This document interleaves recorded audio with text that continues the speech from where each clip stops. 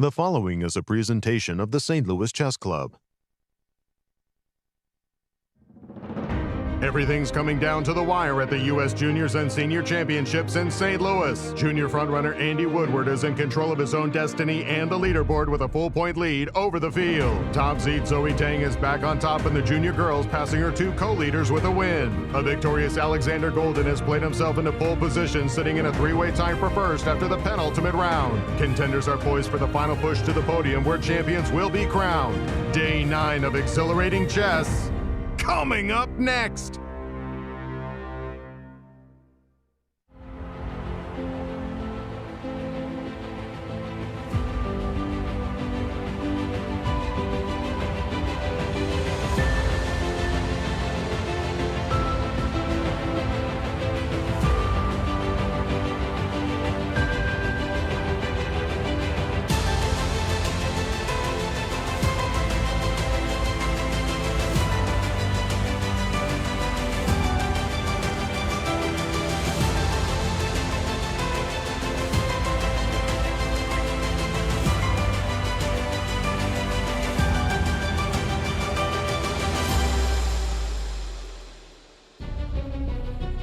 Welcome back, chess fans, to Day 9, the championship round here in St. Louis at the U.S. Juniors, U.S. Junior Girls, and U.S. Seniors. 3 national coveted championships held here at the St. Louis Chess Club. Who will be the champion? Let's go to the studio and find out. It's Championship Thursday for the juniors and seniors. Players at the top have their fate in their hands with everything to play for. Who will be our champions? We'll find out today as our live coverage of round 9 starts right now.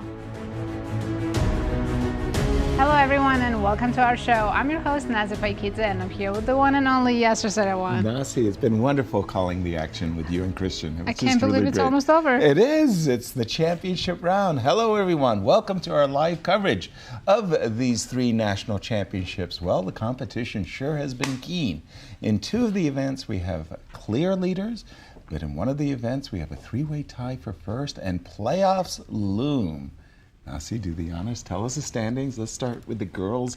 Junior girls. Let's have a look. After round 8, we have a sole leader in the junior girls section. Zoe Tang has 6 points. And there are 2 players behind her, Rachel Lee and Megan Paragua, only half point behind. And in the juniors? The juniors, we also have a sole leader, Andy Woodward, who's been very impressive in this event. He has a full point lead over 3 players. Abhimanyu Mishra, Brew, Hardaway, and Kirk Ghazarian are sharing second. And finally, in the seniors? The seniors, we have a 3-way tie for the first. Vladimir Akopian, returning champion, Larry Christiansen, and Alexander Goldin. As far as the format is concerned, tell us about the format for the classical part of the tournaments. 10-player round-robin events with classical time control. Players are not allowed to offer any draws, and it's a traditional scoring system. And in case of a playoff, the formats for 2 players or more. Right, if 2 or 3 players are tied for first or more, they'll play rapid matches, which will be with 15 minutes and 10-second increment. If they're still tied, they'll play up to 3 blitz matches, time control 3+2.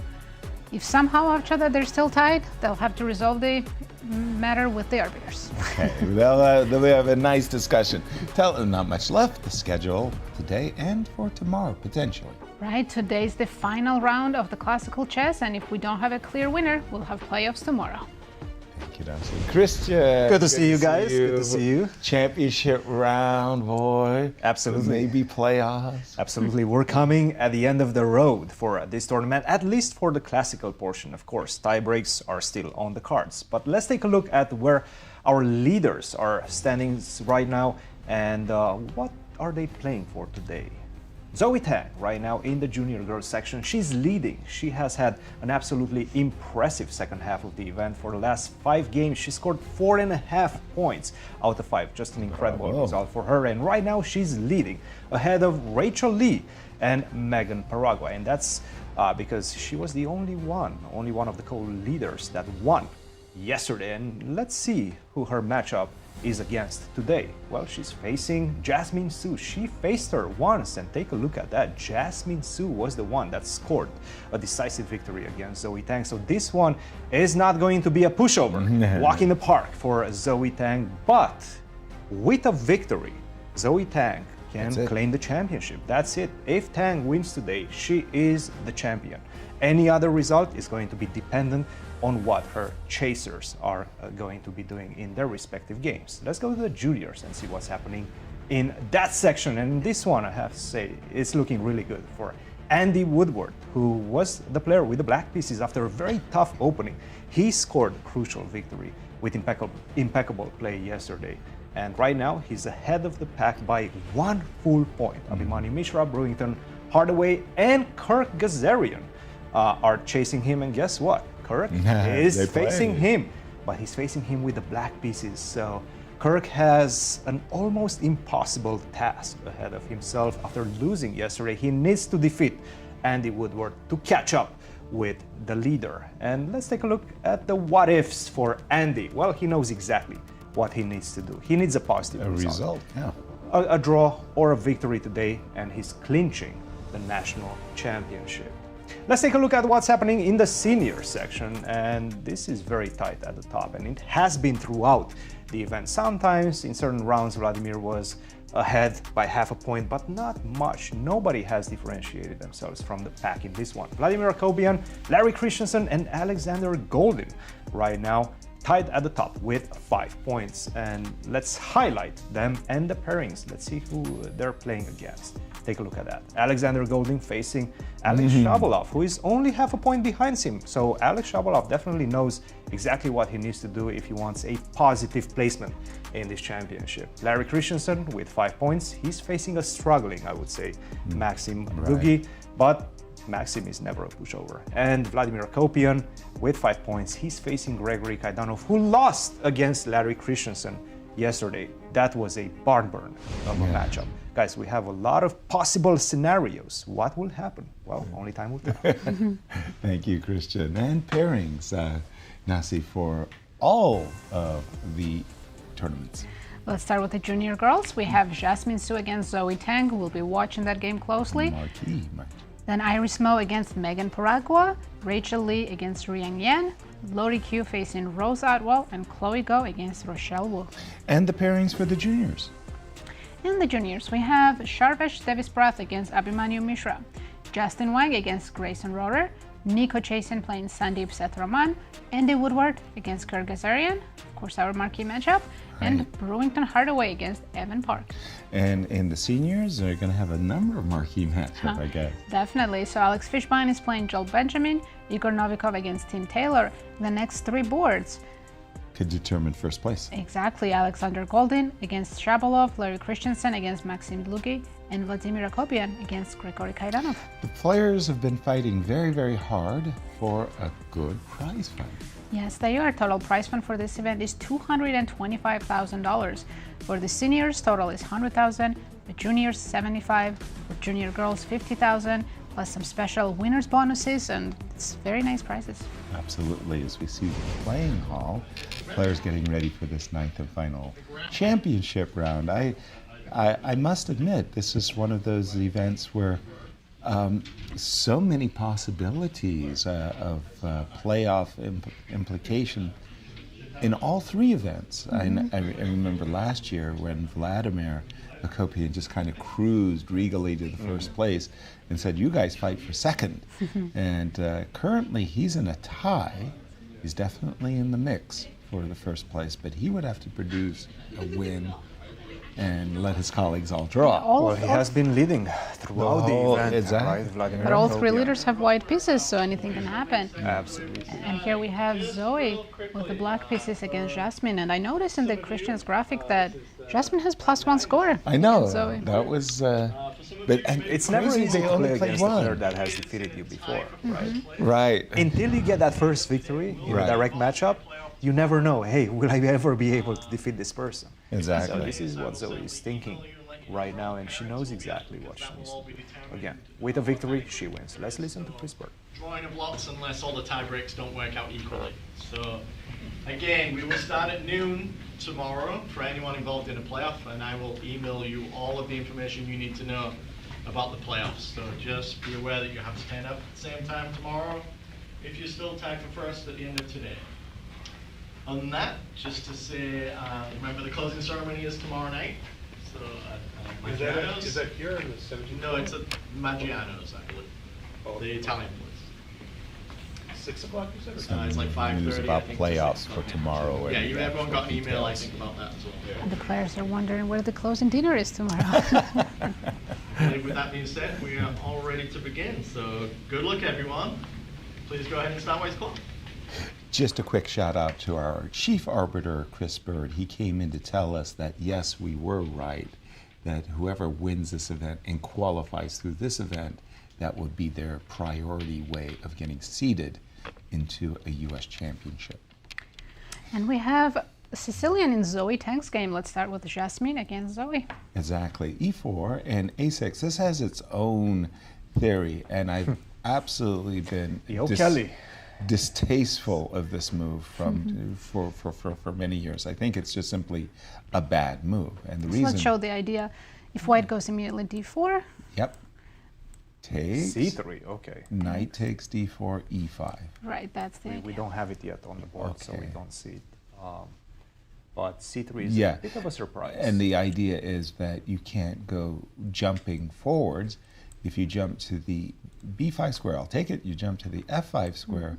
I've got ideas of d5 followed by whoop, bishop takes f5, undermining the knight support. That Jasmine didn't was happen. aware of this, so she Yeah. played c3, and See, it's so c2, c3, I think that's an excellent move, by the way, because then you're transposing I couldn't remember the name of this. Alapin. Alapin, thank you. Yeah, where you've already committed your pawn to a6, and why would you do that when such a superior choice of knight f6 is on offer? Well, very often the knight lands from a3 to b5, right? But now the problem is, the difference is with the pawn on a6, now the knight can still land on c4 and put a lot of pressure on b6. That's a square that you just created for my knight to create threats in the position. Absolutely. e7, e6. Well, and we've away seen we Zoe go. play classical lines of Sicilian, Right. so this was just preparation for this game. She wanted to surprise Jasmine Yeah. and Certainly, take her out of yes. preparation. Again, another approach that white can take is to go for what has Maroczy. traditionally been considered an advantage, a Maroczy bind. You play the move c2, c4 with the intention of immediately playing You the can get those follow-up. hedgehog positions. Yes, exactly. None of this happened. We do have this situation on the board, e7, e6. Again, I like white's development. I see bishop e3, I see knight d2, and I see a tickle of the queen, bishop to c4. But Zoe's road to this moment has been quite impressive. Quite impressive. She had a bit of a slow start with 3 draws, but then once she started winning, Wow. she won 3 games in a row, 1 draw, which she was also very close to winning, and then another win yesterday. And very impressive. As Christian pointed out, 4.5 points out of 5. Usually that'll get you first place. Yes. In your last 5 games, as we see Zoe just looking at the other games. You were very critical of this, so you really hate the second move a6. I really do, because it's really one of those moves that I think is a good move, a7, a6, but so early, you're not 100% certain, as Christian pointed out, that b6 isn't going to be your Achilles heel. Right. But the thing is, this is just the way modern chess is being played right now. Right. You come up with what used to be considered a very dubious approach, and you just simply make it work. Yeah. That's the strategy. You try to make it work because you have the help of the engines, which cut your work in, like, I don't know, 10% of the usual time that you used to have to spend Right. to make something work. So right now you just go through what the engine tells you, pretty much. You do the analytical work, and if you do that, then you're probably going to have a surprise advantage because you are surprising your opponent. Especially in one game, you can pretty much play That's it. anything. Right, That's it's it, a little yes. bit of a circus. But if you were to say at the very start that the move a6 is useful, I would say yes. It is a useful move. And I would say maybe h6 is a useful move. But make those moves down the line when you've completed When your you've developed, development and everything else. By the way, again, a very interesting decision by Zoe to normally speaking, you're not supposed to clarify. You're supposed to keep that tension in the center as black because knight c3 is supposed to earn white an advantage. But Yeah, there it was comes a with slight tempo. problem with this last move for white. Bishop That's why she E2? played bishop e2 because she's looking at playing c4 with Okay. white. So for example, if you don't take on d4, you play c4. With the bishop on f1, if you go c4, I have the extra check on e4. And then And then you can take on d4. if my bishop was already here, Then I can would go knight follow c3. c3, Yes. c4. Yeah, and You're everything's positive, beautiful. right. So bishop e2. C4 was a threat. Does not force it, and it's not Threat? like a huge threat, but Threat? it's something that you sometimes have to worry about. Like for example, if you play the natural knight c6, let's say. let's say. Well, here Then I you go are, c4. but here it's And problematic then I go d5. because you've really set yourself up for this. But knight f6, It's a c4, move, yes. queen d8, let's say. Maybe castles. Okay, castles, and would you consider this position bad? No, but it feels like white's up a tempo. A little bit accelerated, right? Okay, that's kind of fair. But bishop e2 provoked cd, and Zoe She's thinking now. still thinking. Christian, Staying with the junior girls, once again, keeping an eye on the leaders as well as the players that are chasing the leaders, and one of them in the junior girls is Megan Paragua. She decided to surprise her opponent just like Zoe Tang did, not with a6, but with knight f6. the Nimzovich, yeah. Nimzovich. Yeah, I had no idea that it's called the Nimzovich. I played it against Vladimir Kramnik. We don't see it very often. It's For good considered once reasons. again to be very dubious. Yes. Very dubious. Even the modern engines are giving white quite a significant opening advantage. Knight to c3, and now you have a couple of options. You can take on c3, you can play knight c7, move the knight away, or you can go e6. Generally, it's considered that if you take on c3, then white gets what they want, right? Because Right, you take with the d stays. pawn, the bishop comes out, and with the extra space in the center, whenever you go castle short, you will have a lot of difficulties defending against my attack, which is coming.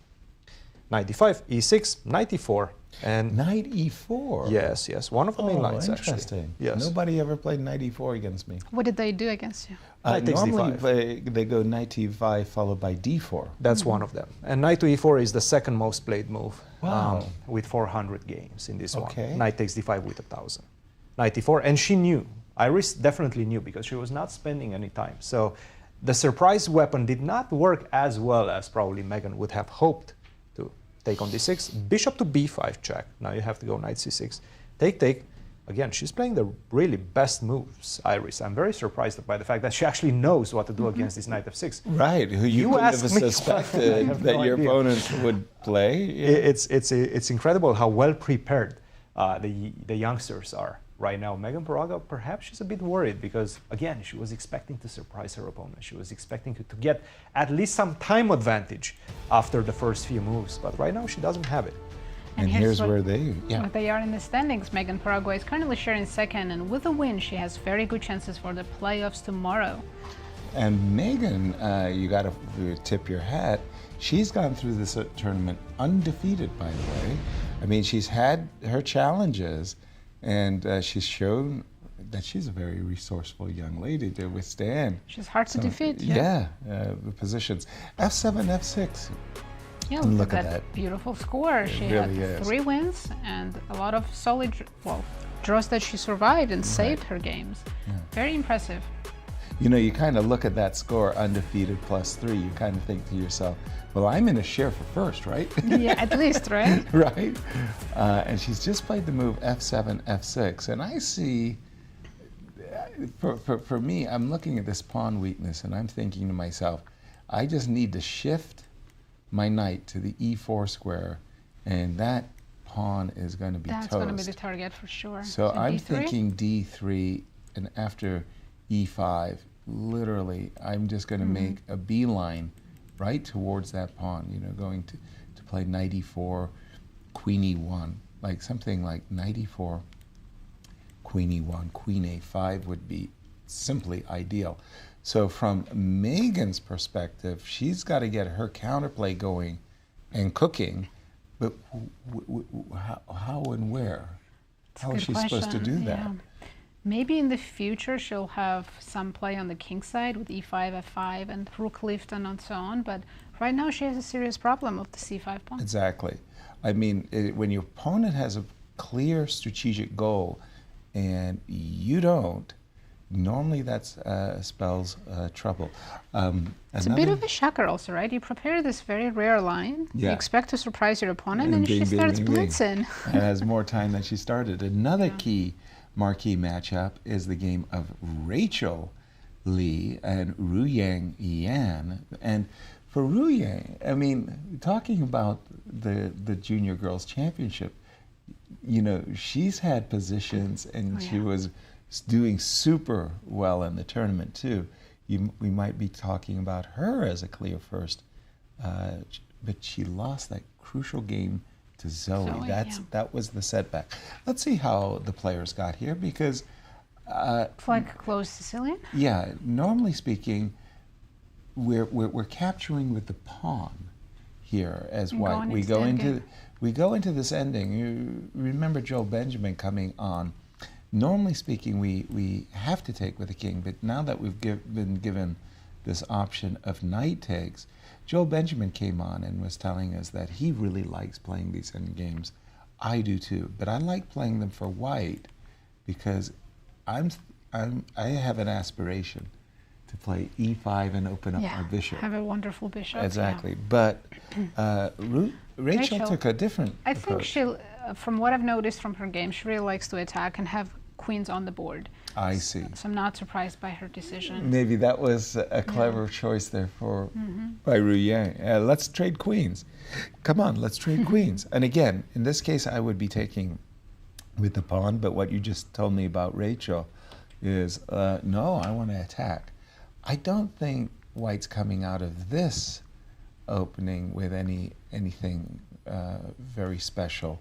The idea from black's point of view, queen c7, knight c6, maybe be careful, but maybe e5 and bishop e6 as a scheme of development. From white's point of view, do you think Rachel wants to play f4? Where's the attack? I think knight f4? I think she might even fianchetto her bishop if she can and attack on the king side. b3, bishop b2. You are... She's playing for a win. She wants to have a chance for the playoffs tomorrow. Of course. So she's going to attack on the king side. Absolutely. Again, Rachel She might Lee start is with f4. Half a point behind looking in. We're going to go to the... Oh, Let's have a look at where they are in the standings. We know Rachel Lee is sharing second, only half point behind Zoe. She's hoping that Jasmine stops Zoe so she can jump over and share first. And Ru Yang also in clear fourth. Same story. Wins, right? She gets clear second, maybe even have a chance for first. Right. You're okay. So both of them are playing. Right, exactly. Potential playoffs even for Ru Yang. I mean, I'm going to be more than curious about the statistical pie charts for the outcome of round 8. Let's jump to the juniors because we have one clear game that we absolutely have to look at, and that's Andy's game. Over to you, Christian. This is your wheelhouse, the Grunfeld. Yes, and it's a very long line. And right now I think Andy, surprisingly, has went straight. What? Yes, I think he misremembered something. So this whole variation came from what is known, apparently, as the Kramnik variation of the Grunfeld. I did not know that. The modern exchange with h3, with an early h3. The idea being that you don't want to allow this bishop to come to g4, so the knight will be stable on f3. One very direct way in which you can attack this idea is after castle with take, and f5. And then it becomes a complete mess, but right now, with the modern engines, it tends to be thought of as dangerous for black, because the king just simply gets a little bit exposed. You don't want that, especially in a game in which you want to keep some chances alive, right, to win this one as black. So queen to a5, castle, take on d4, take on d4. The queen lands on a3. This is a very good square for the queen because it keeps the rook stabilized on a1 if the rook wants to stay connected to the pawn on a2. d5, knight a5, castle, bishop d7. And now the best move is rook to b1. Getting off the diagonal. Rook to b1, yes. You take, and then we have this position. Queen to e1. This one continues. Rook a to b8, and white is slightly better. But what he did was knight takes e5 first, and I will try to explain the difference, because there is quite a big difference. Rook to b1, this is the position we have right now. Kirk is thinking, because he's like, you know what? This was not in my file, or at least this was not considered to be the main line in my file, right? I mean, maybe I had this, but I think Andy took on e5 instead of going rook to b1. So he's thinking this is just all the same, but it's not, because after bishop to a4, queen to e1, let's say, right? The same idea. Rook b8, if you take, I think I can just trap that rook with bishop to d6, and now you can understand the difference, right? With the knight on e5, knight on f3, and the bishop on g7, there's no trapping the rook with bishop d6. But with the bishop on e5, there is trapping the rook. So what do you do after rook fb8? You have to take, but now is black who's enjoying a slight advantage, maybe not decisive by any stretch of the imagination, maybe not even high, it's still very close to equality. But I'm the only one that has a trump in the position, and that is the a-pawn. Give me a few more moves to get this pawn to a4, defended by, let's say, a bishop that lands on b3. Right. You're going to start sweating in this one, because it's not easy to defend against that a-pawn. So this is the situation right now. Kirk, with some early chances, perhaps because Andy just hurried. He has an hour and 32 minutes on his clock, so he just blitzed out his moves, but he blitzed them out wrongly in this one. Wow, messing up move order in such a critical game. It's a dangerous game, right? Don't take on e5 first. Just go rook to b1. Again, it's definitely something that he just missed. And look at the score right now with queen to a2. Yeah. 25% for white, 75% for black. So this shows that he's nervous. It does. It does. Right? Yeah. He is a bit nervous. You can see he's not looking at the screen right now. Maybe he's trying to think to himself, okay, what do my files say about knight takes e5? And maybe he remembered right now, because Kirk, you know, is thinking. Yeah. And he did not expect Kirk to be thinking at this juncture. Right. He's thinking, wait, did I misplace something? Yeah. Knight takes e5. Was I supposed to take on e5? Yeah. Was I supposed to go rook b1? You have these weird self-doubts, like, wait a minute. It's the worst feeling. Right. And here's how Andy got here. Very impressive start. He had a perfect score up to 3 rounds, then slowed down a little bit with a couple of draws, and yesterday had such an important win. Absolutely. Today, all he needs is a draw to secure first place, but sometimes knowing that makes you play less objective chess. Exactly. Just while we're in the juniors and before we move to the seniors, I want to go with the game of Brewington Hardaway versus Evan Park. Evan Park, boy, he has brought some really interesting games without the results. But he has shown us that he is a person who works hard on his openings. They've got a position here which, Brewington, you know, he needs a win. Brewington needs a win. He's got an imbalance. I can imagine on a good day, queen e2 to queen a6 to kind of exploit that pawn on a7, and maybe knight f3 to e5. You know, there is a bishop lurking. Looks very easy to play for white. Yeah, from black's point of view, d4. c5. c5. Shut down the bishop on b2. Knight c3, shutting down the bishop, maybe playing for knight f4 and gaining space. Right. I do notice that Brewington has game time. He's still in his prep. Wow. Evan has started thinking. Okay, and I'm going to switch over to the senior section, as I've got a very, very key game going on. Ooh, this is the f5. We have Vladimir Akopian against Gregory Kaidanov. Exactly. Bishop b5. We were talking about the Jonas Gambit. a6, bishop a4, f5 is a completely different animal. But I think you got to give Timur Radjabov a great deal of credit. playing on the black side of this. Now, there is a massively complicated variation. It goes takes, and d5. That I think has been refuted. Knight f6 is, I think, the modern way of playing it. But when you get hit as white for the first time with f5, especially against somebody like Gregory Kaidanov, you're thinking to yourself, Gregory just worked the whole night on the complicated stuff. I'm going to play the soft way. Solid. It is solid, but usually black gets a decent game. This bishop g5 is a very rare move, though. Exactly. Yeah. Knight c3, Castle I think. is, of course, the main move. But bishop g5. There's only 90 games in the database already after a sixth move bishop g5. And okay, if I was... The difference is, am I playing for c4 and knight c3? What was it about bishop g5? Is black required to go to e7? I was thinking bishop c5. Which is the game. I think that I just went bishop e7 because I'm going to take a page out of the Levon-Aronian handbook, which is I'm going to play d6 in castles and pretend the pawn is still on f7, and I'm going to work to play f5. Prepare for f5. But I've already accomplished it. That was not what Gregory did. Gregory said... Still thinking. Oh, sorry, bishop g5. Bishop c5, yeah, of course, I think everybody likes the active move. The reason I just chose the move... I'm thinking... If I play bishop c5... There's also bishop b4 idea. Bishop b4? Yeah, just to provoke c3. But isn't that... Oh, then I'm taking away the c3 square for the knight. Right. Yeah, okay. Right. And now you can go back to c5.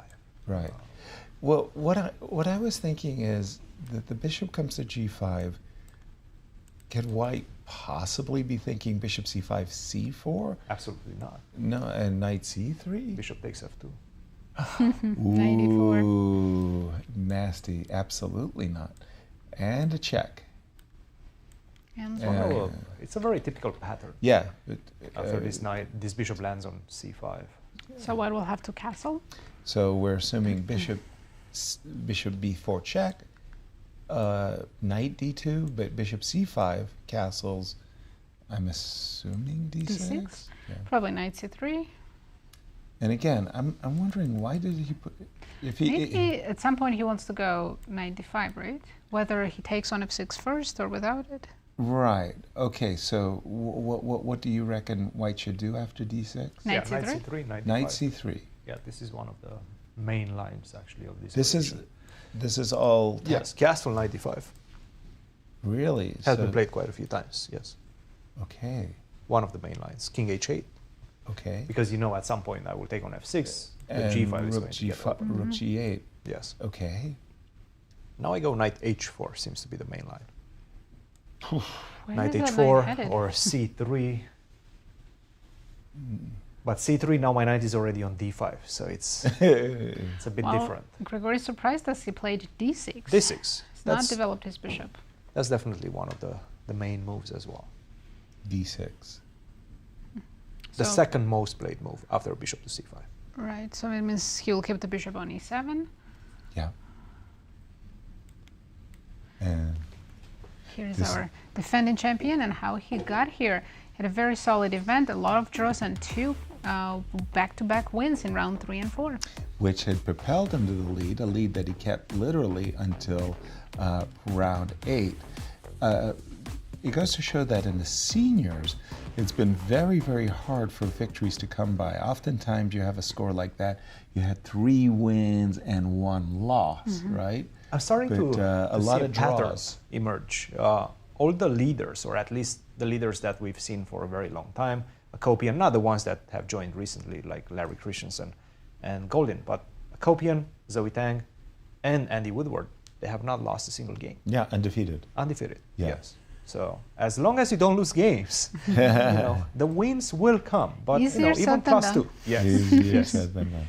So much easier said than done. Personally, I like the move d7, d6. The reason is that while the bishop does look good and it is active on c5. We just saw a variation where the knight could potentially jump to d5, and the bishop could be a spectator on c5. I like the idea of just putting the bishop on e7. By the way, I can... And he's trying to do what you were mentioning, Yasser, at the beginning, this Levan-Aronian style. But bishop e7, you don't want to start with bishop e7 first, because then I can take on c6 and take on e5.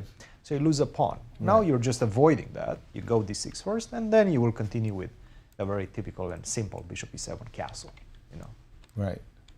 This kind of thing that Cristian is mentioning. So you defend the pawn on d6 first, just as he was saying, and then you bring your bishop on e7, castles. Very simple play, let's say. Seriously, as a strategical player, I oftentimes ask myself these very, very basic questions. One is, where's my pawn breaks? Okay, you've got this set up as white. You've got a pawn on e4. Congratulations. Yay. What's your pawn break? Well, it already happened.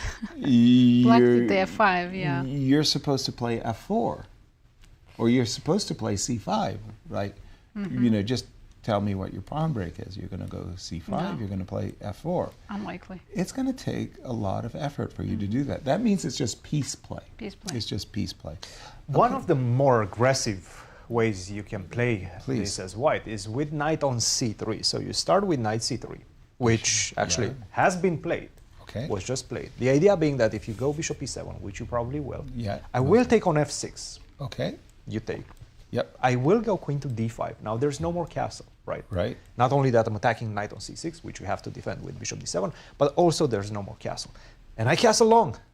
We're playing aggressive chess right now. And if you go for the very natural queen to e7, now you might even be in some danger after a nice little subtle retreat on b3, because now I go knight to d5. If you go castle, knight to d5, you're actually in big trouble.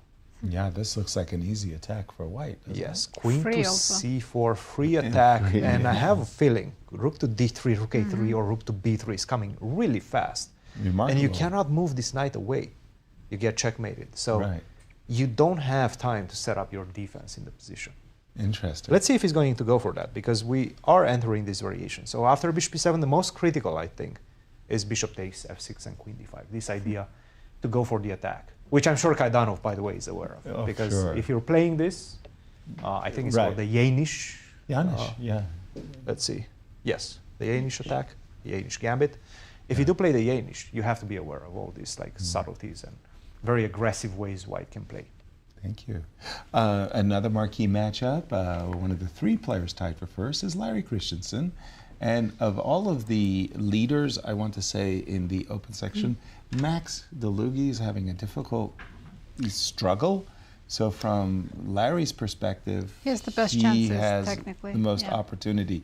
By the way, it looks like a French defense in reverse. It's How did we get gambit here? accepted, I believe. Okay. With e3, e5. I haven't seen that in a long time. Bishop takes. Knight c6. That's a little bit off the beaten track. We're more... Well, so this is why a lot of times white starts with second move knight f3 just to avoid this e5 line, right? Oh, definitely. But Max has taken a very, seriously, an ultra-aggressive approach with e4. You should see the follow-up move. Yeah, I saw queen g5 already. And because I played the Queen's Gambit accepted, I studied this, but there was a... I played this it with was, black? Yeah. And I declined to play this with black. In my match with Mecking, I did something with much more natural sedate. I took on d4. I think it was queen b3. It's like, I apologize, it's just, you know, ancient history, right? Queen b3. I mean, right after e4? Yeah, I think Yeah, I see there's 17 games after queen b3. Right, and I didn't like Knight h6. This one. Something about this one. And then knight d2. Yeah, this one disturbed me. You're not happy with the knight in the corner. Right, but Larry, by the way, did play knight d2, queen g5. Okay. So we're 6 moves in, and Larry has spent 25 minutes. This is a surprise for him, for sure. Right. Can he just take on e4? Let's take a look. Okay. knight e4, queen g2, and knight g3. Okay, I'm yes, there. I will not be castling short side, but Not anytime not soon. anytime soon. But I'm Right. happy on the queen side. True that. Like I can said, this also- is news for me. I can also, next couple of moves, develop with tempi. For example, you play knight f6. Okay. I can go bishop f1, Oops, you're kick your kicking me queen out. back to d5, then knight c3. Oops. I can fianchetto my bishop on g2, and Now you're castling. I might even castle short. Yeah. Hard to believe that a moment ago the Mm-hmm. queen was on g2 and castle's kingside was verboten. Now it's something you're aspiring to. Knight takes e4, queen takes g2, knight g3. Is there any way of exploiting? Okay, let's say I want to. Live on your own terms. Well, no, I want to lurk. Lurk. You know, like if you play bishop f1 now, I'm kind of thinking I'm lurking. You know? Yeah, I think here I might go queen b3, queen f3. Which one? Oh, g3. Oh my goodness. Well, this is not Quite good a news. strange move. G3. G3. No, he was supposed to take on e4. Yeah. That was the transition that he had to go for. Okay. Knight e4, queen g2, knight g3, right? Yeah, what we've been And then we continue. studying. Yeah. Yes, and then we continue. But g3 Right. is just not good. Now after queen g6, Maxim has the advantage. The light Good. squares are just simply too weak, and I don't Yeah. think you can go short castle. Like short castle, I'm really afraid of some h5 really quick coming in the position. Knight to c3. Yeah, knight to c3 can Knight definitely f6. be played. Knight f6. Now knight f6. Again, if you go castle, h5 is a be- problem. I would be very, very h5 reluctant. is a problem. But yeah, I don't like G. You know, it's from the Sicilian pin variation that I like this very much. The idea of an exchange sac. If I can sacrifice the exchange and I get this pawn, normally speaking, I'm very happy. Let me just say castles, right? You go bishop h3. I go g3. You took a rook. Take. Now, in my mind's eye, if it's my move and I get to play knight takes e4, I've got full compensation for the exchange. I've got a bishop and a pawn, but I've also got the big center. Now, I don't think No you one's want to play giving up f5. e4. I don't, but I can play knight f6, right? Knight c3. And maybe queen. And then difference is queen Queen. g6, queen g2, and you don't have the move f5. True. So it's an exchange sacrifice, and but I don't like Larry's decision of g3. I really think it was knight takes e4. yeah, I think he had to play it. And just to make a comparison of the player standings, talk about playing the role of a spoiler. That is Maxim's goal today, clearly, Yeah. because Larry's sharing first and Maxim's sharing in last place. And Yeah. we've seen this before. Someone who is in the last place ruining the tournament for the Evan leader. Park nearly did that Nearly. yesterday against Andy Woodward. Statistically speaking, it's a three-way tie for first. Who's going to win the seniors? Well, pre-tournament, we had Vladimir Akopian, the returning champion, as the favorite. No Okay. surprise there. And Larry was in second. Let's see what we have now. After round 8, it's very similar to what we had before. Right. Vladimir at 37% and Larry at 30%. So you know what? Ben's pie chart was very accurate. Let's give him credit. what Gregory, credit is wait due. a minute. Wait a minute. Hold on. Gregory Kaidanov was very highly ranked statistically pre-tournament. Gregory is looking to play the role of spoiler today against Akopian. And finally, let's go to Alexander Goldin's game because, as you saw, he was the third possibility of tying for first. He is up against Alexander Shabalov, and as we know, Shabalov is one of those players. You will beat him 3 out of 4 times, but you will not score 3 draws. No, no. Because It's a bit of a wild card, Shabalov. he is much harder to draw against than to defeat. Shabalov is one of those players who really goes for swings for the fences, as we say. What is the queen doing on b8? He just That's played just- queen b8. That is just too clever, by far. Actually, I see in the database it's second most played move. Remarkable. After castles, of course. Yeah, I mean, everybody would be castling. queen e7, queen c7, queen b8. You know, the idea is not e5 as I thought. It's b5. That's the queen b8's idea. Of course. What? What? Well, Yeah. the one good thing, queen c7 does the same thing. It definitely does prevent the Catalan jump that we enjoy very much, knight f3 to e5, because the square is just covered many, many times. So you are about to share some fascinating insight. Well, maybe castles first. First, You make some move like rook e1 a very good move. and b5. And then b5. And then I think to myself, okay, should I play Close. c5 and close things down? Should I be playing queen c1, queen c2? I don't know. Is the bishop good here or not? So, okay, what would be going through my mind is I'm looking at expansion on the queen side.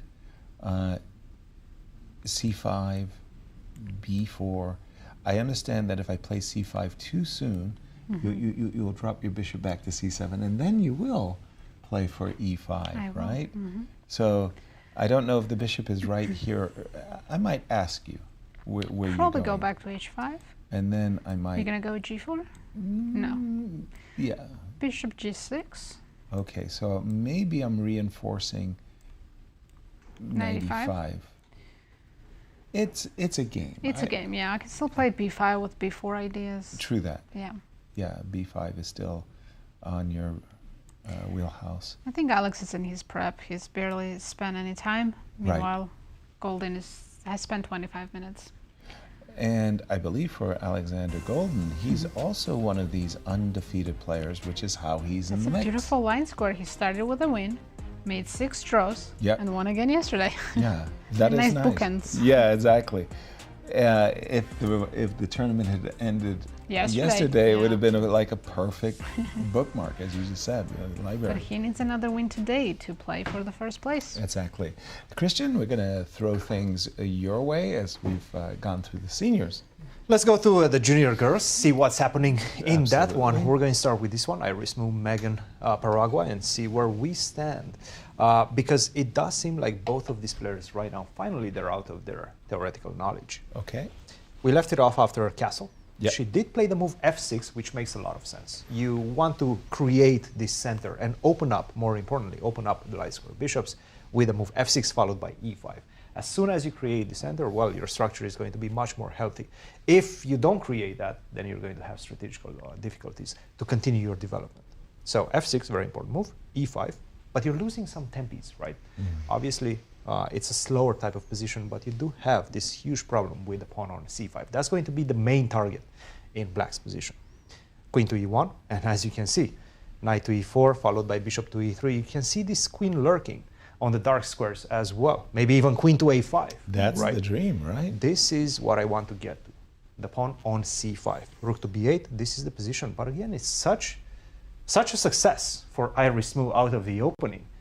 It doesn't seem like she's risking a lot. I don't And see she's as got a many clear opportunities target. for an attack or a counterattack for black on the king side.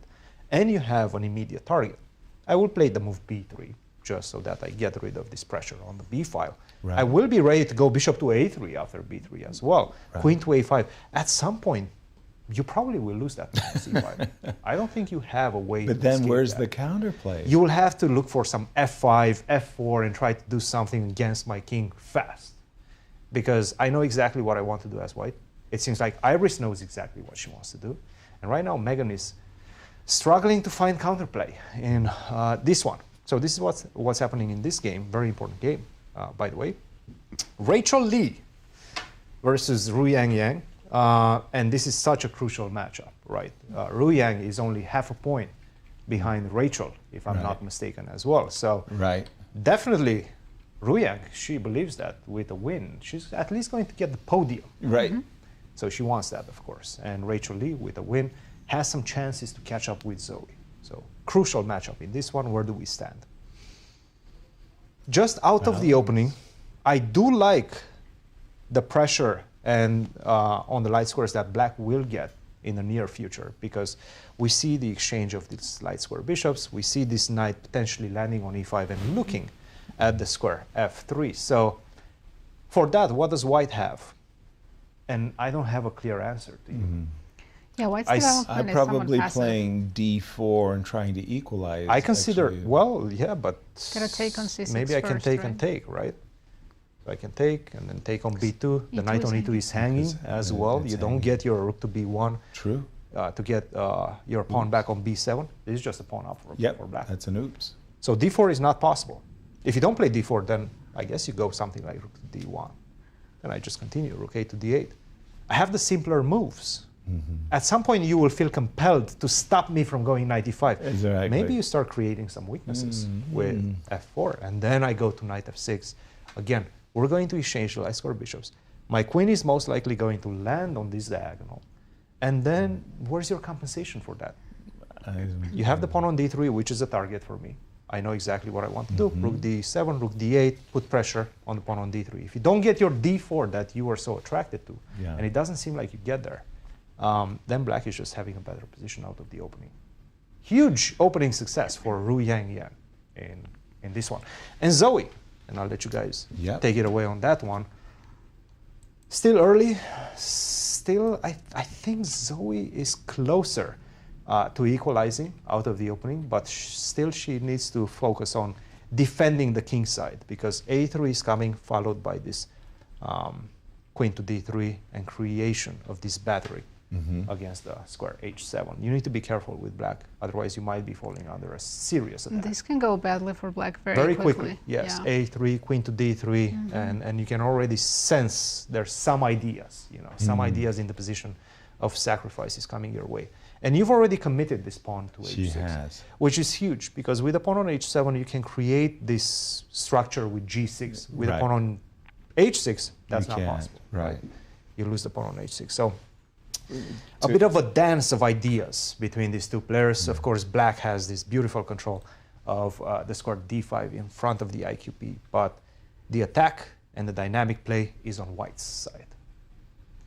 And let's take a look at, statistically speaking, what we're expecting now from the Girls' Championship. As you see at the start of the tournament, Right, pre-tournament there was 5 players that were very close in lead. So Ru Yang was in first with 16.4, Right. Rose Atwell second with 15.7, Zoe in Zoe. third at 14, Jennifer. Rachel Lee in fifth at 12. All these players that we expected to be on the top are actually on the top. Let's see after round Rochelle. 8. Rochelle actually underperformed. Yes, Rochelle did of underperform. pre-tournament favorites, but now, And Megan overperformed. yes, Zoe Tang, 74.5% chance of winning the event. Rachel Lee in second with 13.4, and Megan at 11. Ru Yang has 1.1% chance. I don't know. That 1.1 sounds It's better than 0. awfully low. Awfully low. Still have something to play for. Bishop b1, Zoe to play. I mean, the most standard move in these positions is b7, b5, because the bishop, Zoe's bishop on c8 is passive, so she's looking at developing the bishop, having it play an active role. If we were just to continue for a moment, a3, knight d5, let me suggest knight takes d5 for just a second. So if you take with the pawn, then after knight e5, maybe you regret having played bishop b5. So I'll So take let's with say the with the knight. knight. And Now I'll go after- queen d3. I'm kind of forced to play f5 or go back knight f6. Exactly. I F5 is I wouldn't be feeling- playing f5. Yeah, it feels a little awkward though. Now after, for long-term example, rook weakness now. e1, I'm not happy. Yeah. So if you do go back to f6 again, you've got a dream. Your dream is bishop on b7, bishop going to e4. If you can manage all of this stuff, it's going to be for choice. But I do have this move, knight to e5. Do you want to transpose into an endgame? With the two bishops, yes. Yeah, and the open C file as well. And the right? open C file, yes. I would welcome bishop takes e5, d takes e5 if I was white. If you play bishop b7, this is one of the tricky patterns that your king is likely. You fall for this once in your life, and then you remember it And for then life. you remember it, and you didn't enjoy Yeah. life that much. I mean, it's uncomfortable, It's let's just say. uncomfortable for sure. But the problem with the move knight g4 is that I'm threatening the diagonal. This is the battery is actually really annoying. You can get in a situation like this where you can see that white is the one attacking. So Zoe still has issues that she has to solve. But if she could she play, hasn't equalized yet. no, exactly. If she could play bishop b5 and bishop b7 in one move, Problem solved. yay! You know, it's all good. It's all good. Actually, I want to go back to the juniors and check Please. Mishra's game. He's playing Sharvesh. Of course, Mishra's hoping that Kirk takes down Andy, Of course. so he can go into playoffs tomorrow. But for that, he needs to absolutely win his game. Well, for Mishra, it's this very, very tall order. First of all, he's playing black, so he's got to win on demand with black. Never easy, and never in a national championship. You can't take anybody for granted. Knight d2, by the way.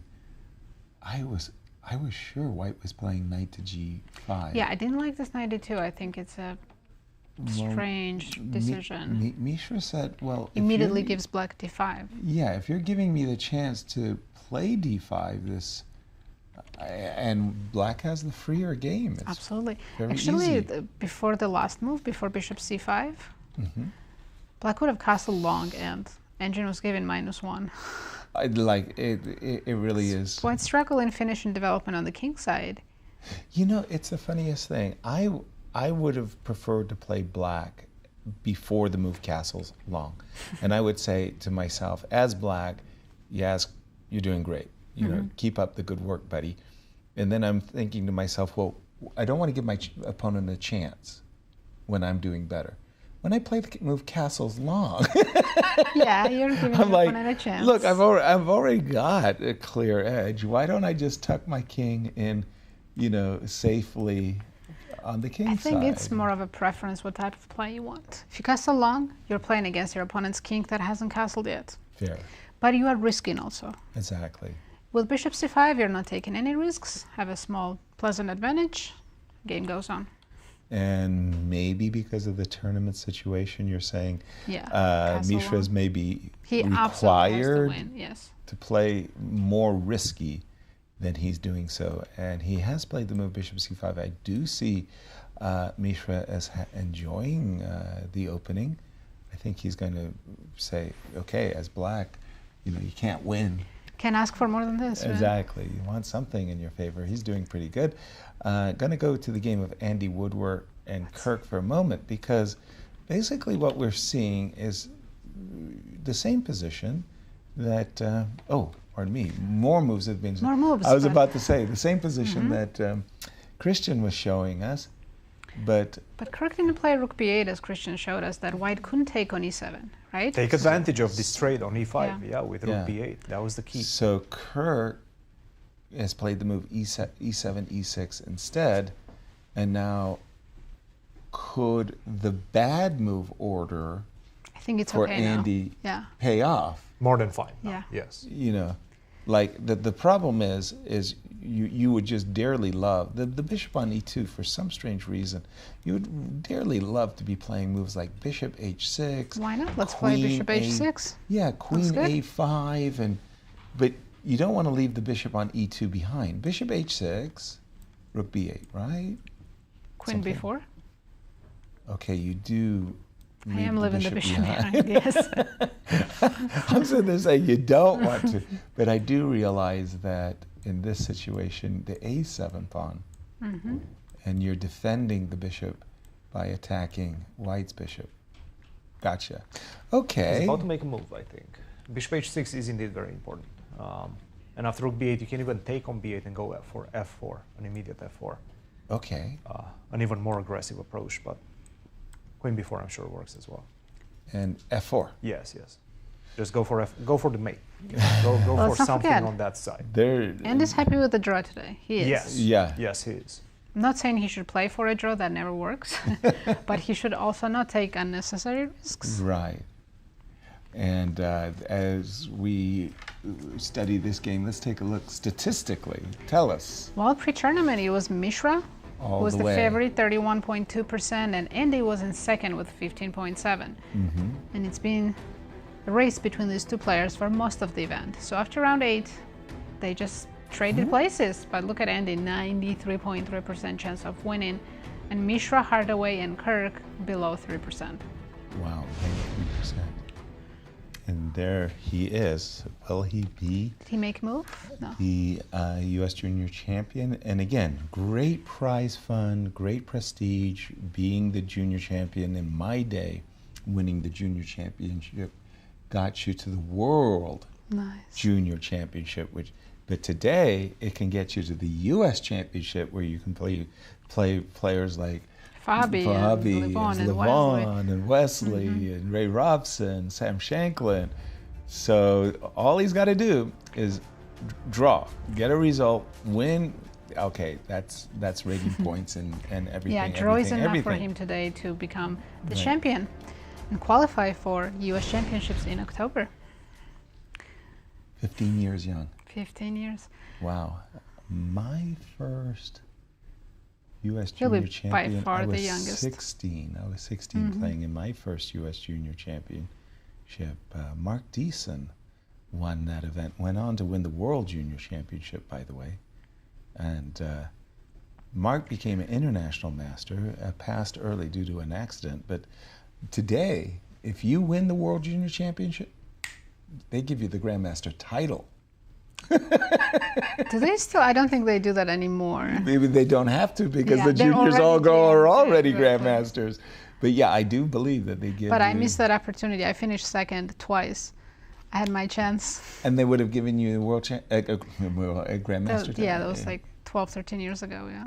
Oh my God! So you had to earn it the hard way. Yeah. Oh. Still working on it. Yeah. Oh, you're still working on. Hate that. E7, E6. And we're thinking that Andy.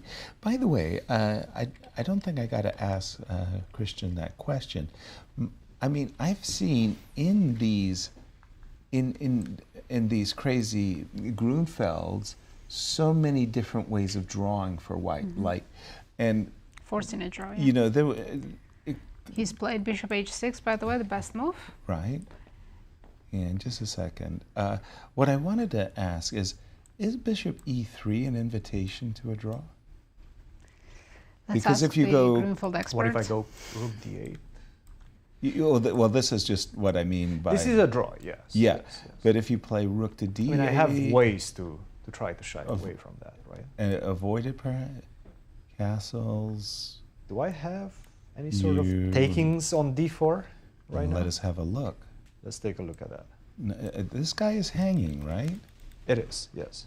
So bishop takes d4 with the idea bishop b2 lurks in the air. That probably finishes Yeah. it. Knight takes? You can start with knight, and if I go e5, you have knight b5. Exactly. Yes. Yeah, that's it, Christian. So knight takes d4 doesn't work. Yeah. Doesn't work. I have got d5 in my pocket. I'm willing in these cases to give up an exchange, because I think the dark squares on the king side are just like a sieve, right? Didn't happen. What we do have is bishop h6 and Christian. Yeah, it's quite difficult actually to avoid the repetition after bishop to e3. Right. It seems like there are some ways, maybe queen to c3 and then queen to b2. But this invites Looks a different little repetition, artificial, right? It invites something else. Right. That could really go wrong. Now, you cannot go rook to a1, I think, because queen I do e6. have a way, right, to getting go back. Okay. to go back to d6. Okay. Maybe even queen to e6 as Nazi. Well, queen e6, d5. Queen f6. And Queen then f6. hitting the rook. Oh, yes. Yeah. Rook, yes. Yeah. So you can do that as well. Because But I even don't have here, castle. it's sort of like, yeah. It's a bit dangerous. Yeah. It looks dangerous, but it works. Right. Again, he was just following what he knew. Of course. His opening preparation. Right. And this is where we stand right now. He missed his chance, Kirk that is, with his By move e6. e6. Rook f to b8 was so much more compelling. Not only that, you're living, and the pawn on e7 is in fact quite useful, as we will see in just a second, but also with the pawn on e6, if you don't get the pressure that you want on d5, if you don't make me react, as we just see with bishop h6, f4, this idea, your pawn on e6 could become a hook for me as well. I go f4, f5. Guess what? I'm opening up the position. Right? Fantastic. So it's a problem. It's a problem for your king after this move e6. Rook fb8 would have been much better. Bishop h6, and he's back in the lead in this game. It feels like the opening has become maybe unexpectedly so a success for White. Yeah. Seems that way. And for Kirk, of course, he needs a win, and he's in a playoff. That would just be a dream come true. Larry considering is he in lost. some danger, guys. Oh, Is Not Maxim that playing much has changed, spoiler? but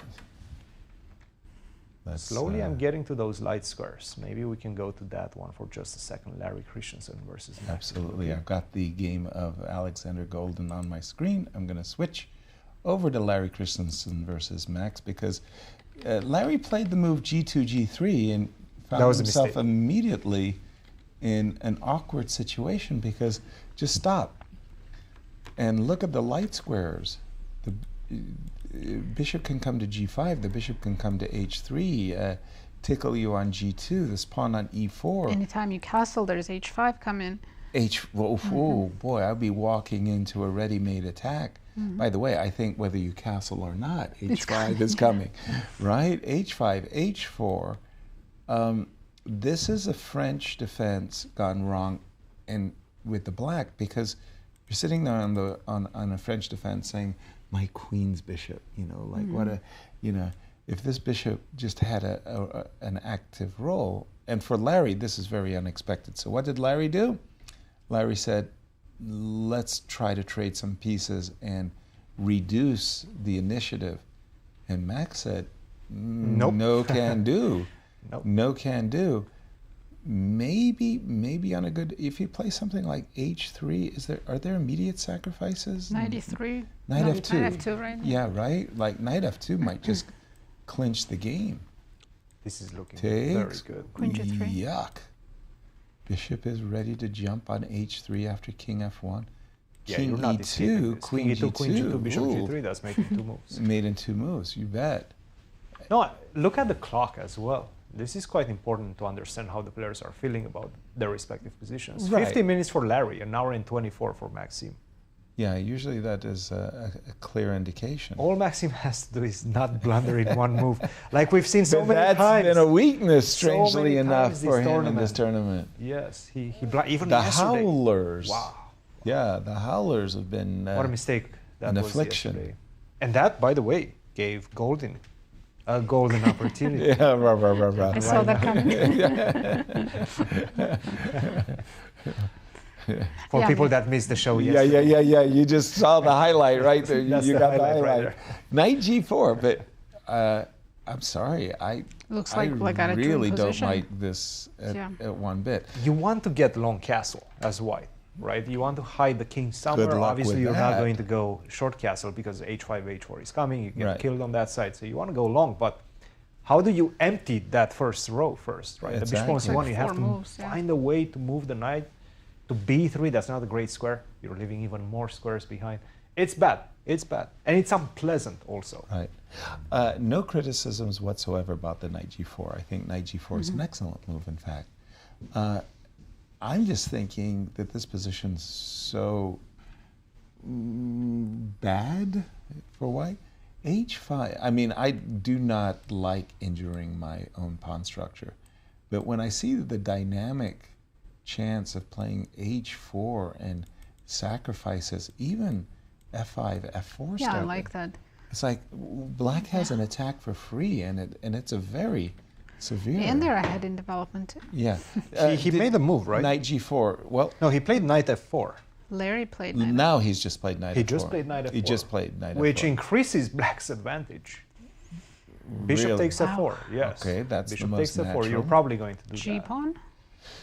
Well, D4 is hanging. here, first of all, D4 is hanging. E3. Secondly, I'm not sure. I don't know, might be E3? losing. I might E3 be looks losing very after tempting. E3. you Very know. tempting. So, okay, I take with the G pawn. Okay, now, Knight F6, oh, just simply back. I go towards G2, yes. I thought you were going to go Bishop F5 and just say, It's about the light squares. I don't want to Yes. allow rook to G1, and Bishop I want to G4 put is some coming. pressure on you. Wow. Sorry, this is play on one goal. I mean, white is going to be doing a lot of. I guess he wants to go Queen E2, maybe? Queen E2 to follow with Queen F1 if black goes Queen G2, but Bishop G4 now, or Bishop H3. stopping this. Again, inviting queen g2. And by the way, you're not castling long anytime That's short. the problem. If you could play bishop c3 from c1 Yes. and go castle, that's great. That solves You're a doing lot of great. the issues, right? But you're not doing But I'm seeing castles, I'm seeing rook e8, and I'm seeing the Paul Morphy-like knight takes. Yeah, just going. Do you do that? Oh. By the way, do you do that? Red light? Throw pieces. It is very crowded on the top, as you can see. Larry can't afford to lose this game. All these three players are playing for a win. Absolutely. He definitely cannot. But the good news for him is that Akopian is also in trouble. Really? What is happening today? Akopian What is also in is- trouble with white. This is the position that we have So he right did now. castle, but didn't play queen d5. No queen d5, yes. So going back, queen to d3, castle, castle, king h8, king b1. Not the bishop f6, queen d5 we've seen Right. before. So again, it's going to be your attack on this side as white versus my attack as black on this side. a6, who's first? To my eyes, and to the engine's eyes black, as well, the answer is quite clear. It's black. Black is. Yes, it's black. Because h4, h5, h6 is a very slow. And where are you going? Okay. Yeah. You got to h6, I go g6. right? Or Exactly. you go to h5, I go h6. And if I go Like, where are you going? g4, I'm still not playing g5 anytime You have to go soon. h3, you have Yeah. to go g4, you have to get this bishop out, then what? You know, Right. g5, then I put the knight on h5 and I land on f4. Like you don't have a setup to get your pawns moving Pawn on break, this side. yeah. While I have a great setup on this side. I go a6 again. If you take on c6, opening up the b file, you probably Thank don't you. want to do that. If you go bishop a4, then I go b5, Should be 3. bishop b3, Knight a5? knight a5. c5, c4 might be an idea as well in the future. It's easier also to play for black. So Kaidanov with some chances in this one. Yeah. For me, it was the question of the pawn breaks for white, and I didn't see them, f4. But I like what you suggested earlier, the bishop f6, queen Queen d5, d5, that was good. and be very, very concrete. That was nice. It's not easy to just give away your dark square earlier, bishop yes. I meant without it being attacked Of course. by h6, right? It just feels like a loss of tempo, and we're being taught that we should probably not just give away our bishop pair for no Right. reason, right? Yeah. But the reason was very clear. You were just stopping black from hiding the king on that side. So Akopian in some trouble as well. Gregory has played the move bishop g4, which is confusing to me because I didn't think the knight on f3 was a problem. It's Like- somewhat fine as well. like Maybe he you wants to- stay stuck on He f3. wants to take on f3, go knight d4 maybe. That's right. That's right. So for example, if you do this, then maybe knight to d4. Okay, I have to You go have to go back. Right. c6 and so on. Yeah. Yeah. But didn't you just Now at least the bishop gets to go back. Mm-hmm. and did And you it doesn't get give me bumped around by the something to pawns. play for? You know, f4.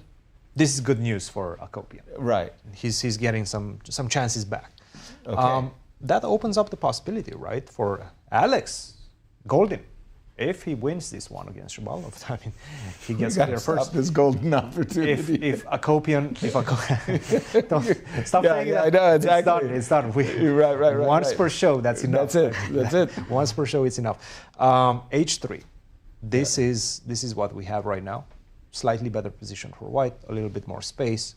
Not a lot Right. by any stretch of the imagination, but the typical opening slight advantage for white. If you go Yeah. bishop f5, maybe I will start Oops. targeting that bishop with knight to h4. Knight to h4. Right. So you probably have to go back to h5.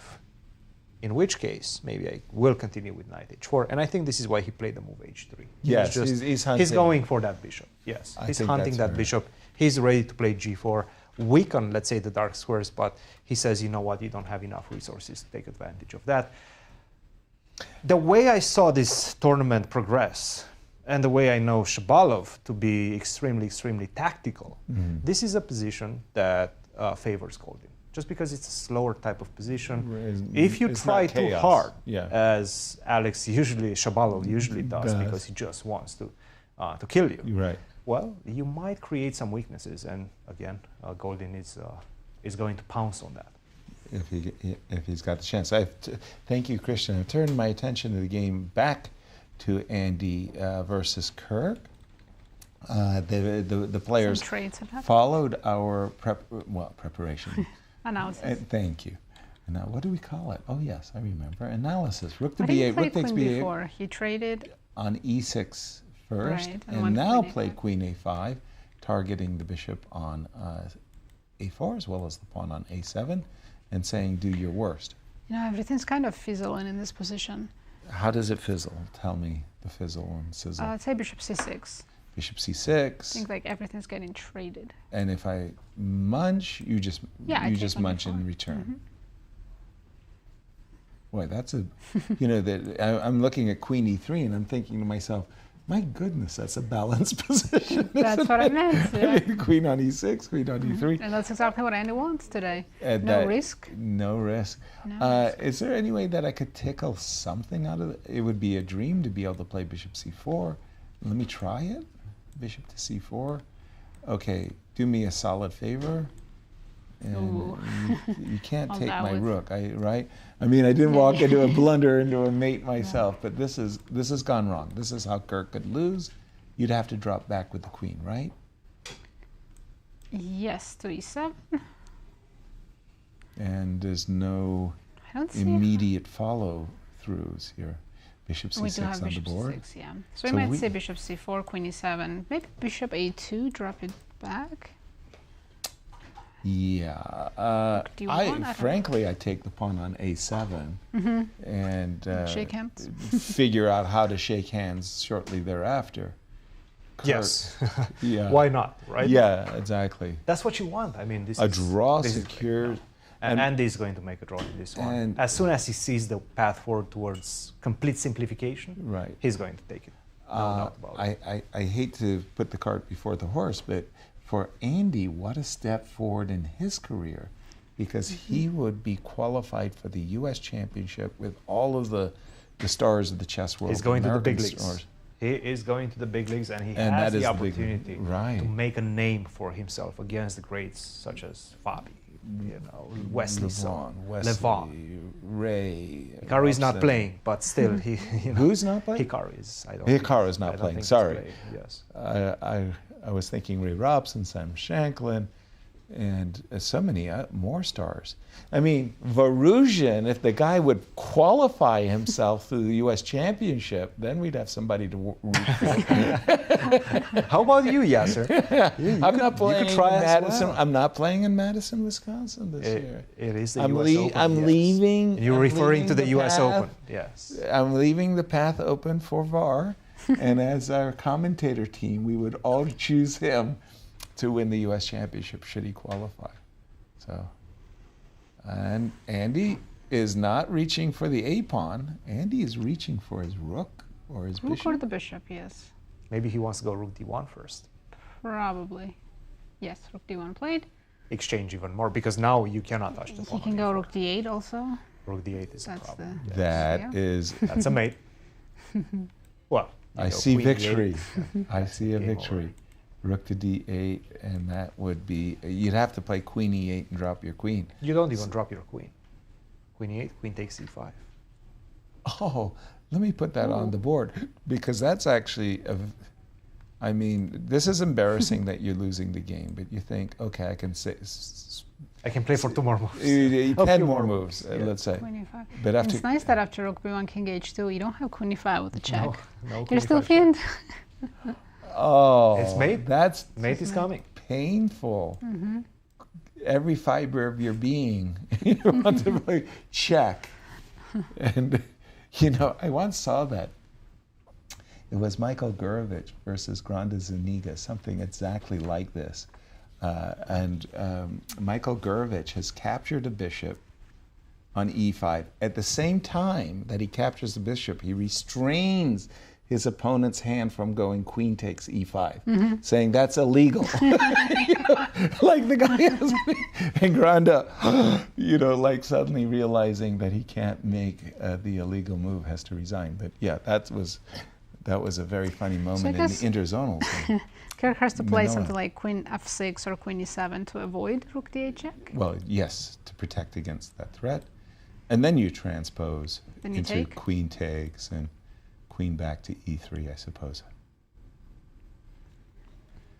And once again, for those of you joining us late, this is Andy Woodward needing only a draw to clinch victory in the junior championship. First place, the laurels of being the champion, but also the joy of qualifying for the Open Championship. Queen takes a7, bishop takes e4.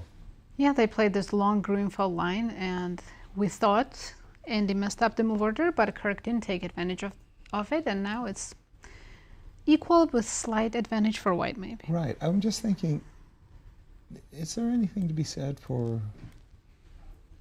But now you're dropping a7 when you with a play tempo. bishop f3, and Also rook is hanging, right? yeah, queen takes, problem. rook to a8. I was trying to, you know what I was trying to set. Of It course, was a you're dirty, saying mate. a dirty checkmate on the long diagonal. No, that's not going to happen. Okay, we will keep this one. And he's not risking much in this No. one. It's just to simplify it. He does have the chance of taking on a7 pretty much whenever he wants in the next few moves. Right. And then once you take on a7, Kirk takes on e4. We're going to see 3 versus 3 on one side. It is only white who has the more active pieces that can hope for a slight advantage. This is just simple. I was Too going to say simple. I think Kirk Yeah. understands that. You see him looking around. To be honest, at this point, you know, let's just make a draw. Yeah. Kirk But might they can't catch the offer podium. draws. Yes. They can't If he loses this one, he's He's probably not going to go off on the the podium Yeah. either. So with a Right. draw, maybe secure the podium and Right. take it from there. Alrighty, and I'm But just going to... we don't expect this game to end anytime soon, right? No, No. no, No. no. Not at all. No. So while Kirk is thinking, we're gonna take a short break and come back with all the games still in play. That was fast. Let's check in with our friends at Q Boutique. I mean, that just happened too fast. Okay, here it comes. What's the special for today? Well, truly, this is really an absolutely stunning chessboard that makes the perfect gift for that someone special in your life, or even more importantly, yourself. This board displays laser-cut logos of the World Chess Hall of Fame and the St. Louis Chess Club. It is available at qboutique.stl.com, or please stop by, come in person to the St. Louis Chess Club and pick up this really beautiful chessboard. And for 5% more, you get Yasser's signature. No, you'll get it ruined by having my Yasser signature. pockets that 5%. That's the I know discount. you, Yasser. And as we go to break, Yasser sat down with the seniors and asked what's the best advice they've received. Take a look, and we'll be right back.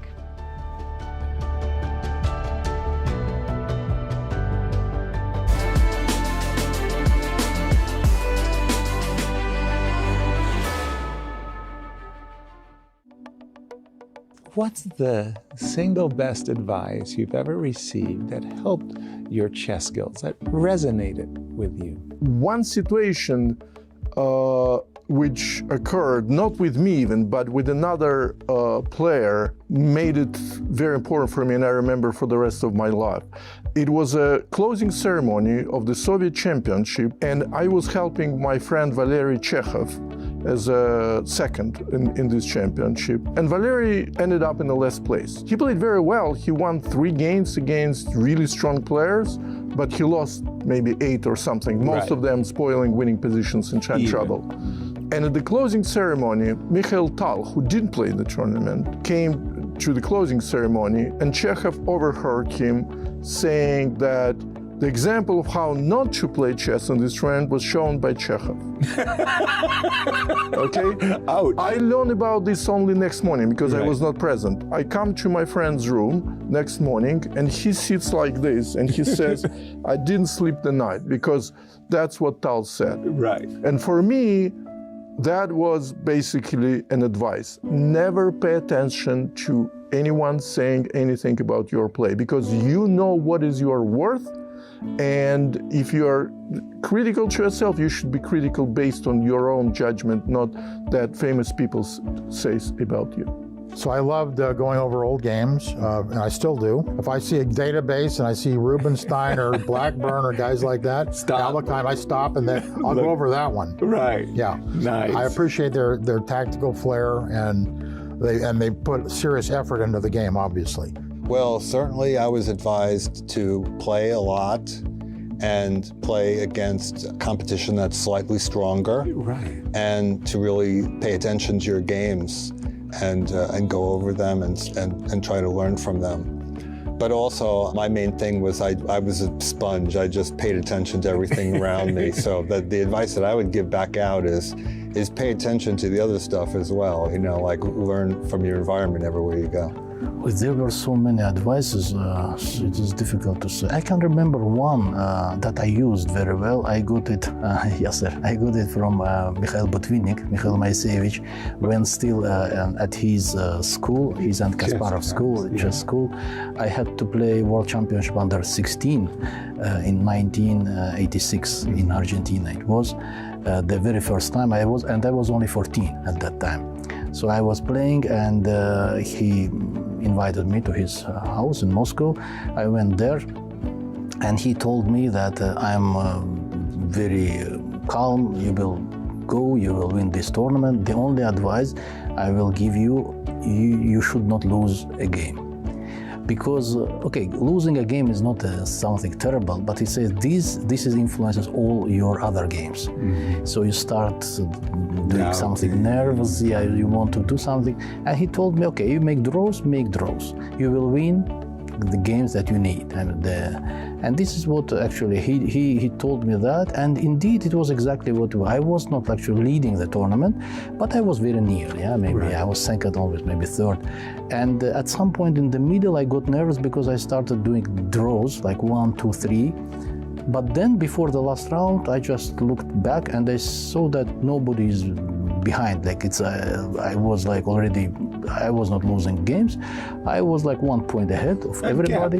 And I just needed to draw with white. I made this draw, and I was very thankful for this advice because it made extremely easy for me to win that competition. I got many advices, but somehow difficult to remember all of them now. So there were definitely many good advices. And I believe many bad ones also that I had. Let's go to my first coach. Yeah, he was only first category player. Okay. That would be like 1800 in USF. Right. What was good about him, it was fantastic. He would just supply you with the tactics, puzzles, day and night, regardless how you're doing, just calculate. So the best advice from him, never stop calculating. Right. Never stop calculating, even in time trouble. And I don't know who said this, but I have followed it for pretty much all my life. It's analyze your own games. I remember my first coach advised me to have fresh minds before the game. It's very important. It doesn't matter how good you memorize your variations. Right. But if you have fresh minds, then you can find a good solution during the game. I guess that, to always think in terms of self-improvement, to always think in terms of kind of reinventing yourself, that you can always improve. And, I kind of watched other players. I've tried to follow the example of someone like Viktor Korchnoi. Of course, you know him very well. Yeah. And I feel like, he played, at my age, I'm 57 now, he was world champion, he was top 10 in the world. Top 10 in the world, right? Yeah, exactly. But he was always reinventing himself. Yes. He was always working on, there was a period when he was starting to play more tactically or versus, and that's kind of how I feel like, when you're older, you have to figure out. It's not always that you have to start playing quieter or slower chess. Actually, sometimes it's the other way around. You have to kind of reinvigorate your play. One of them was from my coach, Vitaly Zoltzman, who I think when I took a draw in a position that was about equal, but had almost no chances of losing, said, you have to learn to keep the position. Keep the position. Just keep it. Don't have to, if you can't lose, just keep it. Keep playing, keep nursing it, and see what happens. Something good will happen. Yeah, I think there was a moment when I played Romanishin, and one of these Euromala round-robin tournaments, and I think Romanishin was either Soviet champion at that point, or maybe it was an Olympic team. But it was a tough, interesting battle, and around move 38, he offered the draw when he had like 1 minute versus 4 minutes on my clock. Yeah. And he offered the draw, and I was like, almost grabbed his hand, you know. Position was promising, but like, you know, nothing special. And I was not winning or anything. And after the game, I expected like some congratulations from Tal, you know, who was my coach at that point. But instead he said, Ayana, are you ever want to be a grandmaster? I said, yeah, of course. So he said, then you have to win games like this. Ooh. Even a prominent opponent like Oleg, you should still play for the win. Ooh. And then that's what I remember for the rest of my life. Yeah. It's like you want to be a grandmaster, you have to beat grandmaster. So that's what it is.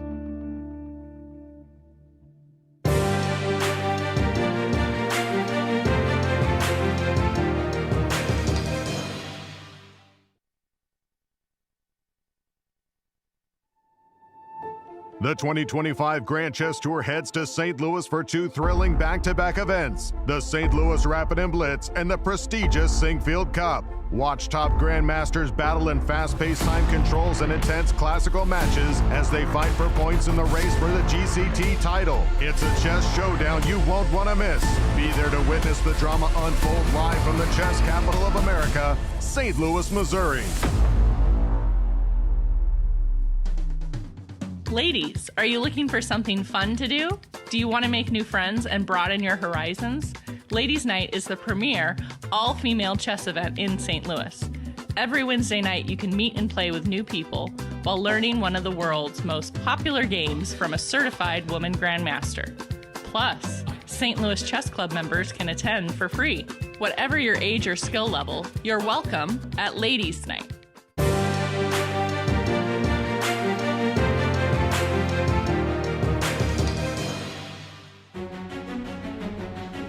Welcome back, everyone.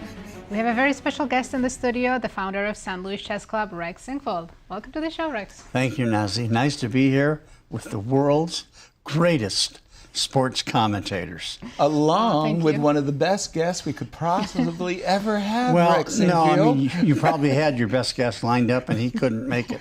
So you dragged me in off the street, which that's okay. That's you know. okay. Rex, congratulations. No, seriously, these national championships have been wonderful, and the compliments from the players, the gratefulness for the conditions, and for the nice prize funds. Rex, you've I'm really glad we were making able to people- up that this year. It's a thing we got to keep doing every year. Wow. One of these days I better get good enough to play myself. So, Rex, have you been following this event? And do you I have have been following it, yes. Don't ask me any questions about the games. But do you have your favorites? In the do. seniors. I do, but I'm not allowed to say. I have to be officially neutral. Naturally, I That's want fair. you to win. But I'm here. Rex, we not just these national championships, but all the championships that the club has hosted over the years. That's the association, the prestige that you brought to the championships, but also to the clubs. Why is it such an integral factor? Why did you want St. Louis to host these championships? Well, I'm glad to hear you think that I actually knew what I was doing. You know, I knew we wanted great tournaments. I just didn't realize how quickly it would happen. I remember the first dinner I had with some of the powers in St. Louis chess back then, who are no longer in chess, because I think they're probably gone to heaven. But I said, at one point in the dinner, I said, you know, I think we need a chess club. And a couple of them said, okay, let's start looking for space tomorrow. Right. Just like that. And Wow. we found it. We found the chess club space when we saw it. Yeah. It was broken down, but we said the location's perfect. Ideal. The building itself is beautiful. Right. And we were just very fortunate. And then we fell into terrific staff people. Yeah. Like Joy. She's absolutely the best organizer, the best manager in the world, next to UP as the greatest commentators. Lovely. But we were just very lucky how quickly things caught on. And there we're seeing the outside of the club. Of course, people go inside to play, but right now, Rex, and it's been an ongoing thing at the club, is the renovation. And the renovation looks spectacular. I've seen it does. A lot of the photos. They're really making great headway. And I think we're going to be finished within 2 months. Okay. I hope. I think so. Okay. And we've got great events in October, great tournaments. You know, we've lined up the U.S. Championships. We've got the Grand Chess Tour. We have the Grand Chess Tour, yes, and the Sinkfield Cup, St. Louis Rapid and Blitz. Then, of course, the Grand Chess Tour finals will be in South America. Sao Paulo, Brazil. Yeah. Why would they ever put it there? Sorry, Sao Paulo. I didn't mean that. I've been there, actually. I like it as well. Chess 9LX, so some extra special twist on that one that I'm not allowed to talk about. Cool. I've been reprimanded severely by Miss Joyous, what not to say, and then the U.S. Here Chess Championships. are those upcoming events, and what's missing on that is actually the 16th of August is a very, very special date because that's also our gala. That's our once-a-year fundraiser. Right. And I know you, Rex, you love that because you get all of the top players in the world joining us at the gala. You got the silent auction, you get all of those and you get to raise a lot of money for some good causes. It's a marvelous event. You know, we have so many hundreds of generous donors. And anybody out there that wants to donate, just remember, no amount is too large. Or too small. Rex, I also heard that the Chess the Musical is coming back to Broadway after 37 years. What do you think of that? Are you going to attend? See how she does. She's so very, very cool. She slides it in there. What do you think of that? Are you going to go? Well, let me tell you, Nazi, how things work around here. I do what I'm told. That's the way it really works. Yeah. And so Miss Joyous Bray has said that, yeah, I think we should be going to watch Chess the Musical in New York. I go, well, okay, you know. Well, you had a lot to do with that in bringing the musical here to St. Louis at the Amphitheater there at the Forest Park. That was just, it was like a week of just wonderful. Yeah, I got to go twice. Yeah, I just had it was a marvelous event. I couldn't believe how beautiful the music was. Yeah. And it's interesting that even though the Fischer-Spassky 72 match was the underlying motif, and what was going on in the world struggle was the underlying motif, you never had heard mention of Spassky or Fischer, but yet they were the instigators of this. Exactly. And of course, at the end of October, we're going to have a special, I say, the most beautiful voice in the world. Yes. Will be from Norway. Here, from Norway. Her name is Sissel. I've seen her a lot on YouTube. I encourage everybody to go watch her. And she will be performing in conjunction with and at the St. Louis Symphony. Exactly. Which is a tremendous boost for them and for her and for all of us. Well, we're going to be surreptitiously celebrating your birthday around those parts, so you might be required to sing a happy birthday or two once or twice. Yeah. Oh, I don't know.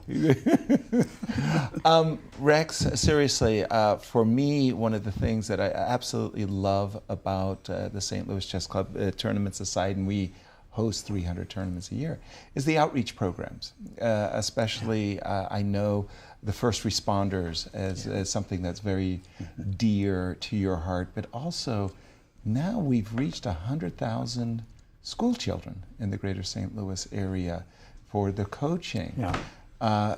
My goodness, that is just something, I mean, it is really joyful, especially when you see the children's faces. Yeah, you show them a position and say, find the solution. Well, and you know, we have all of those police officers in attendance, the event we have down at Busch Stadium every year inside with the kids playing the police officers. And I always tell them, it's so nice to see all of you officers, especially now that you're not standing alongside my car. With a ticket citation in hand. We can be friends at last. No, but it is a program I'm especially proud of, and it was due to all of you and to Joy and her people to put that together, and it gets bigger and better every year. And of course we have two of our key security people, John Costello and Jason Simon-Tachi, both former pitchers for the St. Louis Cardinals. Right. So they have great connections. We have great connections because of them. Yeah. And I recently had dinner with the chief of police and we talked about it, and he's very pleased Nice. with this program. Nice. I remember it was one of the first time I walked into the St. Louis Chess Club, and it was a really beautiful logo of the St. Louis Chess Club, and I mentioned it to you in passing, and you said, "Yeah, I got the idea for that from the fire department." That is true. That is absolutely true, and I've not been ashamed to tell it. Right. We were trying to figure out. We're all trying to figure out what kind of logo do we want for the style of print, Right. everything we do, and I happened to be watching TV at home in Columbia, Missouri, my house there, and I saw a fire engine go by, and I looked at the door. And I said, "That's it. Brilliant. I got it just like that." And if you look at any of the fire engines in St. Louis, in fact, I've discovered if you look at any of them anywhere, they all use the same script. Nice. Yeah. Well, steal from the best. That's a good, right. That's a good way. Rex, you've done so much. Thank you for all of that. Thank you. Looking forwards to the years ahead. I mean, we live in a world where AI is exploding, where everything is going everywhere. Your vision for the next few years? World peace. Wonderful. Thank you, Rex, for everything Thank you you do for so the much. chess world. Thank you you, for Rex. being with us. Thank you. Absolutely. And we're going to jump into the game of Andy Woodward and Kirk Ghazarian. I keep saying it. I think we're about to get a champion because I'm hearing they might repeat very soon. What? Well, they've traded the pawns. It's down to 3 versus 3. And Because kind of thinking bishop e6. Kirk does not Bishop want to c6 risk too much. takes on. No, he doesn't want to lose a nice prize. Neither does. No, for And neither. at any moment, Kirk is going to offer a draw. He's going to, you know. Sorry, we're going to get you properly mic'd up, Christian. But I'm thinking that we're going to see bishop c6 by Kirk. Yes, we expect bishop c6 and then maybe Bishop takes e6. takes queen D7. d7. As long as we're not blundering some kind Exactly. of first rank. We just want to make sure because the bishop actually is patrolling h2. Yeah. You just want to make sure that you don't get a back rank. You don't want to miss that. That would be a heartbreaker. that would be disaster, but but that I think is how we're going to see Andy secure a dead drawn position. Absolutely. Trade. Do you think he knows now that, okay, this is it, I'm about to become champion? Yeah, you kind of get that little heart flutter as we are seeing bishop c6. He's smiling. I can see he's smiling a little bit. He's ready to play bishop But at the takes same time, c6. you know, professional chess players, you can't celebrate until the game is over. And even then, you can't celebrate. You want the arbiter's signature on the score sheet as well. And then it's officially done. And I still remember it was a very funny moment. I needed to draw in the last round to secure the world championship for the junior championship. And my opponent, Jim Plaskett, offered me a draw. And I said, make your move first. And then my second, John Donaldson, he comes trotting into the playing hall. He was so nervous, he went for a run. And the rumor was that Yasser declined to draw. Oh, okay. As John Donaldson, comes running into the playing hall. John comes over to me near the ropes. He grabs me by the throat. He said, Yasser, did you decline a draw? I said, John, if he blunders his queen, I'm taking the draw. He adjusts my tie, says, very good, very well done. Go back and play. And we made a draw on that very move. By the way, no queen d7. Little bit of a surprise. You know, he was worried about that first rank. Let's cover that okay, first. bishop. This is one way to lose. For example, bishop e3, rook a8, and now you go back to your queen d7 idea. Oof. That's how you do it That's wrong. how you lose as white. That's how queen- you do it wrong. Right, But, let's show this mate. Oh, dear. But he plans to trade queens in a different way. He's Yes. going to go queen c5. And that's why he played Correct. bishop e3. He wants those dark squares on c5 and b6. Yeah. And I c5, saw queen b6 doesn't really Kirk put in back his jacket on. He's ready to go home. He's ready. But was there? No, queen d7 I think is just a much cleaner. Again, Queen d7, bishop it's e3, enough. It's wrong, but you want to do it properly. Brewington. Both of these Hardaway. players are very much sure that there's absolutely nothing happening in this one. Yes. We're going to stay with them this. and watch Andy. Why? This could go on for quite some time. Queen d7 forced the trade, of course. Yeah, he's just played Queen d7, so... Maybe we can go back to that one? Okay, sorry. Alrighty. Plus, no one's in time trouble. We can catch up with the other games. We're about to see the first champion in these 3 events. They will find a repetition, absolutely guaranteed. I guarantee you it's not going to last for more than 2 more minutes. Yeah. Really? What just happened? That was not me. I didn't touch a thing. We're going to get that fixed rook supposed to be on d7. He's going bishop h8. He's immediately saying, okay, let's find a repetition Queen takes right now. d7, rook takes d7, and... Bishop h8, king h1. I'm playing g4 just to make sure I absolutely king don't spoil. h1, bishop g7. Maybe we can get the full view of the board and the players right now. The players are See repeating. them shaking their hands. 1 move away. King h1. Who's going to claim the draw? If I'm in Andy's shoes, I'm the first to claim and say, I just got a ticket to the U.S. championships, the Open championships, and I'm going to be playing with Fabiano and the world's greatest players and America's greatest players. At the age of 15. At the age of 15. Now that's... Wow. He is claiming That's the draw. claim right now with king h1. A draw is agreed. And now he can smile and celebrate. The sense of relief is just palpable. You really do feel like, something spectacular has just happened in your life. Very impressive result. He came in, started with a perfect score, and he went undefeated, winning the championship with extra point or a half, we'll see. This was a game that didn't have the tension because Kirk lost the penultimate round with white pieces. Had he won, that was a shocker of a result. Yes. I mean, nobody expected Kirk to be losing. And Nico played a brilliant game. Let's not take anything away from Nico Chasin. He played a really... But now the story of the event is of course, the first championship, the first national championship for Andy Woodward. Congratulations to him.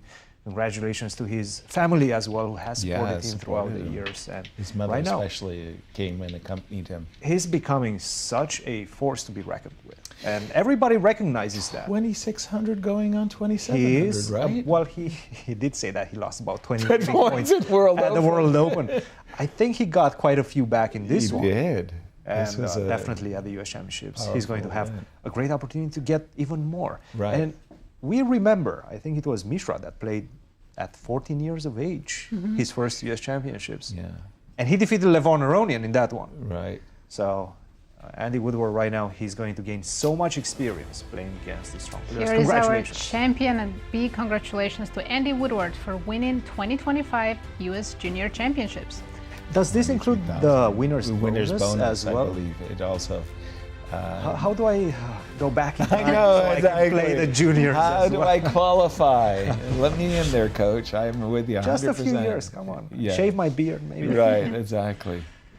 It won't be easy, though. These players are strong, very strong. One of those classical moments. This happened about 10 years ago. At the closing ceremony of one of these junior championships, the juniors all come rushing up to Christian. Say, Christian, when are you going to play in the championships? And Christian politely explained, well, I'm sorry, I'm no longer eligible to play in the juniors. No, the seniors. That was so rough, man.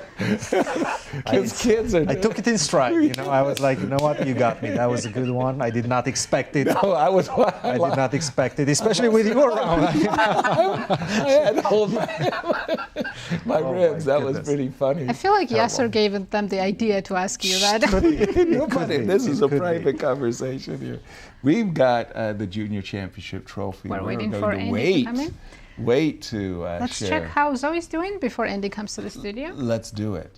We are going to switch over to Junior the girls. Junior girls, and we're going to pick up a Zoe, and she needs essentially a draw. Well, if she wins, she Ideally, secures. yeah. With a That's draw, for sure. there's still some chances that somebody else will catch her. Well, she has managed to take full control over the d5 square. In these positions, you don't ask me twice. I'm recapturing with the queen just to say, look, I want you to play f3. I want you to address the threat. I'm more than surprised that Zoe didn't jump at that opportunity and recapture on d5 with the queen. She captured with the bishop. She has what I would call an ideal isolated queen pawn position because her king side secure and the attack is a long, long way away. But I'm going to pause. Because we have a very special guest in the studio, the winner of the juniors tournament, Andy Woodward. Congratulations, Andy. Thank you. How do you feel right now, the first impressions? Yeah, I guess I'm really happy. Of course, I mean, it's very, very difficult to win this tournament. And still anything could happen today, so I was just trying to stay calm, but now I guess I can relax a little bit, so yeah. Butterflies all gone, all gone. Shout out to people who assisted you. I know your mom has been a very, very positive, powerful role for you. Yeah. Yeah, tell us. Yeah, my mom's been very motivating, and she helps me train sometimes, like with reading books, quizzing me on positions. Really? Yeah. So that helps a lot, that I don't have to like do it all by myself. So. Whoa. Okay. Good job, Mom. It's one thing reading the Jungle Book or something like that, but how do your mom sets up the quizzes, the tests, the tactics, puzzles? It's mainly from books. Okay. We just like go through games from books, and she like, I guess she knows like when there's a diagram, there's a question, so she knows when to quiz me. When there's an exclamation mark, she also quizzes me. But yeah, basically, I guess she just goes through a lot of games with me from books. So. Yeah. Lovely. We're keeping the money, but we're going to give you a trophy. Andy, I'm very happy to present you with this beautiful trophy. Congratulations. Thank you. Well done, Andy. Well deserved. Is this the biggest event so far that you've won in your career? Yeah, definitely. Yeah, I haven't won many tournaments, so that feels really good to win another. And how excited are you to have qualified for the U.S. Championships? Yeah, I'm really excited, of course. It's going to be great. Nervous as well, yeah, though. Very, like, very look at the challenge that you're presenting yourself. I'm just going to try my best to try to compete. I've played 2 of them before.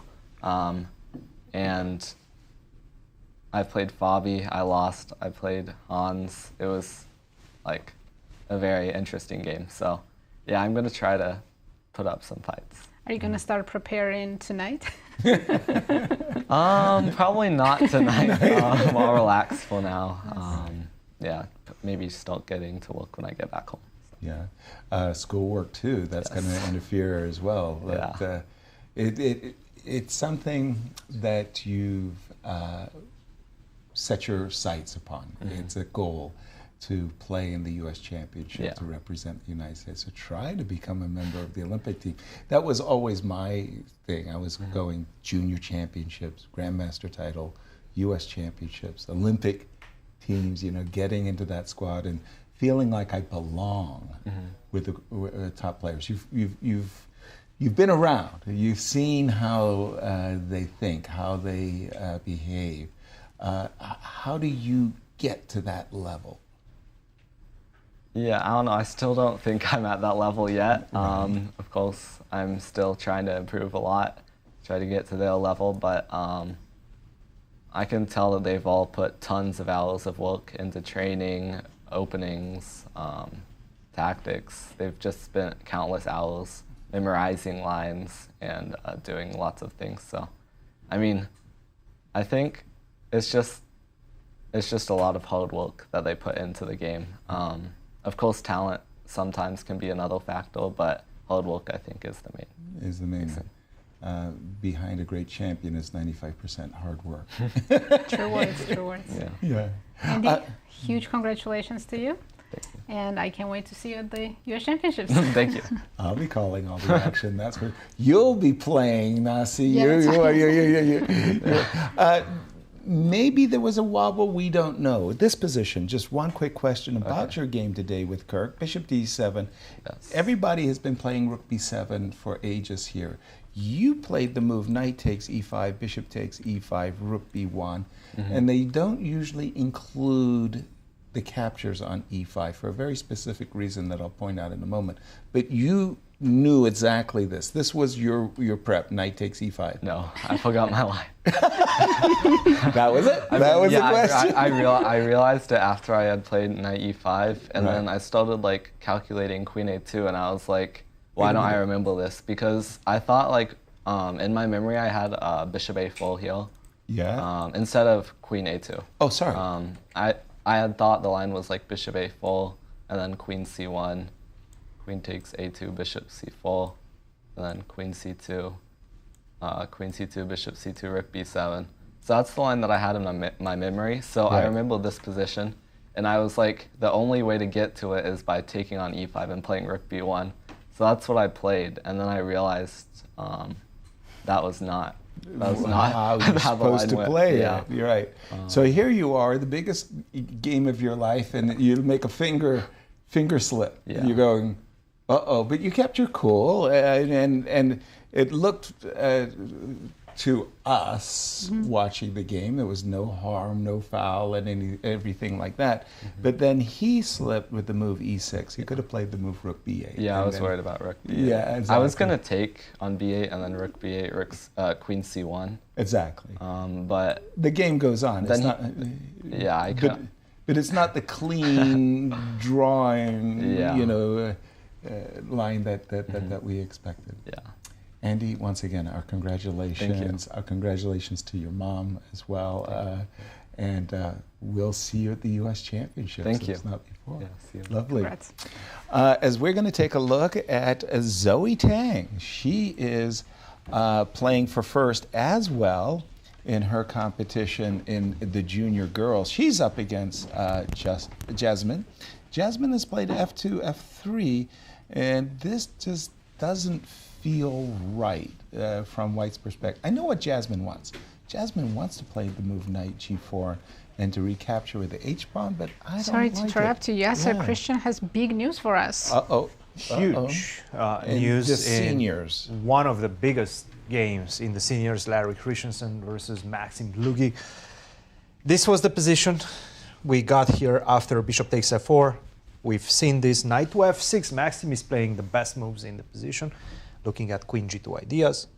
Bishop f1, really worried about that queen g2 ideas. Oh dear. Castle, h3. Oh dear. You don't want to give the light scores, or at least this is what Larry is looking at. Oh dear. b3, another mistake. Oh dear. And immediately pouncing on the opportunity after some thinking in this one, because you have to be precise with your calculation. Maxim finds the brilliancy. Wow. Knight takes d4. But it had that all over it because of e3. Yes, right? yes, he did. Yes, he just did not expect it. The idea being that now you follow it up with another sacrifice, e3. If you do take, check, queen g3, king to e2, and now the simple rook f2 e8. Ooh, rook you're e3. getting mated. Yes. You are getting mated right Bishop now. If you move the g4. knight, you have problems with knight to e4 as well as bishop to d5. Oh dear. Everything has gone wrong. You for just Larry. don't have a lot of ways to escape this one. Knight to c4, defending the pawn on e3, bishop d5. How do you defend the rook? You don't. Exactly. Bishop f3 is coming as well. Oh so dear. you're absolutely busted. Disaster. Disaster. How do you continue? You have to take e3, and I guess you have to go knight to f3 right now. I go knight e4 check. You keep going up. Rook e8 again? No. Rook e8 again, yes. Oh dear. And in fact, I'll go with this rook. Oh dear. Probably I have some f5 ideas, bishop and then this rook d3? comes into play. Bishop d5. Very, very. Bishop takes b3. Okay, that was a knockout.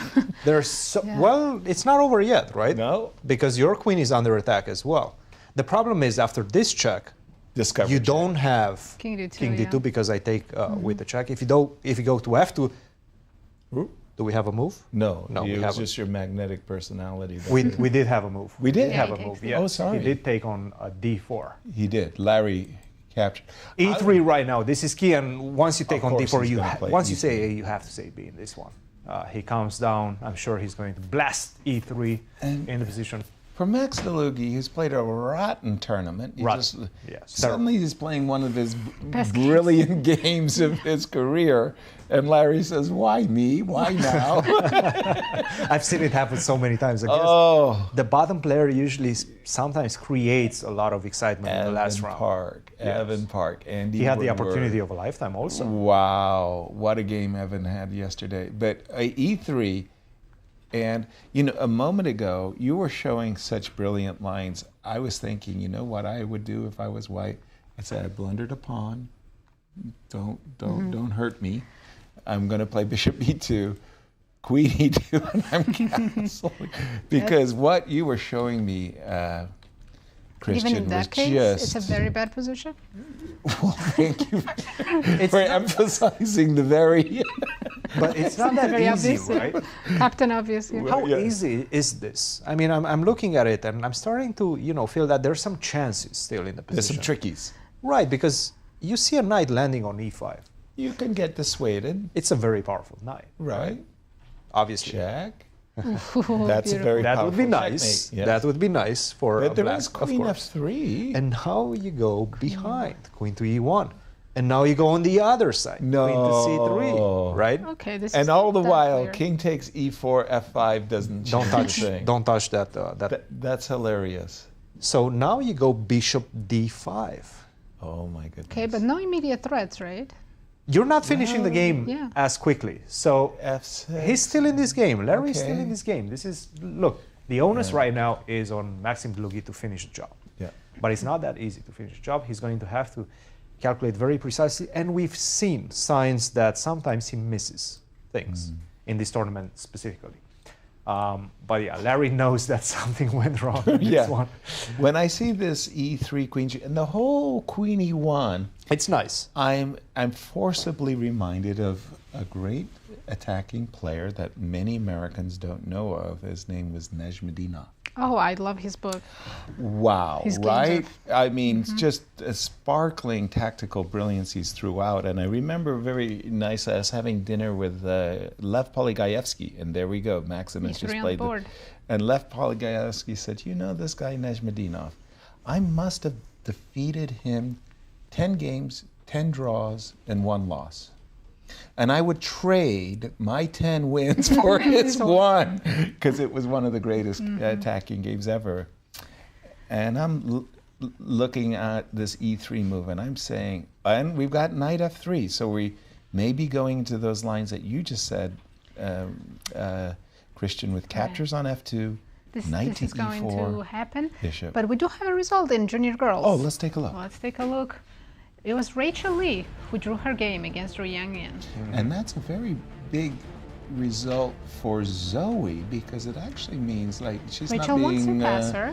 leapfrogged at all. The only one right now, if she makes a draw, if Zoe makes a draw, the only one that can catch her is Megan Paragva. Right. So at least eliminates one of her direct Right. competitors.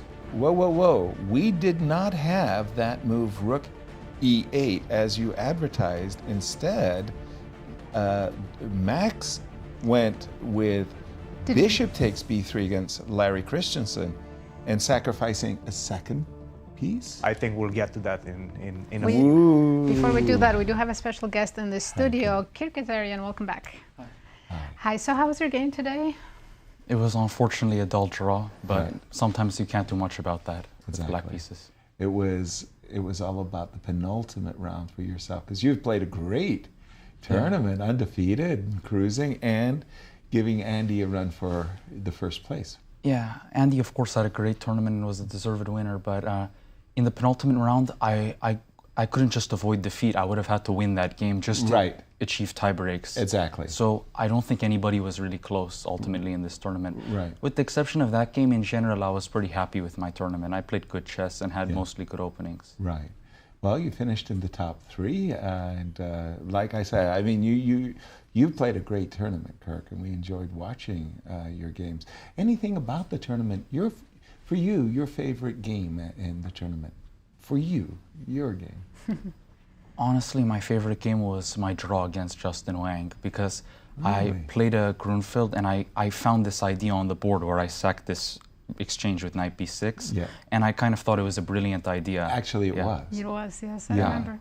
And it was a deep Yes. idea that went for many moves, and you narrowly came close to squeezing a victory out of that bishops of opposite color. That would have been a Nico. decisive result, obviously, and it would have put me excellent chances to win the tournament, but Justin put up a lot of resistance in practice, Yeah. But I liked that game despite it being a draw, mainly because of this knight b6 was very nice. Yeah, I thought so too. Coming in today, you're playing Andy, who only needs a draw. Yes. What was your approach? Did you think maybe you should take a risk? Yeah, so I was trying to think of what my options are. I could, for example, play a Slav opening, but he could go exchange Slav. That would be extremely drawish. Right. I could have played some type of QGD, but in that case, he would have probably played the Catalan. And obviously, I have many ideas against the Catalan, but he's very experienced there, and I'm sure he can pick very safe lines everywhere in both open and closed Catalan lines. Right. Now, I could have gone for something dubious, but Andy's a King's Indian attack, or a King's Indian side. Yeah, King's Indian defense, or a Benoni, or a Pork, or something. But, and I did consider it, but because maybe it would give him a heart attack. Right, For a draw. Not an easy life, let's say. But I didn't think it was worth the risk. I would just play Grunfeld, and if he was going to play a safe line, let the game end in a draw. And if he wanted to play something interesting, then I would get a lot of chances with the Grunfeld. Exactly, and that was what you chose, ultimately. It's one of those things, I'm listening to you, and I'm thinking to myself, as a viewer, you have all of these quivers, if you will, these openings and defenses, and you can choose from, and you say, okay, what's my risk, reward, risk profile on these openings. Yeah, exactly. And then you choose, and you chose the Grunfeld. There was a moment, and I asked Andy about it as well. There was a moment in the game where he played the move knight takes e5, and we thought that was a bit of a wobble. Most people are playing rook b1 immediately. Exactly, that was what I prepared. He threw me off with knight e5, and I'm pretty sure he played it instantly. Yeah, and then he got here. He did say in the interview he confused the move order. Yeah, but I was just shocked that, I mean, he confused this move order, but he played it right away. And he's a Grunfeld player himself, as black. Right. So I thought, and I just played Grunfeld in the last game, so I was thinking, what are the chances this isn't prep? Right. Yeah. And you got here, and this was actually your moment. You said just a moment ago you were hoping that maybe he would do something and it would be a big fight and you get your chances. e7, e6 turns out to be the equalizing move. But you could have played, the difference with the bishop on e5 is in those positions where you take on e7. The bishop would be on g7. Right. And here you can trap the rook. So he can't play rook takes e7. He's lost that possibility. Yes. And he said his intention, as he realized he had made an error, his intention in the game was to take and play queen c1. He came on to explain that. And then it's a game. It's still a fight. I mean, something can, it's a 3-result game. I saw it, but I just didn't know, like, if there was some strange sacrifice. Some strange computer sacrifice in this position. I mean, at least here, okay, if he was going to concede like this, then I would have played it. But, of course. You didn't know that. Yeah. But okay, even here, I think drawing margins are fairly high. Of course. And that's the truth of the situation. Well, Kirk, after this event, what's next for you? Are you going to play in the US Open? I don't think I'm going to play in the US Open, but I'll play a tournament in Spain and I'll play the Slovenian League, and then after that I have the World Cup in October, which I should prepare seriously for. Wow, very nice. The pairings aren't known because they're still getting all of the invites out. And World Cup, where's that going to be? In India. Ooh, okay. Is this going to be your first World Cup? Well, it's going to be the first World Cup I play. I qualified for the World Cup last time, but I didn't play. Okay. Oh, you didn't? Yeah. Okay. Well, good luck in all your future endeavors. Thank you so much for joining and sharing your view. Thank you for Best of luck. Here we are in the middle of our championship round, and I want to go to Larry Christiansen's game because Max is going brilliant double question mark. What just happened? A lot of things have happened while you guys were interviewing Kirk. Right. Only about 5 minutes or so. King to e3, bishop takes b3. not the rook a to e8 or rook fe8 would have been fine as well, with the idea of forcing this whole idea, knight e5, queen g3, queen e1, the whole shebang that we've seen. Bishop to b3 was played. Can I munch Queen takes that? b3 was probably the best path forward. And actually, I'm not. What did he want with this? I guess the There's idea no being that mate there's no anymore. knight e5 right now, right? Because you go queen to g3 and whoops. You lose the There's king. no f5 mate, but there is a That's skewer. why the q is Of course. The queen is enough, right? Especially with skewer, yeah. Especially with the king on e4. Of course. f6 is coming. No. Maybe even other No. ideas, It's right? terrible. It's terrible. The queen has too many targets Of course. in the position. Yeah. So you take on b3, I go rook to e8. I don't know which one. But now you can go rook to g1. I've got a tickle. That's right. Yes. And maybe this is the move that he missed. You can still play this position. But this is so much better than what we've had. What a relief. Now it's an imbalance. Now I can hope for It's something, right? two minor pieces versus a rook. And I don't know who's carry. better. Right. I don't know. It's probably still black slightly better, Okay, but this is a game. We fight, right? Wow. I go knight f3, the bishop comes to c4. Of course. Rook and 2 pawns versus 2 pieces. He played knight e5, missed that opportunity, did not take on b3. Again, perhaps he saw Leaving rook to his e8, queen rook to on g1. pre. Tough. Queen to g3 right now seems to be the best move. He's still winning. Check. The same idea with the queen. Check. If you take here, It's f5 mate. is a mate. Stalemate. Very nice. And if bishop to d3, now I go once again bishop to d5, and we get exactly the same position without the rook on e8. Which We've is seen this. huge. We've seen this. It gives white some kind of crazy ways Some of staying chances, in the yes, game. but it's still tough. It truly is still tough. Like c5 is coming as well. You have to worry about that also. You still have a lot of difficulties with the king. And the first reaction would be rook to b1, which I have a feeling is quite bad. And it is quite bad. Ooh. Sorry, my first reaction might be rook a2. I mean, Can I? No, I cannot take not that. rook b1, Yes. but rook a2. If you take the rook, I will take your knight, and okay, You're very happy. okay. I like. You're very happy. I'm back in the game. Well, back in the game. But there's an maybe in-between strong. move, right? Yes. Let me see Knight if I can. Queen? f6, I think. Yeah, and I'm Knight dreaming. f6 or maybe even c5. That's the problem, c5. c5. C5, Okay. yeah. Hold on, I'm still trying to. If you take queen takes c5, king e2 is the only square, and you Like he's have picking to up deal with everything. knight c. Okay, hold on, but c5. Okay, rook. No, you go. I'm threatening rook some c2, mates, queen right. takes d4, king e2. There's a knight c3 check. Anything with a rook, yes. Knight Knight c3, c3 and you and lose that's the a queen on check. He's f3. playing it. Queen is on e1 right now. Queen is on e1. He's going for it. He's found He's it. going for it. But that bishop takes b3 was a. You didn't need that pawn. The bishop on d5 and the rook on e8 was much Wait. better. Oh, he Queen played e2. queen e2. Wait a minute. Queen e2? That's even more losing, right? That's much more losing. That is much more losing. Yes. Because now I go queen c3 and I take on a1. Is that a scientific term? More losing? More losing, I guess. Because you're losing the bishop on c2. Oh, well, at least it's on pre. Yes. So Bishop g2. knight g3. Yikes. My queen gets out. Queen Black to is up a full rook right now. No, an exchange. But with pawns. Exchange and 2 pawns. Hold on, that was a tricky. Sorry, give me that. You know what the position. problem might What's be with Larry right now? He might have lost hope. He might have lost hope. He might have thought he was losing. He thinks he's losing right now. Right. He thinks he's completely busted and he's just like making moves. Just to continue the game for as long as... He's not trying to calculate as much anymore. This is the idea. And for Max Dlugy, again, we've been talking about spoiler for some time.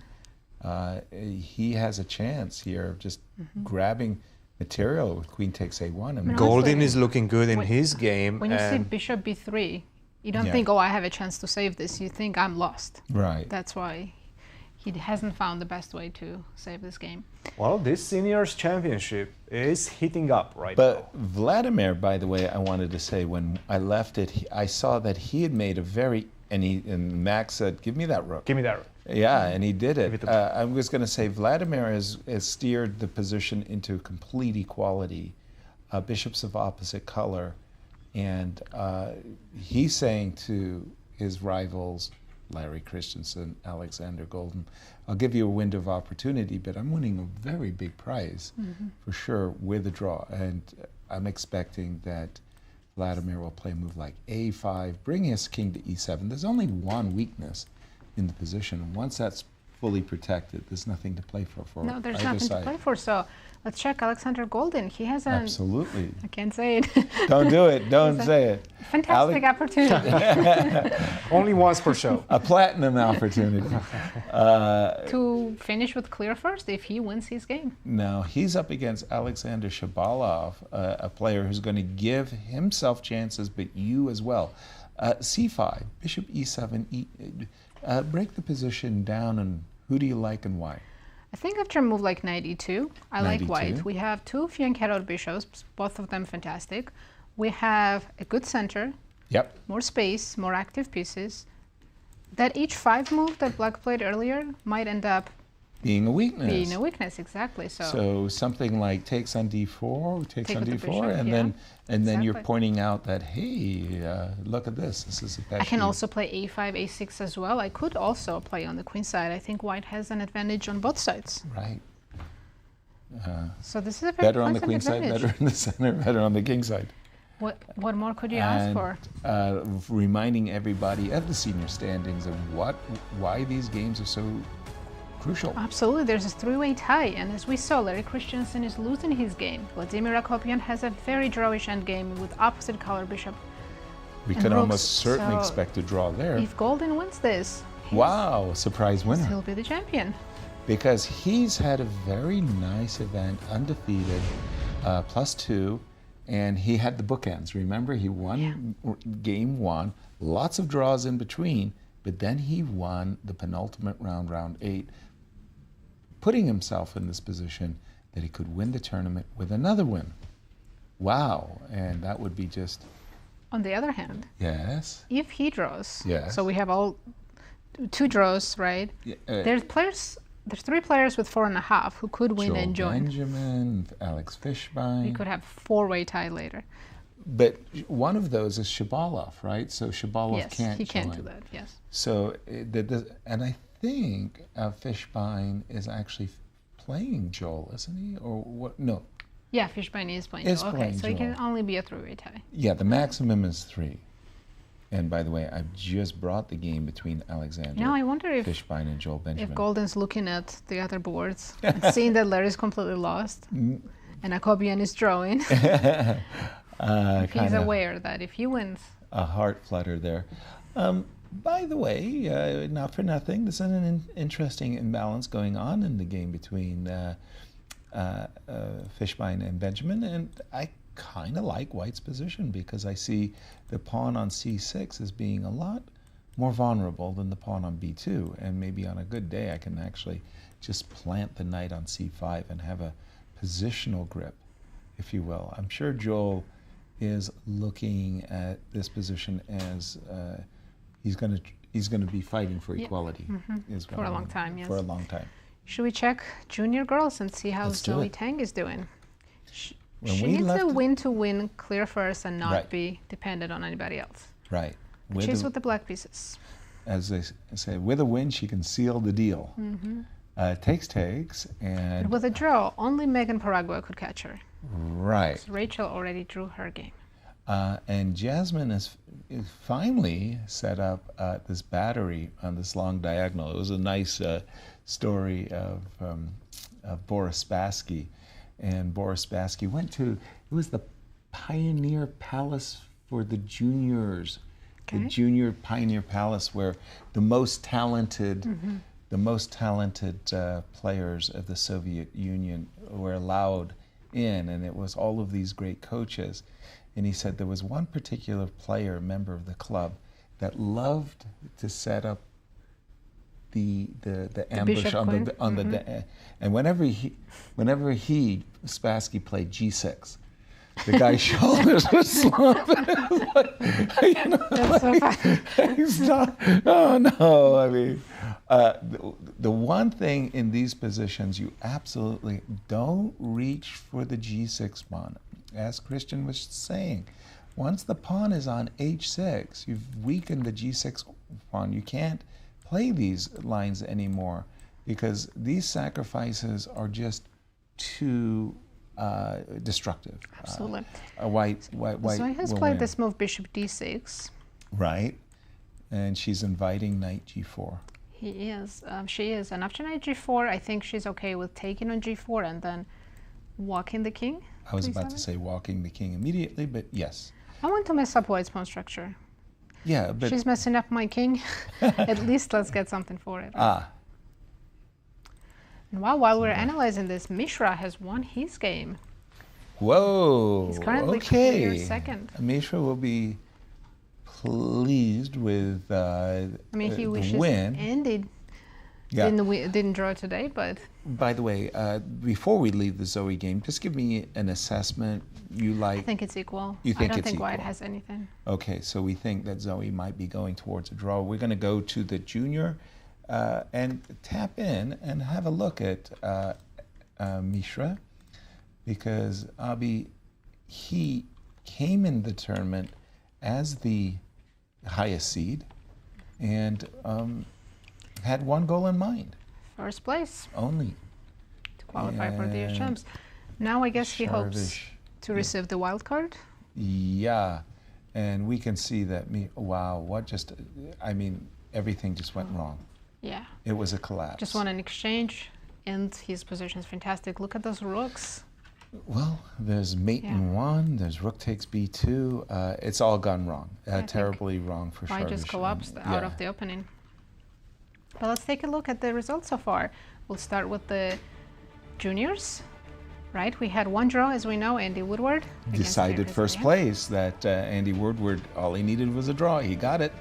And then Abhimanyu Mishra defeated Sharvish Deviprasath. The rest of the players are still playing. In a very, very, very smooth victory for our #1 seed in the tournament, Mishra, and that propels him to clear second. Is that situation At the moment, he's in clear second, yes, and he's with us in the studio. Welcome back. Welcome. Nice win today, congrats. Thank you. Good way of finishing the tournament, but not the tournament finish you wanted. Yeah, definitely. Although, result is one thing, but in this tournament, this can be considered a success in other ways. Usually, I never played I don't try that many different openings during the tournament. This tournament, I decided to try the Grunfeld-Dau and the Benoni. Right. And the thing was, unfortunately, my opponents were well prepared for the surprises. I played this against Grayson. He knew all this, Bishop G5, Queen B3, all these ridiculous, all these intricacies. And yesterday, also, I tried the Rai Lopez for the first time, and he also happened to surprise me with some line that, because I asked him after the game about it. He usually, Brewington, he plays one specific line against Rai Lopez. I think it was D6, G6 or something, and I had some stuff prepared. Right. And he decided to play this altogether different line, and I asked him after the game, how did you know this was coming? And he said that apparently he played this in other games that weren't on being broadcasted live. So I walked into this preparation, and then I got absolutely nothing out of the opening, and unfortunately that didn't go as well. But yeah, I mean, opening cannot be blamed for the entire tournament. I had these two games, one against Evan round 1, and this critical Andy game where I completely messed up. Mishra, you're going to have these tournaments where your best laid plans, your preparation, it all goes wrong. Nothing comes right. You don't get the advantages you expected. And then you're going to have these other tournaments where every single game is like a perfectly scripted game, and you just were unlucky, it sounds like, in this one in terms of not being able to surprise your opponents. Yes. And being surprised in return. Andy had a great tournament. Tip your hat, say wonderful, wonderful, well done, but let's be fair. You wanted this event to qualify you for the U.S. Championships. Definitely. Do you have another route? Are you playing in the U.S. Open, for example, as a way of getting there? That could be a possibility. As of now, I'm not quite sure about what I want to do. As of now, actually, the next thing on my radar is I'm going to be playing a couple tournaments in another month or so, and I'll be getting prepared for that. I think there's this one very strong open tournament in UAE. It's called Fujairah Masters. Yeah. And then after that, I'll be playing Grand Swiss. So. Yes, but that's for the candidate. Yeah, that could go. If that goes well, that would mean a lot more than if this would have went my way. Wow. Mishra, are you also playing in the FIDE World Cup? World Cup, I'm not I don't think I'm playing it, but things might change. Right. Okay, very nice. So you have a lot more chess coming. Definitely. And you're overall happy with the result? You gained some rating, right? Or No, actually here I think I'm losing rating. I mean, this tournament isn't... I've always had like some you're issues. losing 1 point, just one. Yeah, okay, yeah, 1 point. It's 1 point. Yeah. not that bad, but generally, I mean, against low rated, I have issues like converting, and this is why like open tournaments are very stressful. Of course. Because like the thing is, if you win one game and then you draw one game, you're like you break even. You don't even gain any points. Exactly. Yeah. And do you suffer as a junior? Kind of what I suffered was when I played the big guns, I was outperforming my rating against the big guns. When I was playing lower rated players who wanted to nick me and hold me to a draw, they were more often successful than I would want them. So you're the same. You do well against higher rated players, and you like to be the underdog if you can get in such a tournament where you would be the underdog. Yeah, definitely. Like for example, like 2023 U.S. Championship, I performed very well. Yes, I played in BL. I beat Prague with black. And then they've had Tepe, like one tournament, I think in 2022 or 23, Tepe Sigmund, I almost tied for first, like final round. I lost this 120 move game against Gelfin in a Queen pawn endgame, but yeah, I've had many of these results. And right. Yeah, all you need to do is play like your 2023 self. And you peaked too soon. Thank you so much for joining us and sharing your thoughts. Good luck in your next events. Absolutely. As we are looking at the senior championships, because we have a crazy up and down game going on with Larry Christiansen and Max Dlugy. And I'm having a real hard time making heads or tails of this game. Well, I think now that Max has taken some material, it's easier. Okay. I'm not convinced. I'm actually not convinced at all. No. We left it after Queen A1, Bishop G2, Knight C3, Bishop D2. Jump in whenever you like, Christian. Well, first of all, Knight to C3. Yeah, that was somewhat risky, especially because we saw this Knight G3 move. Remember? Well, we were looking at this line. The rook is protecting the bishop, and the natural move is to play Knight to G3. I thought he would go for Knight G3. Rook. Yes. He did not but go for it. Maybe he was afraid of he saw some ghosts with Queen. You know, it is weird. I think he just didn't want to see this like Rook G1, and now you have to defend. It is this one of these weird things, right? That your Queen is a little bit short of squares, but you can never move the bishop. Once you move the bishop, I get all the squares. Exactly. On the first, right? Maybe Queen C2 and your knight has to go back to G3, but it still can't go too far. Right. Maybe he saw some ghosts. He did play. It's not easy. Look, Knight C3, Bishop D2. There's a lot of tension right now, and the players. Tell us about the current position, because the current position, I'm thinking King E2 is already on board. Yes. Okay. Eval. No, it's completely winning for black. It's completely winning. Objectively, yes. Why? But the moves are not that clear to me. Okay, Right. Bishop A4 seems to be the best move by far. Bishop's hanging, we gotta do something. Quite a large margin, yes. It's the most natural. Simple, yeah. Right. But now after Bishop E4, what do you do? Like, I'm starting to attack you a little bit. Well, also, if I'm worried about my king in the center, I like putting the bishop on E4 for obvious reasons. Not only am I attacking H7, but I'm protecting kind of a way of insulating the king, right? And some of the best moves are not very clear to me right now. And I could follow Rook up. A to D8, King H8. These are the top moves in the position. King H8. They're very unnatural. Rook A D8 is natural. You are attacking the pawn on D4. Can't argue with that as a possibility. But So you let's are say I go giving H6, right? Okay. Let's play a normal move. Right. This is a perfectly normal move. You're Okay. not allowing me to take on H7. F5. What? F5. You're Right. not even playing He wants bishop to go B4. F6 and Okay. we can- F5. I mean, I just want to checkmate you. Yeah. Or at least F6. pretend that I'm Rook checkmating. G1. Bishop takes H6. I get it. Well, the thing is, I have superiority in terms of pieces, right, on that side. Right. I have so many pieces aimed at your king, you don't have a lot of defenders. You know, I'm starting to see how Larry could win this. Easy, easy, Yeah. yes. Forget Wow. about the -4. I mean, Yeah. this can turn around in just a couple of moves. So H6 question mark, F5. You got F6 on the agenda. I'm much more worried about Rook G1 and Bishop H6. By the way, Maybe Well, rook g1 and is queen knight g3. c3, that's the problem. Or you go king f3 Thank actually, you. maybe it's Or not king that. f. Yeah. Well, no, you got to defend King the rook. f2, knight e. Yeah, it's. Queen e4. Yeah. It's. I'm sorry. I'm thinking Absolute 3 crazy results. This is chaos. Completely 3 results. Yeah. Yes. Yeah. Yeah, but okay. Again, those joining us late. 3 players in the senior championship, tied for first.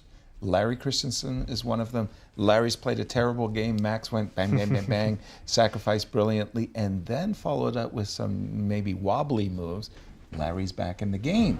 We think a draw is going to happen in Vladimir's game means Larry and Alexander Goldin. So anything can happen in the senior championships. It's funny that we talk about Larry as having these great chances. The position is -4. Right. Like he's 4 points down. But the type of position, the type of It's so advantage chaotic. that Black has, it's so chaotic, right? Right. Anything can happen in this one, especially if you miss. And Maxime has Oh, been one missing move. a lot of moves in this competition. His tactical awareness wasn't at his peak. Right. And right now, I mean, Larry, after having the position he had, Survived let's say so 5 many moves blows. ago, Yeah. blow after blow after blow, and now right. finally the king seems a bit more secure, right? On it. Yeah. You're the one that's throwing the punches right now. With bishop e4, you're Yeah. starting to look at Black's king. You're starting to hope for something. Exactly. And, the pressure is on Maxime right now. Absolutely. As we go to break, what are we going to leave our viewers with? Well, Yasser, you interviewed Larry Christiansen, so take a listen and we'll be right back. One of my favorite people in the world of chess.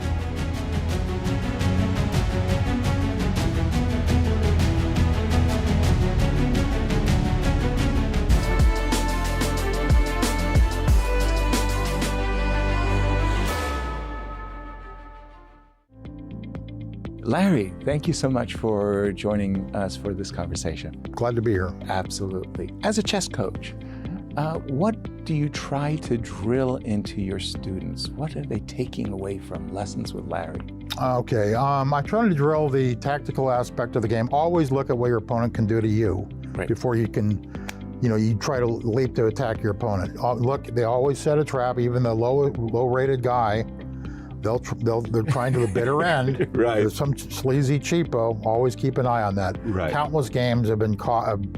All that work gone down the drain because you just got lackadaisical. Yeah.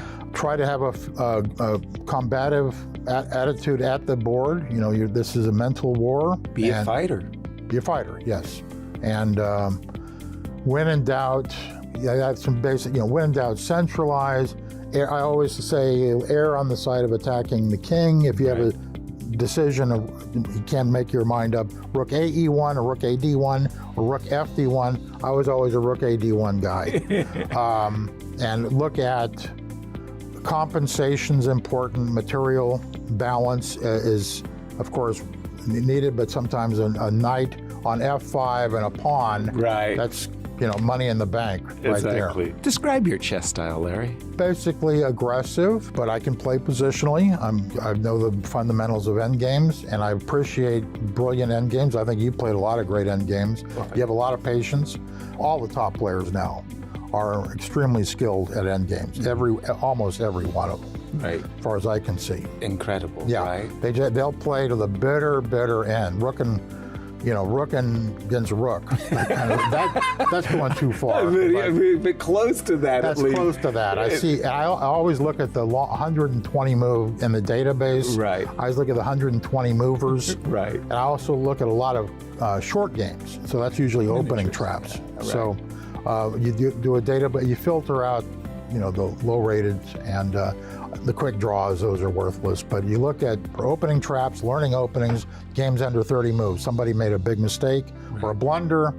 That's obviously an opening trap. You don't want to repeat it. Exactly. And I love to look over, of course, decisive games between two highly rated players in real tournaments, especially team tournaments.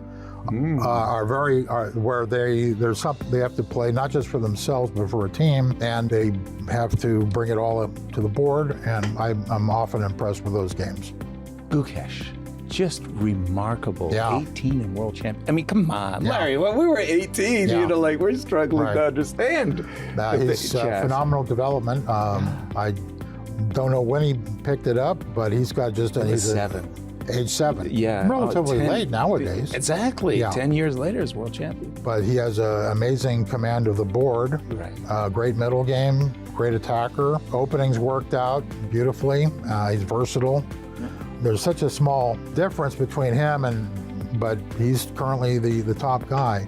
Everybody would love to see a big match between. Yeah, of course. Yeah. I would have to say, if I had to be a betting man, Gukesh versus Carlsen, I'd probably go 51-49 favoring Carlsen, but who knows in a year or two. Right? Yeah. Who knows? Larry, we're going to wrap things up, so we're going to make 5 questions in 15 seconds. It's going to be fast. Mm-hmm. Your favorite opening is white? Probably the King's Indians, same-ish. Your favorite defense is black to 1e4. Alakon, well, Alakon's good. I kind of like it. Your favorite defense as black to 1d4. Okay, Owen's defense. Excellent. Favorite food? Ribeye steak, obviously, is good, but a lot of good seafood also. Favorite commentator? I think you do a great job. Yeah, respect. Thank you. Peter Smidler's in there too. Yeah, if you had said Peter Smidler, we got to get this guy out of the tournament.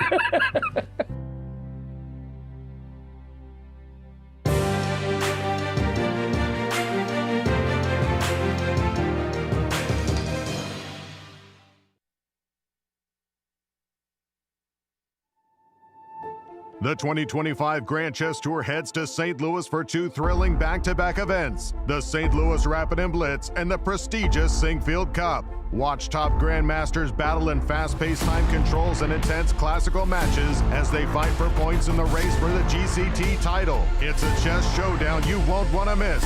Be there to witness the drama unfold live from the chess capital of America, St. Louis, Missouri.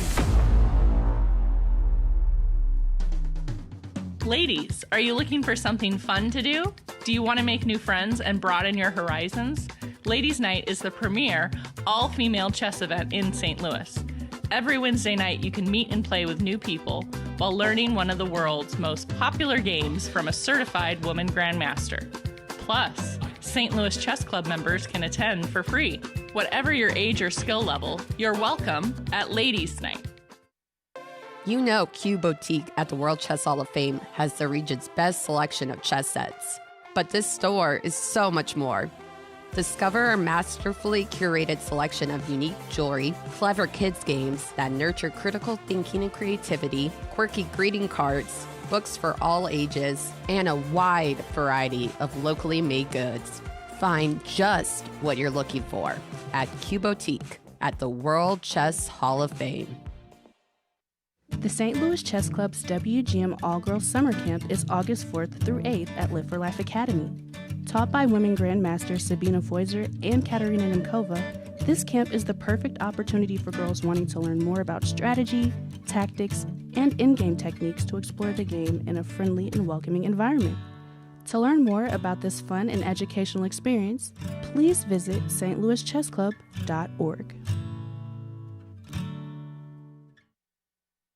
Corporate Chess League started in 2018, and we started it because we wanted to get the corporations around St. Louis to get together, casually play chess, and network together. So each corporation has their own team. They bring 4 to 6 people every week, and they play over the board in-person chess. In our team, for all of us to be here, we don't see each other throughout our week. We work in different departments in different areas. So yeah, I think it's a good thing to hang out with your other peers at the club. So what myself and my coworkers get out of playing in the Corporate Chess League is camaraderie, getting to hang out with people from work, from different departments, getting to meet people from other companies, learn what they do, and obviously just enjoy the game of chess that we all love. We have about 10 teams right now. We average 10 to 12 teams every year. So if your corporation is interested, or if you work for a corporation and you're trying to get a team, all you need to do is go to our website, stlouischessclub.org, and all the information is there. 10 years, 1 legacy. The Grand Chess Tour marks a decade of mastery where only the strongest chess minds carve their names into history. Each piece has its role, like soldiers in a grand army. with commanders to lead them into the tour's 10th year and a prize fund of $1.6 million. The Grand Chess Tour starts in Warsaw with the Superbet Rapid and Blitz Poland, immediately followed by the Superbet Chess Classic Romania in Bucharest. Then off to Zagreb for the Super United Rapid and Blitz Croatia, followed by back-to-back events in St. Louis, Missouri with the St. Louis Rapid and Blitz and the Sinkfield Cup. And the culmination of the grand finale in the city of Sao Paulo, Brazil will determine the 2025 Grand Chess Tour champion. Fight with every ounce of strength for victory. This isn't just a moment. This is history. We're at the World Chess Hall of Fame in the exhibition Charles Hauska, Master of Play. Charles, or Charlie Hauska, is a local artist who has the Hauska Gallery just a few blocks away in the Central West End on McPherson. We love to celebrate local artists here at the World Chess Hall of Fame, and we've been so excited to work with Charlie on this exhibition. I'm so honored and very happy to be showing all my different styles and different works of art at the World Chess Hall of Fame here in Central West End. They definitely are my neighbor, but it is another way of showing people really how great Central West End and St. Louis is, because we can collaborate and we have a lot of exciting things. So my studio is here in Central West End, my art gallery where I represent other artists, and the Chess Hall of Fame shows world-renowned artists, and for them to recognize my art and wanting to show it, it really is a big honor. Charlie has a huge fan base in St. Louis, and so many people collect his work, and they were so generous to lend some of those to this exhibition. He works in 2D, as you can see in the gallery, and some beautiful sculptures, and he likes to paint on everyday objects. Since the exhibition opened, we have received so much positive feedback. Our gallery opening that night had almost 300 people attend, and the work just makes everybody so happy. It spills out of the gallery, it's in our hallways, it's outside on our patio. We have a beautiful new chessboard designed by Charlie, and it just is making everybody so happy. Some people will say, oh my God, that's such happy art, and then they'll apologize saying, I'm sorry, I don't mean to call it happy art, but it is happy art. So I've never been bothered by it. There's a lot of dark and depressing art out there already, and so I just always felt like it was okay to make happy pop art. We hope you're able to come to the World Chess Hall of Fame to see this great exhibition, which closes on April 5th, 2026. For more information, visit our website at www.worldchesshof.org.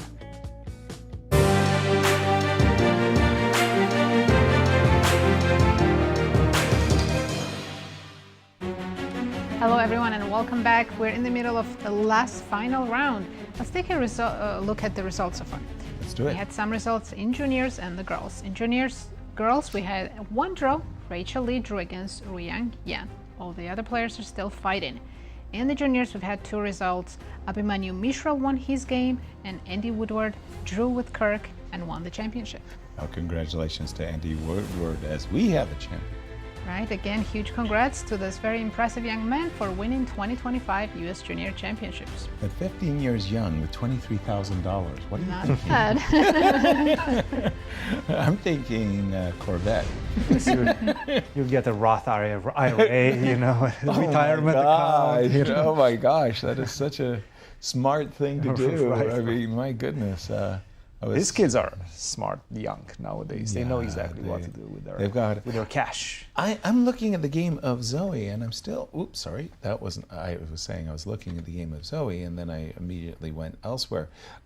Clue me in on what's going on in this game, because I'm kind of having these ideas that Zoe's sacrificing her pawn on G7. It's funny. Let's start and rewind for just a moment.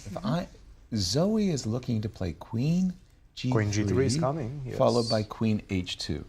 And how ironic that you're on the diagonal. All set up already. Jasmine is saying, I got you beat. Check you first. King, check, king. You're going to take the pawn? I win the pawn. But that the for queen G3, difference, how do you, the difference is that the light squared bishop isn't attacking anything from white's point of view. So just now wins the game. it's a double threat, and Zoe wins the game, even though Jasmine was the first to break through on the king side. Yeah. It's actually Zoe who takes the prize. It's actually a very crafty way of playing, because you would be saying after queen h4, maybe this bishop f2 idea, right? Right. Kick the queen away, and then I will take on g7. But now I can start with bishop h2. Whoa, hello. You go king f1, you probably don't want to take on h2. And now I just go queen f6, and everything is fine and dandy for me, for black. I'm And- defending the pawn on g7, and your king is out. And worse of all, you even have an incendiary threat of bishop g3, and suddenly that bishop h2 really was an upsetting moment. So it seems like Zoe right now is in the driver's seat. Yes, seems that way. And let's check Megan's game, because she's the only one who could catch Zoe if Zoe draws her game. Okay. But I see that Megan is actually much worse in her position. We have seen Megan having difficult positions that she's been so resilient, and she's undefeated.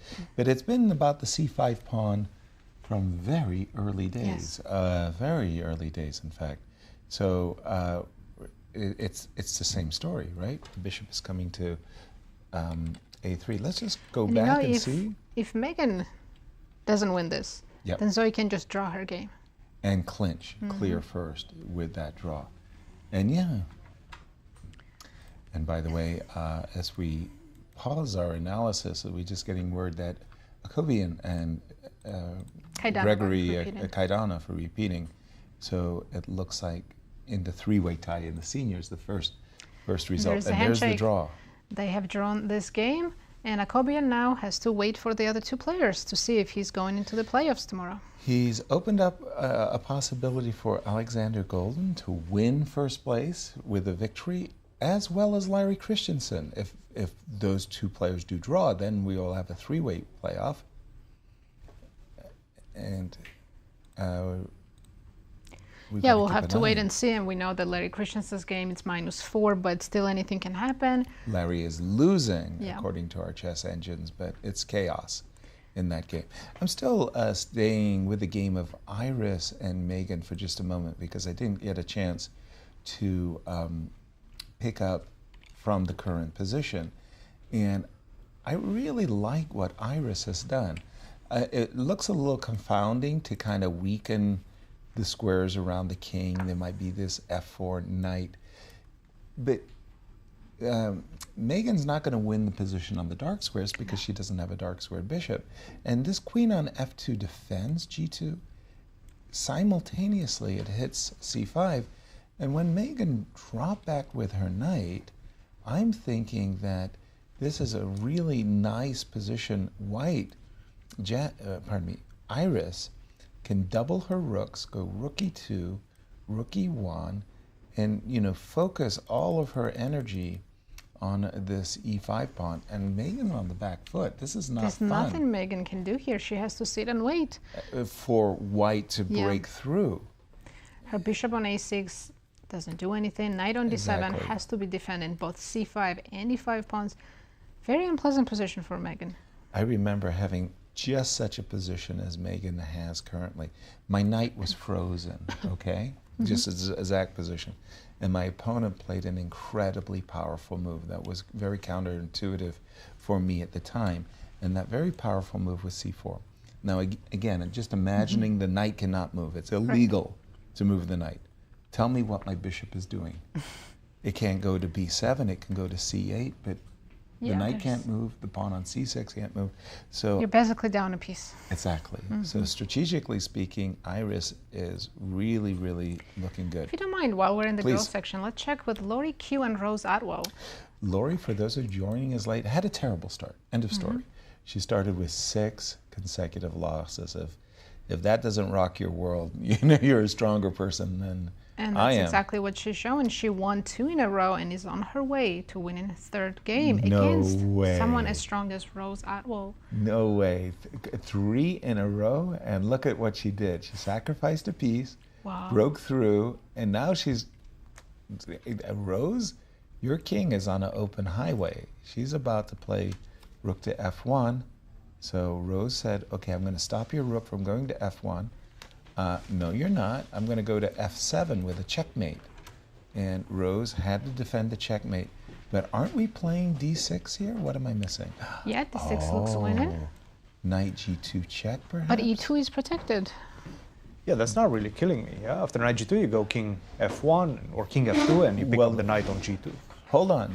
So let's go. If we go d6, yes, there's a check, because the bishop is about to be undefended. That makes sense. Whoa. All right, can I zigzag my way to safety? Let's go king f1. No, keep going. Oh, keep going. Yeah, King keep f1. going. King f1. And we've got a new commentator to help us. King g1. Yeah. I'm running. Yeah. Putting my running shoes on. And I'm ready to checkmate you, by the way. I hope you know that. Yes, King you h2. are. Yes.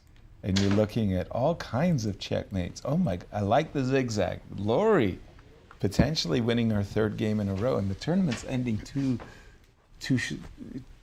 shortly. Yeah, she just found her started, right? form.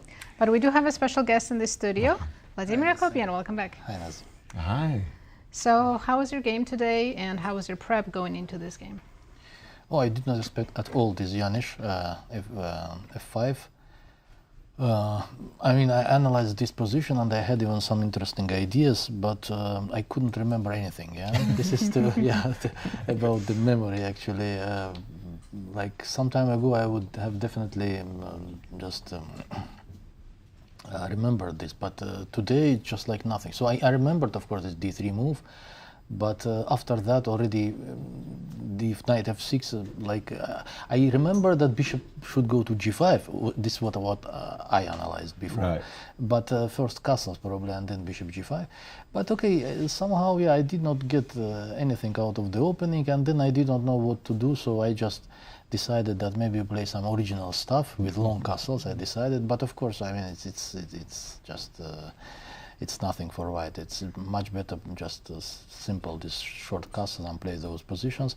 And after that, I believe I was just worse. I was just worse, and somehow, of course, I mean, Gregory could have played. I believe bishop takes f3 already, going for a draw. Maybe without bishop takes f3, because already it's clear when I played rook df1 that something goes terribly wrong for white. We'll get into some questions about the chess position for just a moment, but I want to say that's what you're saying makes me laugh, because it's a kind of a myth that we tell ourselves. We work on a world championship. We get all of this great preparation, we never get a chance to play it. We say, we're going to keep it in our pockets, and we're going to play it against somebody in the future who's going to fall for it. And then in the future, we forget. We thought that you were going to play in this position, bishop takes f6, bishop takes f6, queen to d5, bishop to d7, castles long. And if Gregory falls for something very natural, and this is a way that you could get potentially an advantage. And what we thought you did instead, Vladimir, was that as you were just describing it, you kind of got yourself in a position where you didn't know what to do. We thought bishop g4, maybe his chance was to play a6 and to kind of say to you, well, where's your breaks and what are you going to do? I wanted bishop just to a4, b5, bishop b3, just. Right, and it's not that we're hunting down the bishop per se. Yeah, of course, yeah. But I mean, black is fine, definitely. Yes, exactly. But it's one of those things, castles on opposite sides, it's just, who's launching the attack. Yeah, it's totally wrong, yeah. Yeah, it just feels... But also after bishop g4, white is in trouble, yeah? So it seems to me... You probably did a very good job at shutting down the position. No, okay, after bishop takes f3 is already easier, I believe, for white. If black wants to play here there are some moves, yeah?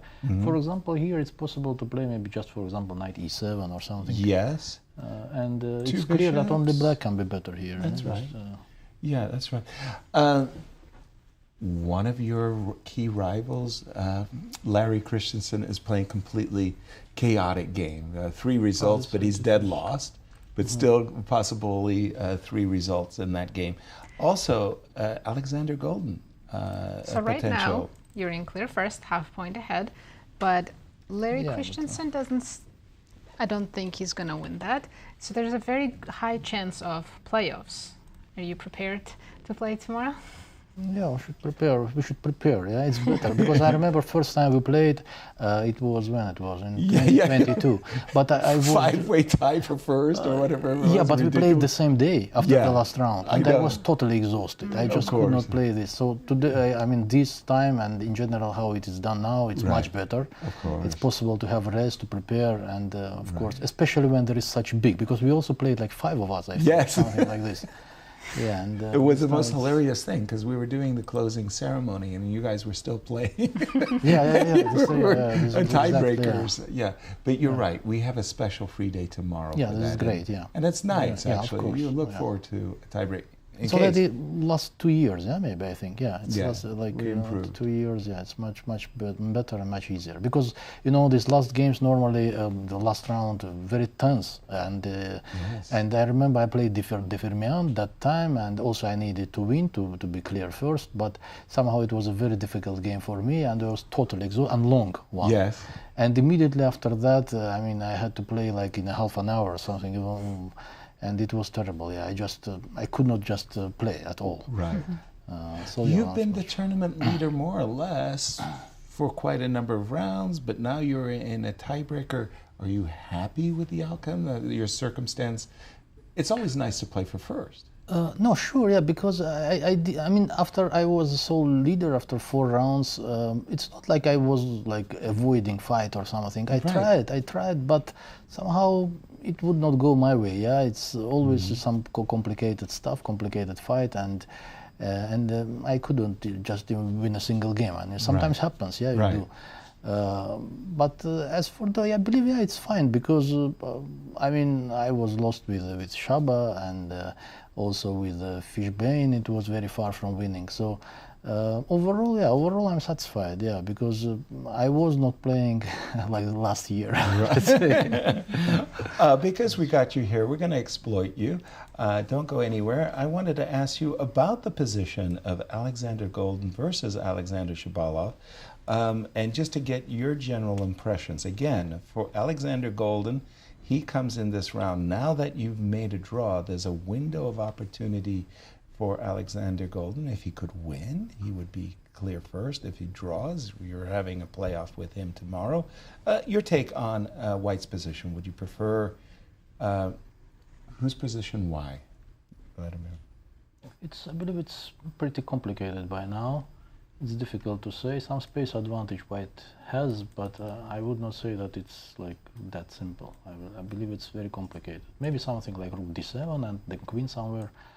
I believe it's and here maybe Queen C8 maybe. And just but isn't it all? Are you going to go Knight to D8? No, C5 is hanging. No, B7 is hanging. C5 is hanging. C5 is hanging. It should be like complicated, not that simple, I believe. I am sitting next to a confirmed Catalan player. Nazi Paikidze is going to tell me that her bishop is sitting Also A5 was already hanging, yeah? Yes, you could have taken that too. Before Queen C8, yes, that was a possibility. Yeah, maybe it takes, But it's complicated, it's not that simple. I mean, it's just... But Nazi is going to tell you that her bishop is on G2, and she is going to give you a fair warning. But still, I mean, I can take Queen E1. Yeah, it's just it's already complicated, too complicated. Yeah, so I believe that. Okay, let them decide. As commentators, you've discovered our trick, and let them decide who's going to play for the win. I was pretty lucky, I believe, today just to escape. At some point, I thought already when I tried to find something like Rook D1, I was very unhappy with my position. Right. It's not like, of course, White is losing or something like this, but already unpleasant. Right. Okay, so it's just... it's okay. Vladimir, thank you so much for joining us, sharing your time. I know you've got a probable playoff tomorrow that you're going to have to deal with. Go get your rest, go get your preparation. And let's once again take a look at the senior Thank you for joining results as we are in the championship round. Right, most of the players are still playing. We had one draw between Vladimir Akopian and Gregory Kaidanov. We're anxiously waiting to see what Larry Christiansen and Alexander Goldin do to see if we have playoffs tomorrow. Well, let's pick up the action between Larry and Maxim Dlugy. After Larry's move, Queen C4, I was kind of stunned by Queen B2, frankly. I thought, why did he reject B5? I thought that you're attacking my bishop, I defend my bishop with tempo, and my next move is going to be Rook D8. What am I missing? Nothing, B5 is winning. B5 is winning. Move. Okay, Queen B2, I thought kind of made things a little bit more tricky, but... Definitely, yes. Now, at least White's king's not getting checkmated. Fantastic. Is the knight trapped? But that's the problem. The knight's trapped. If you try to play f6, be careful. You are inviting bishop to d5. I'm C6 has to be played. C6. Yes. Rook takes b7. And rook b8. With some rook to b8. A to b8, yes. I don't think you want to give up the f7 pawn. You probably cannot take it anyway, but okay, A to b8. Oh, this saves the knight because g2 Yes. is hanging. If you take on b8 and take on d2, Because then otherwise, didn't see that. I was starting to think white was better. Exactly. I'm thinking, wait a minute, 2 pieces for a rook? Isn't c6 hanging? And it is, but the skewer at the end. The thing is, I took a lot of pawns in the process of getting to this position. You did? So now I have a lot to give back. You know? It feels like I'm losing a lot of the pawns, but in Right. fact you're just reestablishing material balance in terms of pawns as well. How amazing is that? Well, it has been Question a is, very chaotic game. Does Maxim see this? Because if he doesn't, he will lose that knight, and then Larry's not risking much. And the after idea of that. c6 is that if you go c6 rook to b2, for example, or somewhere on the b file, let's say rook b6, rook b2, it doesn't matter. Now I have f6. Okay, and you don't took away have the bishop d5 check. Nicely done. Yes. You right. Your knight moves away, I have knight c4. Exactly. You take on d2 my knight, I take your knight, and then you're an an exchange up. Yeah, right. Exactly. So again, and just in these positions in general, the two minor pieces, it's a rook and 2 pawns, isn't it? Yes, but my minor pieces are Very pretty good. active. That's the difference, right? And I am taking your pawns. Like I will be taking some pawns. At least 1 or 2, yeah. The knight on e5 is just too good. I agree. Yeah. I agree C6. Like I'm not because better I as miss, white, but it's going to Right. be very difficult for you to actually be better as white. I miss the skewer of bishop g2, but I was thinking of rook d8. Crucial move right now, c6, he needs to find it. And even after that, it's not completely over by any stretch of the imagination. But if he does not play c6, then Larry is completely back in the game. Gotcha. C6. And games we haven't looked at, I'm just going to do a quick flash. C6. And he just played it. Should we look at Goldin as well? Yes. Just to stay within. We had Vladimir's expertise in the Goldin. Let's see where we stand. Shabalov. Right. By the way, Shabalov. Where did the c-pawn go? Where did the c-pawn go? Guys, if Shabalov wins, And he's Maxim going to wins. be at least on 5.5. Well, he's going to be on 5.5. He's going to be tying Akopian as of right now. Oh, wow, he has a chance for Yes, first. he does. And Fishbein as well. He's not completely. We could have a lot of players that. Oh my goodness. We can have a tie for first play, but with different players than we It expected. might be a big tie. Yes. With Shabalov and Fishbein. Yeah. Wait, they don't have same score, right? That's not right. Goldin has 5. Yes, Goldin is a half a point Half a in point the and a half, lead. yeah. Yes. In if coming Shabalov into this wins round. this one, he leapfrogs By the him, way, ties with Shabalov Akopian. needs a win because a moment ago, if I'm reading this right, okay, so check this out. I go knight d7. You play rook c3. I play knight f8. You play rook b3. So there was an offer of a draw. And who declined it? As Shabalov did. I see. Shabalov played rook to Even Engine agrees with him. It's a very, very small edge for black. It doesn't matter if the engine agrees with Shabalov. Shabalov is playing for a win. Yeah. I'm saying it's justified. The decline for a draw is justified, yeah. I'm just laughing because I don't. There's not a game that a position where Shabby is not playing for a win, and he finds it fully justified. But okay. I think it's a 3-result game, even though it's an extra pawn. Have you played against Shabalov? Oh, many times. We No. played in these U.S. championships. We had Crazy games? Oh, terribly. I've played him once. I was 13 years old. Really? It was in Barbados, of all places. Of course, that was my first guess. He's a traveler. He's a traveler. Yeah, crazy game. As soon as he got an attack, I admitted. But Right. until then, I was doing well. Once he gets That's when I learned. If he attacks, the mojo you're done. going, he is special. There was that great line from the Soviet Union. The great line was, if you're playing against Michael Tal and he sacrifices a pawn, take it immediately. If you're playing against Michael Botvinnik and he sacrifices a pawn, consider your options carefully and then take the pawn. Okay. If you're playing against Tigran Petrosian and he sacrifices the pawn, resign. You're lost. I thought you were going to say if he sacrifices an exchange. You resign, you're lost. He's a master of that too. Queen A2. I think Shabalov is... He's playing for a win for sure. Absolutely. He has a pawn? Yeah, this has gone his way. And by the way, Alexander Goldin, let's give him some credit. He comes into this round undefeated. He's playing a really, really nice tournament. It would be a very, very sour way of finishing the event with a loss. We're going to keep an eye on this one. I wanted to turn to the junior girls, championship. Jasmine Su against Zoe Tang. Yep. Zoe's better now. Sorry, this is the Rose Atwell game, which was, it looked to us like Lori was winning. Done, yeah. Like Rose is lost. Sorry, where were we going? Zoe's game. Zoe games. Mm-hmm. Good decision. She's playing for first. Because she can win this game and win the championship. Whoa. Without the playoffs. And things have gone really in our favor. We left it after Queen H4, Bishop to F2, Queen G5, Bishop E3. Draw? No. No draw. Zoe. Boy. Just Queen What a E4 fighter. was good. Yeah. What a fighter. Well, she knows if she wins this one, she doesn't risk anybody catching up with her, and she feels like she's not risking much. By the way, if she gets has a into winning this endgame. rook ending, I mean, it's only a 2 result, and probably it's a single result. I think it's single. Well, you lose the pawn. You lose the d4 pawn. How? Straight up. With rook d8, rook d5, followed by e5. Oh, king is too far, yeah.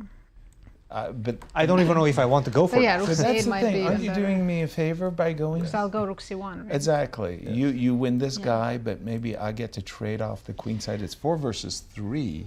But I do have double pawns on the king side. But so I this think 4 even this is versus winning. 3, With the it's not. Bad. It's much easier to try to play for a win than the usual 4 You know, versus 3. it's actually a funny thing. Check this one out, and it was taught me by Viktor Korchnoi. So in these games where we get 4 versus 3, and how do we do it?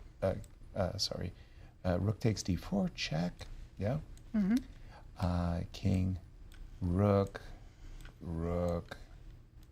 Ooh. G1 King. takes. Rook. Okay. So we're going to get a 4 versus 3. And white has double pawns. Mm-hmm. Viktor Korchnoi says the ideal structure, that's an easy draw. You're white, you have double pawns, you only have 3 of them. Where are they? I thought this would be already F2, lost. F3, and H2. Or What? H3. Really? Yes. Separated pawns? I'm is glad better? you went really, because Much you're better, absolutely much right. better, yes, F2, F3, H2, or H3, Or and it's a H3, dead Yeah, with draw. F2 and F3 is Oh, you much just easier. stand with the king and... Yeah. Oh. Here, G3 and G4, I think, gives black some opportunity because it is a passer. With the e-pawn, it's much more difficult. Like even GH versus GHE with an extra e-pawn. Yeah. 3 versus 2, even that is I think a that's bit more Botvinnik difficult. Knight or yes. ending. I think we've but seen we think Zoe, only with the 2 move result Queen E4, she's not only has an advantage, she has, as you just said it, a 2-result game. And now, Yeah. Dlugy, I have to say, is looking at a winning position. Okay, let's looking jump back at to a the winning seniors. position right now, and it is technical because some things have changed in the position. So he did go for this c6, rook takes b7, rook to b8, which we've seen. And then bishop takes c6, we exchange once more, and perhaps this was the move that he missed, knight to b1, just because it simplifies the position even further. It's going to be very difficult for you to defend the pawn on a3. How do you do it? Well, you probably don't. If you go knight to c4, then I can go a4, followed by rook to b8, rook to b3, or rook to b8, rook to c8. You're going to lose the pawn on a3. Agreed. And that's a problem. So what you probably should focus on is counterplay with the d pawn. Right. But is it enough? Do I Looks have scary, doesn't it? It does look scary, but how do you continue after that? So let's say I just simply go king f8, but even f6 now. f6. f6 is the problem, yes. Yes. No. You don't have time to play bishop c8 and knight c6, and you might be cooking if you had. You might be, yes. So for example, if you go something like this, king that would e7, be embarrassing. This is really bad. Oops. But even this is winning. Knight After goes knight to c2 followed by knight to Oh, b4. Yes. nasty. Right No on more time. knight to c6. It seems like the d pawn looks threatening, but it's not going anywhere with a rook on d8, coupled with the action, defensively coupled with the action of the knight on a3, and the king coming fast towards the center. It's not enough. Larry, I think, is staring down at defeat right now. Right. Now it's funny, all our picks could be playing the playoffs tomorrow in the seniors. Really? Akopian. Akopian? Sorry, Larry. Larry's not looking Shabalov, great. if he wins. You're back in this one. Somehow I'm back. I was gave cruising. Up. You gave up at. I was cruising with Vladimir the whole game. Right. All So time. you picked Shabalov. No, I'm back she's somehow. been on the roller coaster Wow. ride. This one. Are you 3 out of 3, Yasser? You might be 3 out of 3. Yeah. We don't count our chickens before they I hatch. see. You're modest right now. Okay. Okay, I'm in the clubhouse modest, as far as Andy Woodward is concerned, but Zoe still has to clinch. Let's see what he goes for. Larry's just about to make a move. Vladimir as well. Pardon me, Lori. There we go. He made a move. And that is A4. A4. He played A4. Okay. Knight c3 quickly played, which was not the best move. Why is Not the Maxim best move. playing so fast? A mistake. His knight's not good on c3. Sorry, but bishop c6 now? Yeah. I guess rook to d8. Okay, I am going to pick up the action. I was going to take us somewhere else, but okay, here we go. And I'm going to bring up the game of Larry Christiansen versus Max Dlugy. And how could you not play knight c3? You want to play knight c8. I I think understand you start with rook b8. that rook b8, activating the rook so you can play rook to b3. So I'll give you some checks, yeah. But right now, okay, knight c3, bishop c6. My next move is king d3. Or d5, king d4, right? Depending on what you do. If you try to go rook to b8, try to go for these rook b4, rook b3 ideas. Okay. Then I go king d3. You don't have rook b3. Because? Because of king c2. Oops. Rook a3. Rook a3, king b2. Oops. You're losing right now. Yeah, I have to give up material. I agree. Oops. Let's not do that. Probably he's thinking to play rook to d8 and knight to d5? Yes, but it's a moment of just Inexactness. Losing focus. I feel knight to Yeah. c3 was played so fast, he did not even consider any other moves. And right now, I'm not saying Larry's completely back in the game, but he has chances. To save this He game. has chances, yeah. If he saves the game, he's in a playoff. If he wins the game. Then he's in Well, first. it depends on what happens in Goldin versus Yes, Shabalov. of But he has course. a great chance if he saves this one to be in the playoff. Exactly. I think it's just a Cinderella story of a Lori, and forgive me for taking our eye away from We should go the to fight that for game. first. Lori But Q against Rose Atwell's about to check be over. out this last move that Lori just made, and she didn't play d6. She included the move knight e4. Bring all the pieces in the attack. Closing off the e file so there was none of this bishop c3, knight g2, zigging and zagging. And look how she handled her business. Okay, she really wants to play queen h7 check and rook f1 mate. The problem with this brilliant idea of queen h7 check and rook f1 mate is the rook gets captured. Knight is so, look at that. Oh. Beautiful. Oh, really star this move. Is it, right? What can black do? If you take the bishop, if Rose captures the bishop, we're going to go check, king, check, and if you block. See how Laurie's looking at her position? She came back, double checks, like, I'm checkmating, right? And then walked away. And look at the, my board just lit up like a Christmas tree when it saw Laurie's move, bishop c4. It became, what color is that? It's supposed to be a green, but it's like green, a sea blue marine green. You're right, you know, you're like right. what? Yeah. It's some kind of the a green. expert of colors. Double X-Slam, and again, sorry, just I meant to lay the groundwork, which was 6 consecutive losses. Poor Laurie. She was building character, as you explained. And then she won a game. She turned everything and she around. Felt good. And then she won another game. She right felt now better. She's gaining rating. After winning this one, she's going to gain a lot. I mean, I think we're a few moves away from checkmate. Yeah. But to finish the tournament 3 wins in a row, 12-year-old in her first national championship. Very impressive. I mean, she'll come back next year thinking, you know, like... She'll have so much more confidence knowing that she can beat these players. Wow. Okay, so Laurie is quite the story. Before we jump to the seniors, I think Zoe is now equal. So instead of... We were expecting queen e4 so she could go to this rook ending.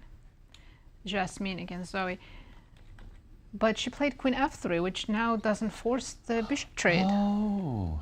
So isn't this easier to play for white? Oh, definitely. I mean, the rook ending was a 2-result game, no question about it. With the bishops...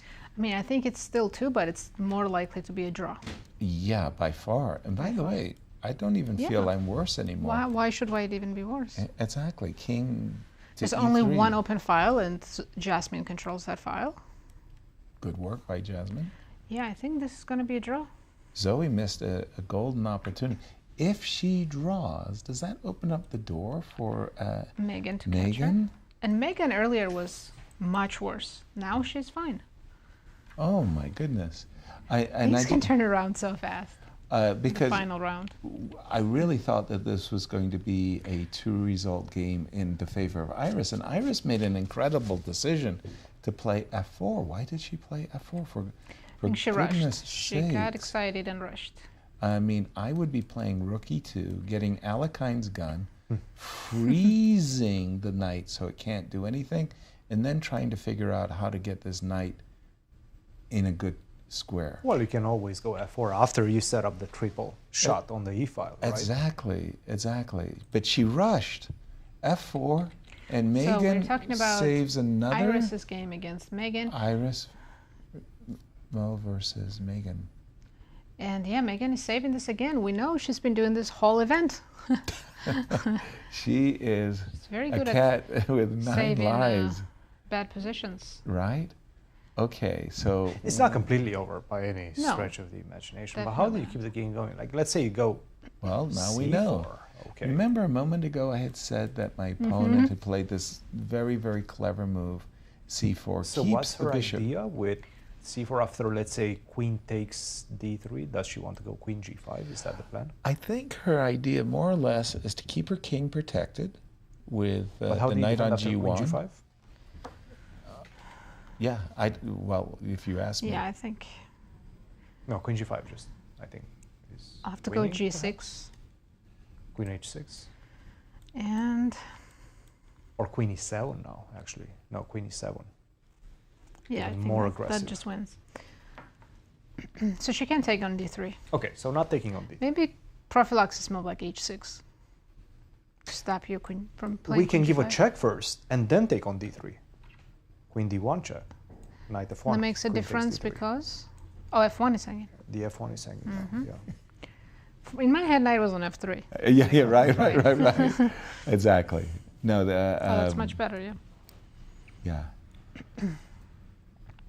Yeah, now it's... Wait, is she up a pawn? Megan would be up a pawn.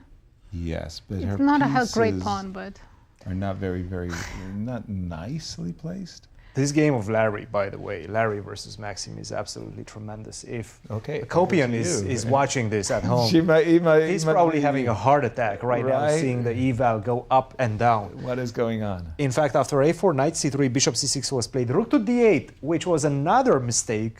On top of knight to c3, rook to d8, and now knight c4 would have thrown the game into an absolutely worldwide spin. You have to go here. You have to take on f4. I'm not going to take back because if rook takes d4. Right. That's obviously losing. Yeah. And perhaps this was his idea. But after I take on a5, I have two pawns which are going fast. You down may the have board. 3 though. You will take on h3, yes. But then I go d5. Right. You have to come back.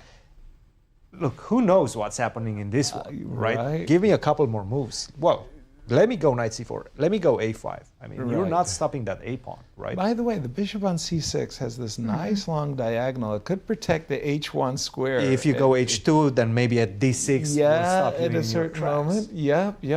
This is a race. A race, and nobody knows what actually is going to happen, right? You have to play very precise. Computer is still saying that black is better, but not by much.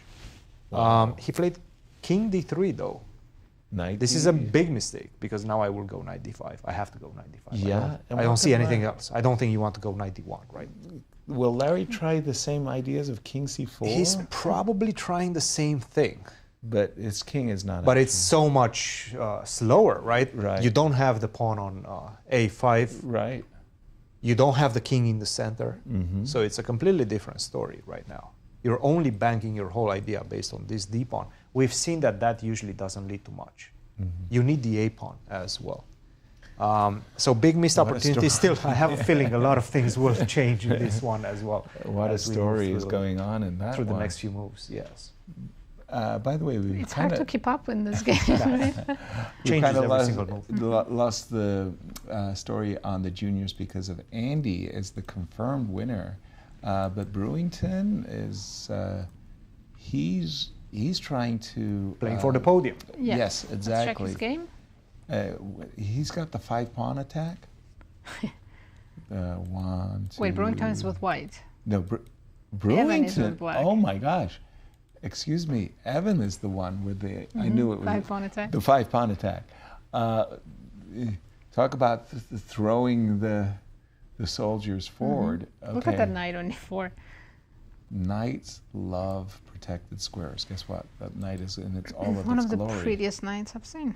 I know, and from Brewington's point of view, he's saying more marching. Yeah, I think he has to go something like queen d3 and prepare f3, or in this current position, f3 would work. Yeah. You need to kick this knight out. This knight is really lording over the position. I like the idea for Evan. But then you're letting me play f3. I don't know. So maybe play rook d7 first, just to avoid that rook e7 move. Ah, Not okay. to queen d3. Yeah. Rook d7. So f3. So you're threatening to play rook to e7. So let me guard against the threat. But yeah, after now f3, I can't play. You just take on g3. Whoop. Yeah. That's the next pawn. It's a messy position, and the Brewington's going down on the clock. He has 8 minutes. Ooh. Evan doesn't have that much either, 10 minutes, and they still have 11 moves to make. So anything can happen in that game. Okay. And again, I'm just going to take a sneak peek at the senior section. I'm not just going to stay at the game of Larry Christiansen and Max Dlugy, because we know in that ending it's chaotic, but with the material advantage that Max has, he should be a favorite at this point. I wanted to go to the Goldin versus Shabalov game. And when we left it, Shabalov had won a pawn. He said, aren't I happy? I'm a pawn up. But does Alexander have some... Okay, I'm starting to like his compensation. Thank you. That was a word I couldn't find in my memory banks. Compensation. Doesn't he have some compensation? He definitely does. Queen to c5. Should I oppose you? How would this line go, Nazi? Yeah, I don't like being pinned. That bishop on c3. We have a common understanding. So I have to play something like rook a2 here. Right. But I think immediately knight g4, you're about to win a second pawn. Excuse me? Ooh. Because on bishop f6, take, knight f6. Right. Yeah. Ooh, how nice. Nasty. So that means I actually have to play rook c1 and take my pressure off of the b7 pawn. Knight f5. Maybe knight f5 is not so good. No, and again, for those of you joining us late, for the senior championship, this game is huge. Alexander Goldin wins. He'll be in clear first. And only Larry could catch him with a victory. Should he draw, maybe we're going into playoffs. We're going into playoffs. Seems unless like every single Larry move wins, and then every single move changes the most possible scenario. Exactly. In this round. Exactly. Well, they still have 9 moves to go until time control, and Alexander is down to 6 minutes, and some tough decisions to make. Right. If knight f5 is not good, what do we do? Knight takes e6 maybe? Knight takes e6. I'm absolutely, how do you say, feeling it essential to pile up pressure on the b7 pawn. He had the pressure earlier. Oh, he's played knight f5. He did play knight. That's not a good move. I was thinking rook a2, other than knight f5, and you were asking me should he play knight e6. I'm thinking rook a2 and doing everything I can to, threaten knight c6 on a good day, right? He did not play this. He played instead knight f5. Queen c5 quickly responded. Instantly. And by the way, that move knight takes g4, suddenly and you Akopian alerted suddenly me. Happy. Yeah. Except he would have to play Shabalov in case of... okay, Shabalov's not winning. It just became more equal now. Well, more advantageous. I'm just watching the eval bar. Okay. I'm thinking that Shabalov is the one who's now playing. He has an extra pawn and everything. He's kind of feeling that after the move rook c1... Maybe just g6. How about... He's played rook c1. Because of that... Knight g4 idea, that tactic. Knight g4, so rook c1. But now I feel like I have the opportunity to activate my rook. Rook to d8, rook to d7. Or g6 and kick out your beautiful knight on f5. It was only guest visiting, short-lived invite. It enjoyed its moment in the sun. And exactly. Can return now. And now we're back. Maybe knight d7 if I'm not blundering some tactics. I think I'm defending the bishop on f6. It's the funniest thing. Oftentimes when I'm consolidating, I'm making a tidy little move. That is the exact moment that I'm allowing a tactic that didn't exist prior to my being clever and safety play. Knight By the way, are Larry and Maxim repeating? I see they've repeated twice actually. Oh, twice? No way. Twice? So far, twice repetition, yeah. Okay, so that was okay, we saw this in king e4. They repeated. And now... If he goes knight c3 again and king e3, that will be a draw. That will be a draw. Yeah. Now, Max is probably thinking, wait a minute, hold on, I want to play on. Why wouldn't he play knight b4 and say, I'm an exchange. Maybe he's worried about the pawn d5. I mean, he's gonna go knight b4. He has to, right? There's no way. Because maybe he doesn't want to be a spoiler. King f8, king e7. No f6 ideas?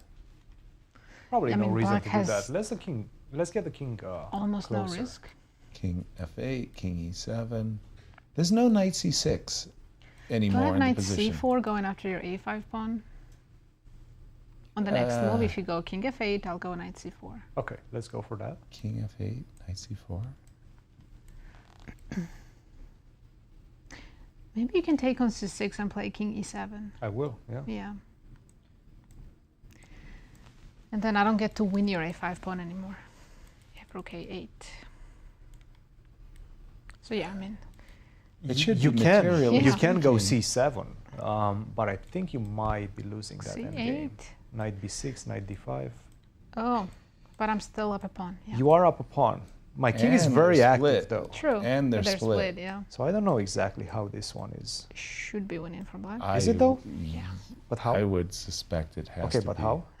I mean, this is not Don't clear. test us, Christian. it's winning. I need to know somehow. how, because I'm not seeing it.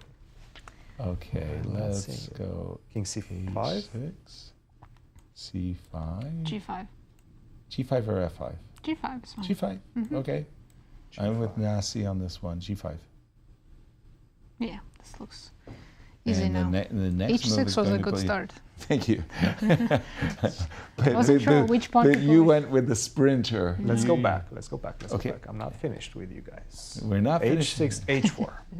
H6, H4. Okay. Prove So, me. Where is the prove win? me.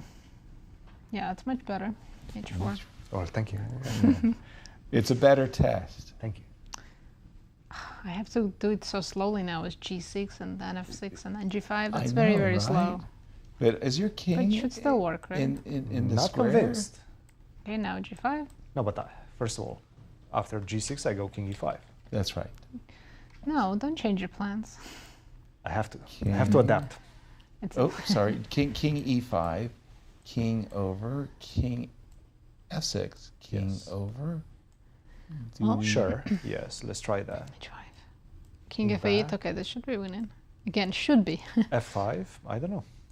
Still work, right? There's still some work. Unless your king gets into one of those bubbles where it's trapped. By the way, Maxim's down to his last 4 minutes, so it seems more and more It is more likely. 40, He 42, must be getting- 42, okay, yes. okay. So Okay, he has he's plenty made- of time. Gotcha. Okay.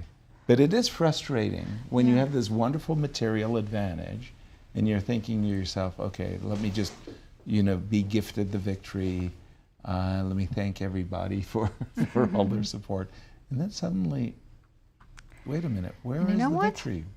Alexander Fishbein has a winning endgame against Joel Benjamin. He could also be playing in the tiebreak tomorrow. Oh, no, that's another person we overlooked, the Joel Benjamin versus Fishbein. Let's go to that game because that Alexander Fishbein with the white pieces, he has bishop versus knight. And It's remember, a very delicate endgame. we thought that Joel had a, Mhm. and I was saying knight on c5 and how wonderful that can be for, I think the last move was really bad for black. to give Yeah. up the bishop. Well, first that, and then knight b6, so now it's just allowing white to go king f5, king g6. Hello. That should be a very easy win after that. Right, king f5, king g6. You're gonna, black's king is going to be Mhm. forcefully sitting on the f8 square where it will be locked. And then Alexander can figure out ways of making further inroads, h5 and again, good bishop versus bad knight. Normally we've been seeing a lot of good knight versus bad bishop endings. This is a reversal. Something Bobby Fischer, he loved playing with the bishops. He was okay, so let's just show a potential of where Joel's problems lie. Let's say h5, right? Okay, knight d7. Knight to d7. Play f4. Okay, so yep, knight e5. You want to evict me, so I'll play f4. I think I'm just standing knight b6. I just have to wait. Okay, So and what's your this is winning the plan? problem.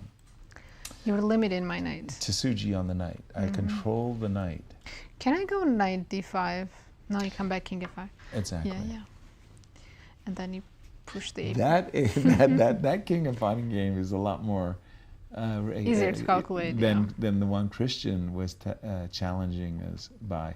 And the problem is you're running out of moves. Is I'm the gonna knight lose the moves, c6 pawn. and yeah, This seems very easy, actually. actually it does, doesn't it? We didn't defend it very well for Joel, but then again, maybe it's not defensible, and we're expecting Alexander Fishbein to play the move king f5, and once again, with a victory, he can join the fray because He'll have 5.5. Akopian drew, Mhm. allowing his rivals to either surpass him or, in the case, well, if Larry, wait a minute, just a second, hold on. The only one that can avoid a tiebreak seems to It's be Goldin. Goldin. If he wins, yes, that's it. Because we don't think Larry can possibly win this endgame. Exactly. So. And by the way, for Joel, this would be ending on a sour note. I mean, he had a very decent result, undefeated, won a game, and gave himself a potential chance to lose the last round. Yeah, of playing for first or fighting for first, and for Fishbein. Wow, what a fabulous way to finish the tournament with a victory and a He called his playoff? shot. He said, you know what, with his victory a couple of rounds ago, he said, I'm back in this one. I have a Exactly. chance, you know. I'm not close yet to the leaders, but at least I have a chance. Yeah. You see King F5 He play? was so enthusiastic. For those of you who missed it, Alexander Fishbein was explaining that in his matchups with Alexander Shabalov, he had been adopted. He was 8 losses, no wins, a couple of draws, and it was gross. And for the first time, he won against Shabalov. He said it was the greatest victory he's ever had against a tournament opponent who had tortured him So he his whole played King career. E7. King What's E7. the mechanism here? King G6 and F4. We were thinking that we were just going to run black Bishop out of E6. moves. We were going to go H5. We looked at knight to D7, F4, and the problem that we find ourselves in is the black king simply cannot move. And then after a move like bishop here, the knight is getting dominated. Played A4. I guess that's not. Oh yeah, he can also play A5 and Kick the knight as well, yeah, right? it actually might be easier than our So plan. he kept his king on the F5 square.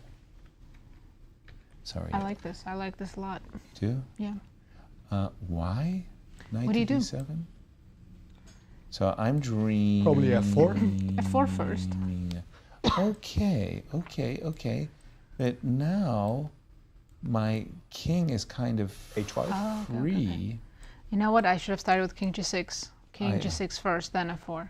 Much more accurate. Right? Okay. But that knight can get trapped. Of course. on I'm not F8. happy. To goodness knows, I think white is winning, but at least your king is not in the position. But you said you should have included King G6. after knight D7, King G6 at once. Absolutely. Make you go King F8 and then play F4. Nice. Technique. Very, very important. And boy, good technique is It's easier to do when you can take moves back. But I'm saying you could be a great attacker, but if you do not have a technique for the end game, you can spoil all of these winning endings by just not playing very well. Joel's reaching for his knight, by the way. Is clock You want times a knight factor C8. in this one? Yes, they still haven't reached time control, and Joel's down to 2.5 minutes. Well, the knight had no future on the D7 square, so I think I like this choice. Should we go to gold? Yep. Goldin? We should. Well, in fact, bring it up on your board and tell us what your thoughts are about the position. Well, the thing is, they both have very little time on their clock, so we probably should focus on their on the do bird's they eye have? view. 2 minutes and 20 seconds for Goldin and 6 minutes for Shabalov. So Goldin going down to his last 2 minutes, 3 minutes on his clock right now. Crazy position, very, very tense position. That is extra pawn for black, but there is some compensation. Of course, you're looking at that B7 pawn. You tell me what I should do. We're gonna Knight keep this. D3 looks good. And knight D3. Okay, you're tickling my rook. I feel it. Rook to C2. Okay, and the moment. Maybe I can take on D4 And I'll take with the bishop. I'm going knight F4. Well, hold on. Wait a minute. You're taking with the bishop. I'm taking with Oh, the you're bishop. taking back with the bishop. That's a tempo. I got out of. Almost trapped. Queen B5 only move, or Queen B4. Queen B4 also. But wait a minute. Now I have 2 bishops in a kind of an open position. D4 is under attack. And I move it. Rook B7, let's say. It was polite of you to point out. Okay, I do not like. This is a definitely. Actually, let's go back. uninvited- I take on Yes. B1 first. I exchange the queens first. Okay, at what moment? No, you had it right. Oh, sorry. You had Knight it to right. Just go D3. back one move. Rook to C2. Knight on D. Oh, sorry. You were taking with the bishop. Mhm. Bishop takes D4. Queen went back. I went bishop. No, I You take on went b1. take.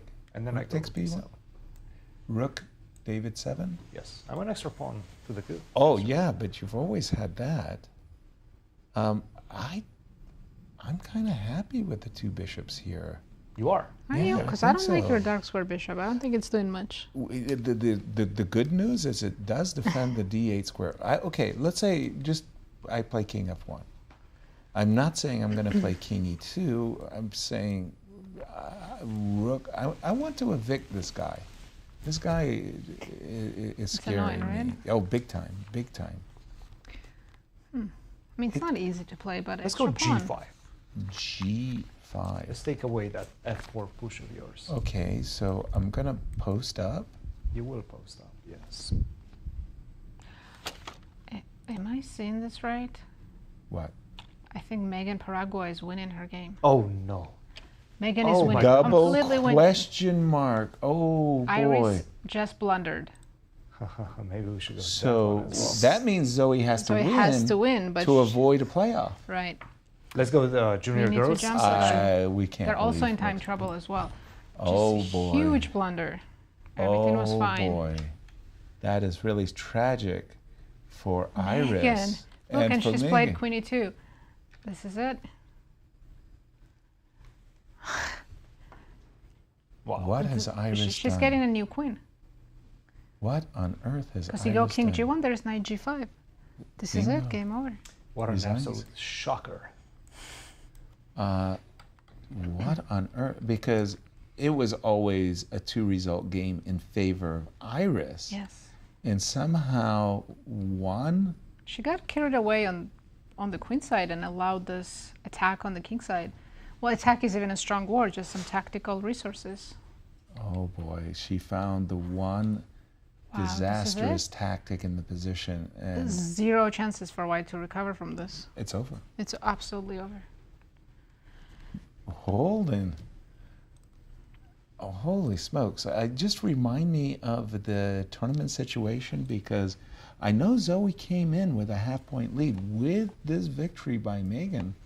Zoe has to win if she wants clear first. Right. If she draws, we'll have playoffs. So we're expecting playoffs in the senior. Juniors is done deal. Yeah. Andy Woodward, he delivered today. He needed a draw, he got it, and that was it. And looking at, we don't have to switch, but Zoe's position is very drawish. Oh my goodness. And I'm looking at Megan.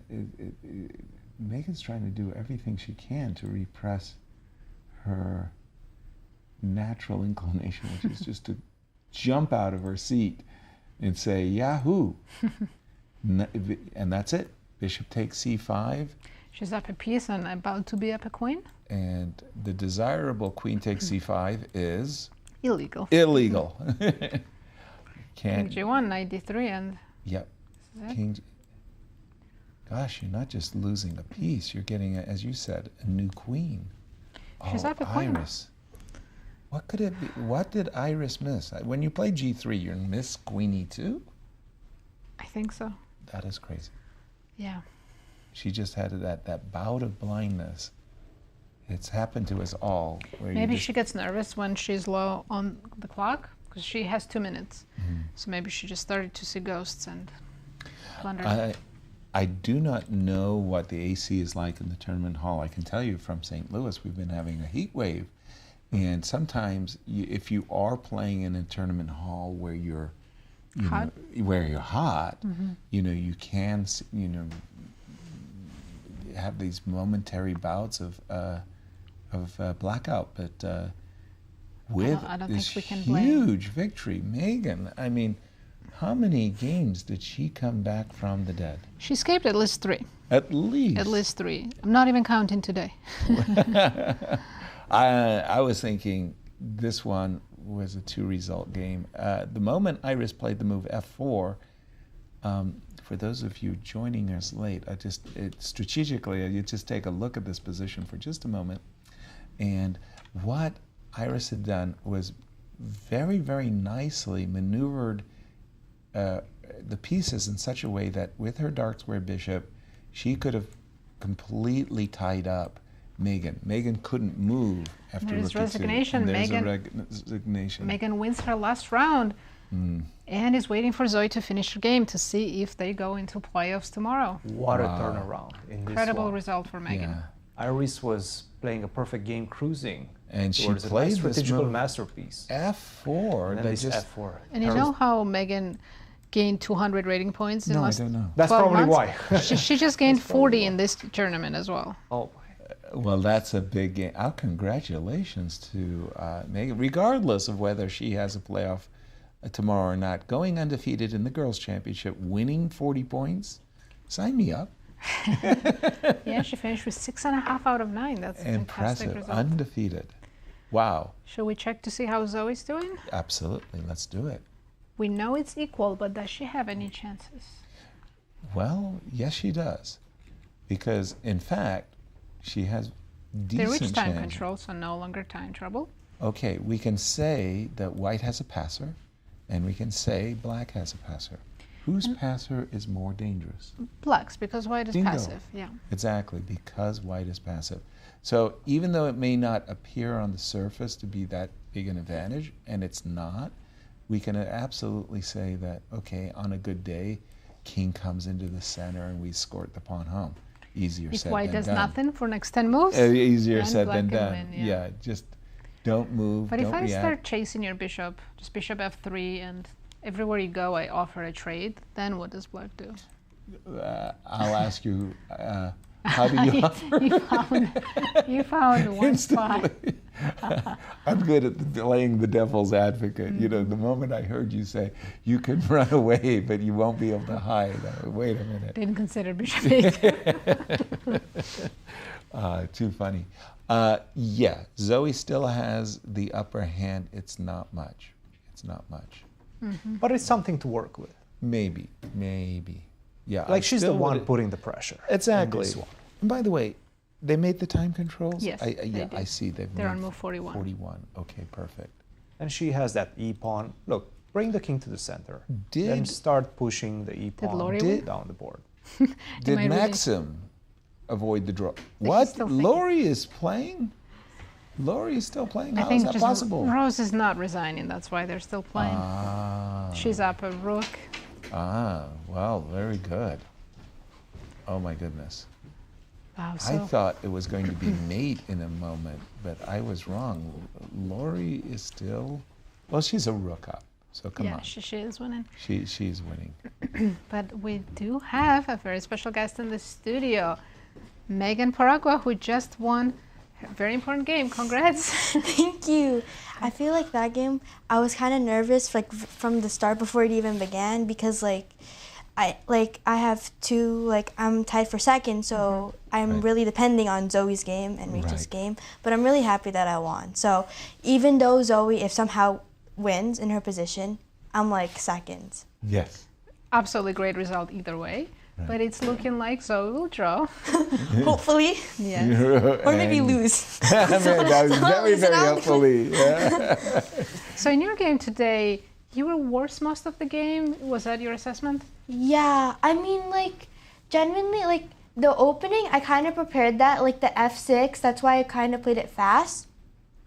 So I had some idea, and even though I had, like, the worst pawn structure, she was still, like, she had no idea what to do. So for both of us, we were over the board, so that's, like, good, because we can actually, like, no one's playing with engine, they know, like, the line for 20 moves. Yeah. I don't know, at here, I started feeling like the e5 pawn, he had pressure, and then, like, I lost, like, the compensation. Because when queen, like, before, when the queen was on e1, and the rook was still on a1, maybe I had something, because, like, there's always rook h6.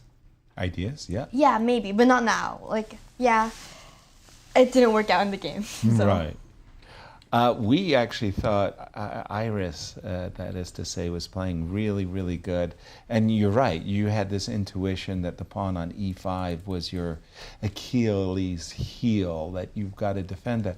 We thought that she was going to play rook here, queen here, and just keep Yeah. pressure, if you will. I think that's why I spent a lot of time, because I saw all these like ways to attack the pawn, Right. and I wasn't really sure because eventually there's gonna be like f4. Yes. And like I was like, at this point, the worst case scenario is like You the could best case just scenario. lose the pawn. Yeah. Yeah. And then the c5 pawn, it's not good for me. When she played the move f4, however, it kind of gave you an opportunity because Yeah. now there's no weakness in the position. And Yeah. okay, but what was your assessment right about here? Here, I was like, I recovered, so I felt a little better. Yeah. Okay. And then so somehow I gained the pawn. And here, I mean, I didn't. why does she retreat? Maybe h3 and just Yeah, I was thinking about that. maybe h3, king But, h2, yeah. knight g3. But here I was thinking that the worst case scenario could be It's like best. a draw. Yes. Yeah, Right, draw. Right. And somehow you coordinated and Some kind of special attack. exactly. Her bishop's getting trapped weirdly, right? Or it's Yeah, like if you want to escape, it's bishop e6, bishop a5, but like nobody cares about the bishop anymore. It's not part of the Exactly. game. And then she blundered. This was a G3 tragedy, move. a tragic moment. Yeah. But And I think she played here fast, right? I think she Yeah. played fast here. I was kind of surprised because, you know, there's so many ways. And like the h3 pawn, after Yeah. if I took it, then it would be really weak. So I have always knight g5. right. She could have played king h1. You're already better, but it's not as winning as it was after g3. And now it's suddenly your heart just leapt. I know, I was just completely relaxed. Queen e1, and suddenly it's been an incredible event for you. You managed to get through the entire classical part of the event Undefeated. Undefeated, yes. And considering considering Incredible the score. positions. Yeah, and you gained 200 rating points in the last 12 months, and you picked up 40. 40 here, I points, think, here. Yeah. I guess you're pretty happy. Yes, I am. Compared to last year, I got in this tournament, I never lost. And even though there's some positions where I was losing, Right. I know because there's so many games where I was like, the opponent was +1 or Right. like +3, and then it was like, somehow I was able to survive them. Because Exactly. you know, even though that they're better, they have to still find the correct moves. Right. And a lot of them didn't. Right. Which I kind of got lucky with them. Right. Let's remind you, in case you were to play Zoe, take a look. We've got a playoff scenario, and tell us what your thoughts are about these playoffs. Here we go. In case of a playoff, here's the format. Right, you're going to play 2-game rapid match. Time control will be 15 minutes with 10-second increment. If after that you're still tied, you will play up to 3 blitz matches, 3+2. How do you feel about that format? I think it's better. I mean, at least I have more chances because, you know, in long game, once you blunder, they have a lot of time to spend. So, yeah. And I feel better in blitz because it's quick. I was going to ask you, do you feel more confident in rapid or blitz? Rapid or blitz? This is a hard question. Wait. Maybe blitz, because I practice blitz more than rapid. Exactly. But I guess I'm equal in them. But if you compared like blitz and rapid to classical, I would for sure say blitz and rapid. Right. Yeah. Well, you did amazing in classical. So. Strange surprise. See, I was away for me. I played blitz my whole career, and it was like I was a better blitz player than a classical, and it was only slowly that, you know, I became a better classical player because I was playing blitz all day, and I enjoyed it. I mean, because you're not going to, like, let's say on a regular day, you're not going to play a 1 hour and 30 minutes game. Clear. Yeah. So that's how I practice more blitz, so I guess that's why I'm more comfortable in that. Exactly. So now are you going to go back to your room and just watch Zoe's game? Well, I mean, like, yeah, I guess. Hopefully you'll end up hopefully you end up to a loss. Right. That would be it. You're rooting for Jasmine. Yeah. Makes sense. And in case she draws, how are you going to prepare for the playoffs? Well, I'm definitely going to try to adjust my classical to, like, a quicker time control. But I think I'm just going to do, like, regular preparation, you know, try to surprise it with the openings. Right. Yeah. And play some practice games, right? Yeah, Rapid yeah, and for blitz. sure.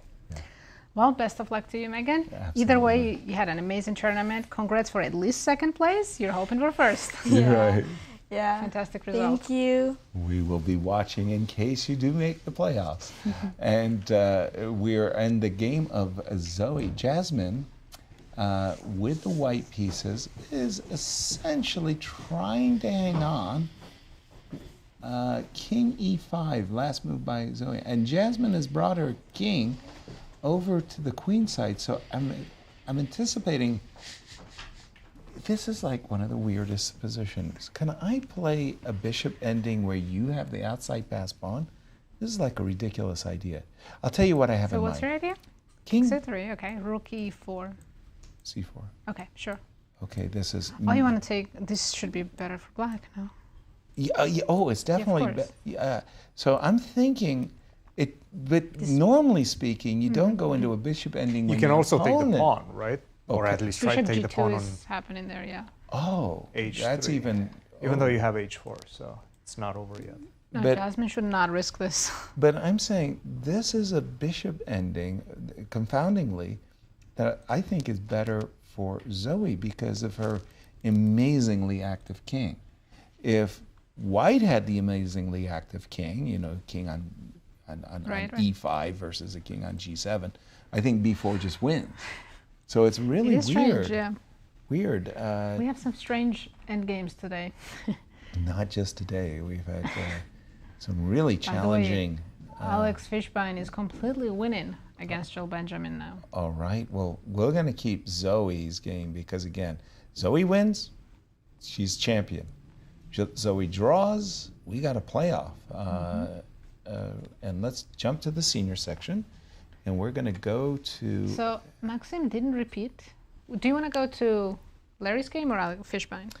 You're All right. the host. Let's start with the Fishbein's game because I think it's pretty straightforward, while the other game is just going back and forth nonstop, so we can't call it yet. So there was a white king on G6. Now there's a white king on D6, and that white king on D6 is tremendous.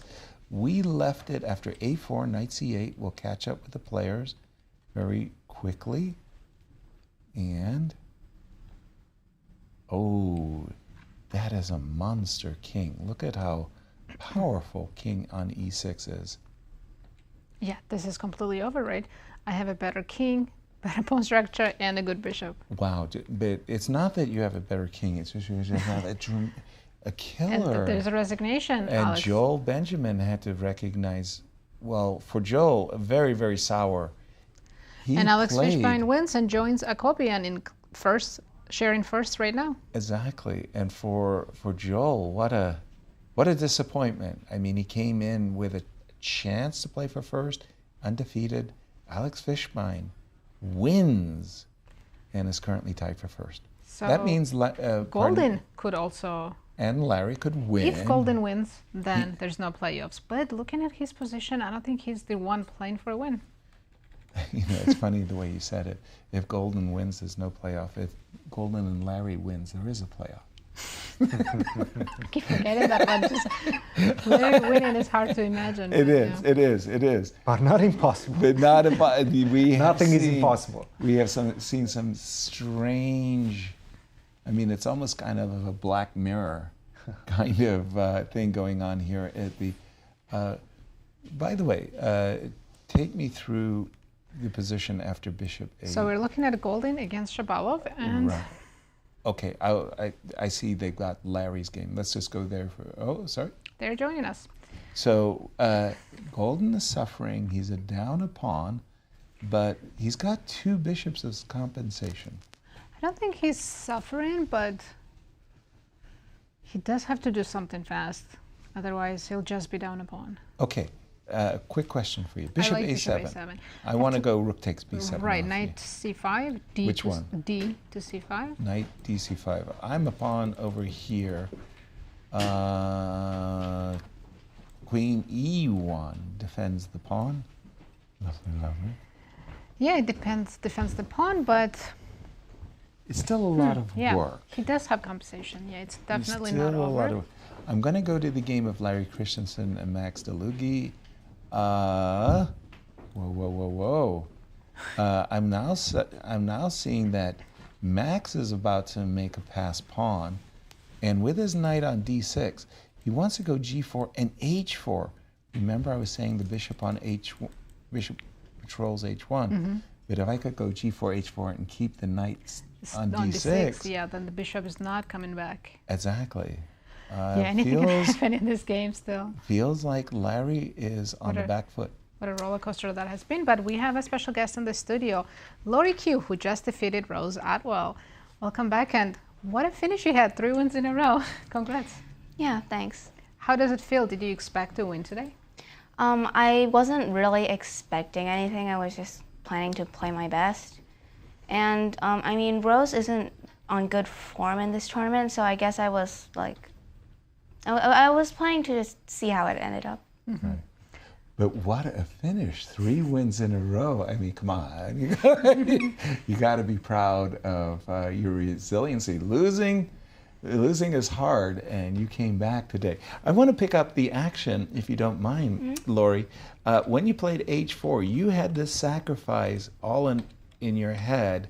And tell me how far you had calculated. You calculated this far for sure, right? Okay. Yeah. What was going on? What you were thinking about? Rose in the game played the move knight e3. I saw knight e3, but honestly, I didn't calculate that far because I knew like there's no way she can survive this. It's just the rook is coming to f1. Her pieces aren't coordinated. Right. And I mean, knight e3 is pretty much her only move. If she doesn't play that, then rook f1 is just lights out right away. And by the way, our chess engine went berserk the moment you played this move. Bishop, it gave it a double exclamation mark. Yeah, that was one moment. If you back up just one please. Move. Oops. Oops. Far. I didn't mean to do that. I mean, White is completely winning, but after d6, Rose's only chance was to take on e4. I wasn't expecting that. I mean, I was thinking. I saw bishop c4, that's why I went for d6. Yeah, and if you take knight e4, she goes rook e6. Then I lose the knight, huh? Yeah, and then there's no more checkmate, you lose the knight. Black has 2 or 3 pieces? Hopefully 3. Actually, it'll be 3, but you also have pawns. 2 bishops, 2 knights against a queen and a bishop. Right, so it's 3 pieces, but I'm up 3 pawns. Yes. But you'll have the pawns. Yeah. That was her last chance. Last chance, yes. And then when you did play the move bishop c4, how did she survive? Because it looked like you were just, She just sacrificed all the material to not get mated, yeah. I see. And finishing 3 wins. And gaining rating. Impressive. Nice. It's your first play, and we know you weren't very happy in the beginning. Yeah, I mean, the first 2 rounds were I lost in drawn positions, especially the first round. It was a symmetrical pawn endgame. Oh. Yeah. But now overall, do you feel like you played well? I mean, I think I played well in the last 3 rounds. But the first, especially rounds 3 through 6, I feel like I wasn't in my best form. Right. Well, you warmed up. If the tournament continued, I think you would be doing very well if it didn't end today. I'm gonna make a petition. I want you to sign it. A double round robin. We want to play the game. You want to play the tournament a second because now you found your form. You want to play 9 more games. Sure, why not? Exactly. Thank you so much for joining us, and I hope you enjoyed your time here in St. Louis. As we take a look at the results in the junior girls.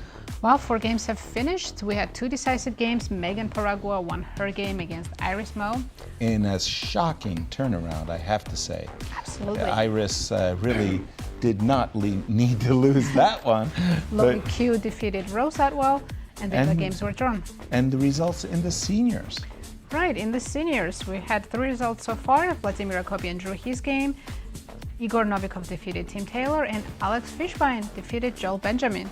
And that was a huge game for our senior standings, and by luck, we have Alex in our studio. Good to be here as always. Congrats on your win. Both You're of you are the becoming best. a regular. Both of you are the best commentators. Yeah, well, you're tied for best commentary. Maybe we can have like a playoff tomorrow for best commentators. Thank you so much. Yeah.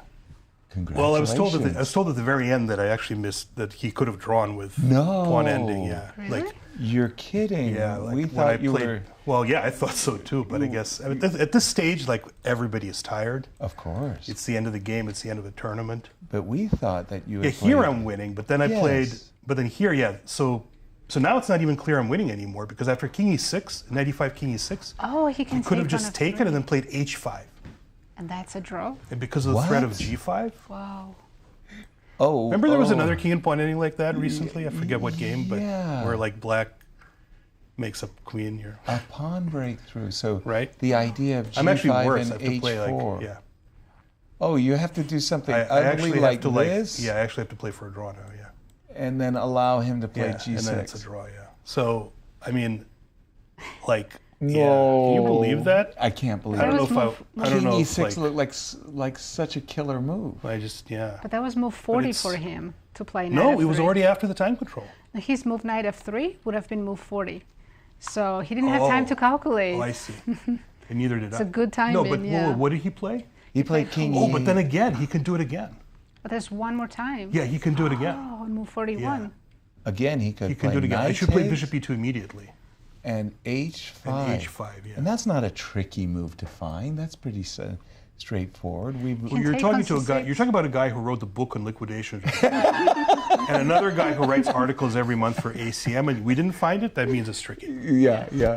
But you guys got to read your own letter. You guys are pretty good writers. It's only not tricky if you have the engine in front of you. Yeah, and you're in AC. And you guys didn't see it either, right? No.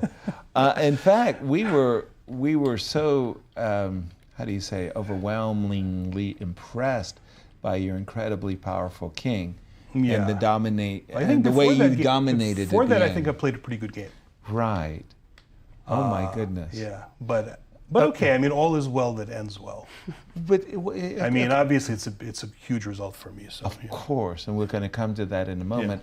But how did you come to find the move A4? Because we were really fixated, if you don't mind me saying that word, on just clamping down. Is that also good?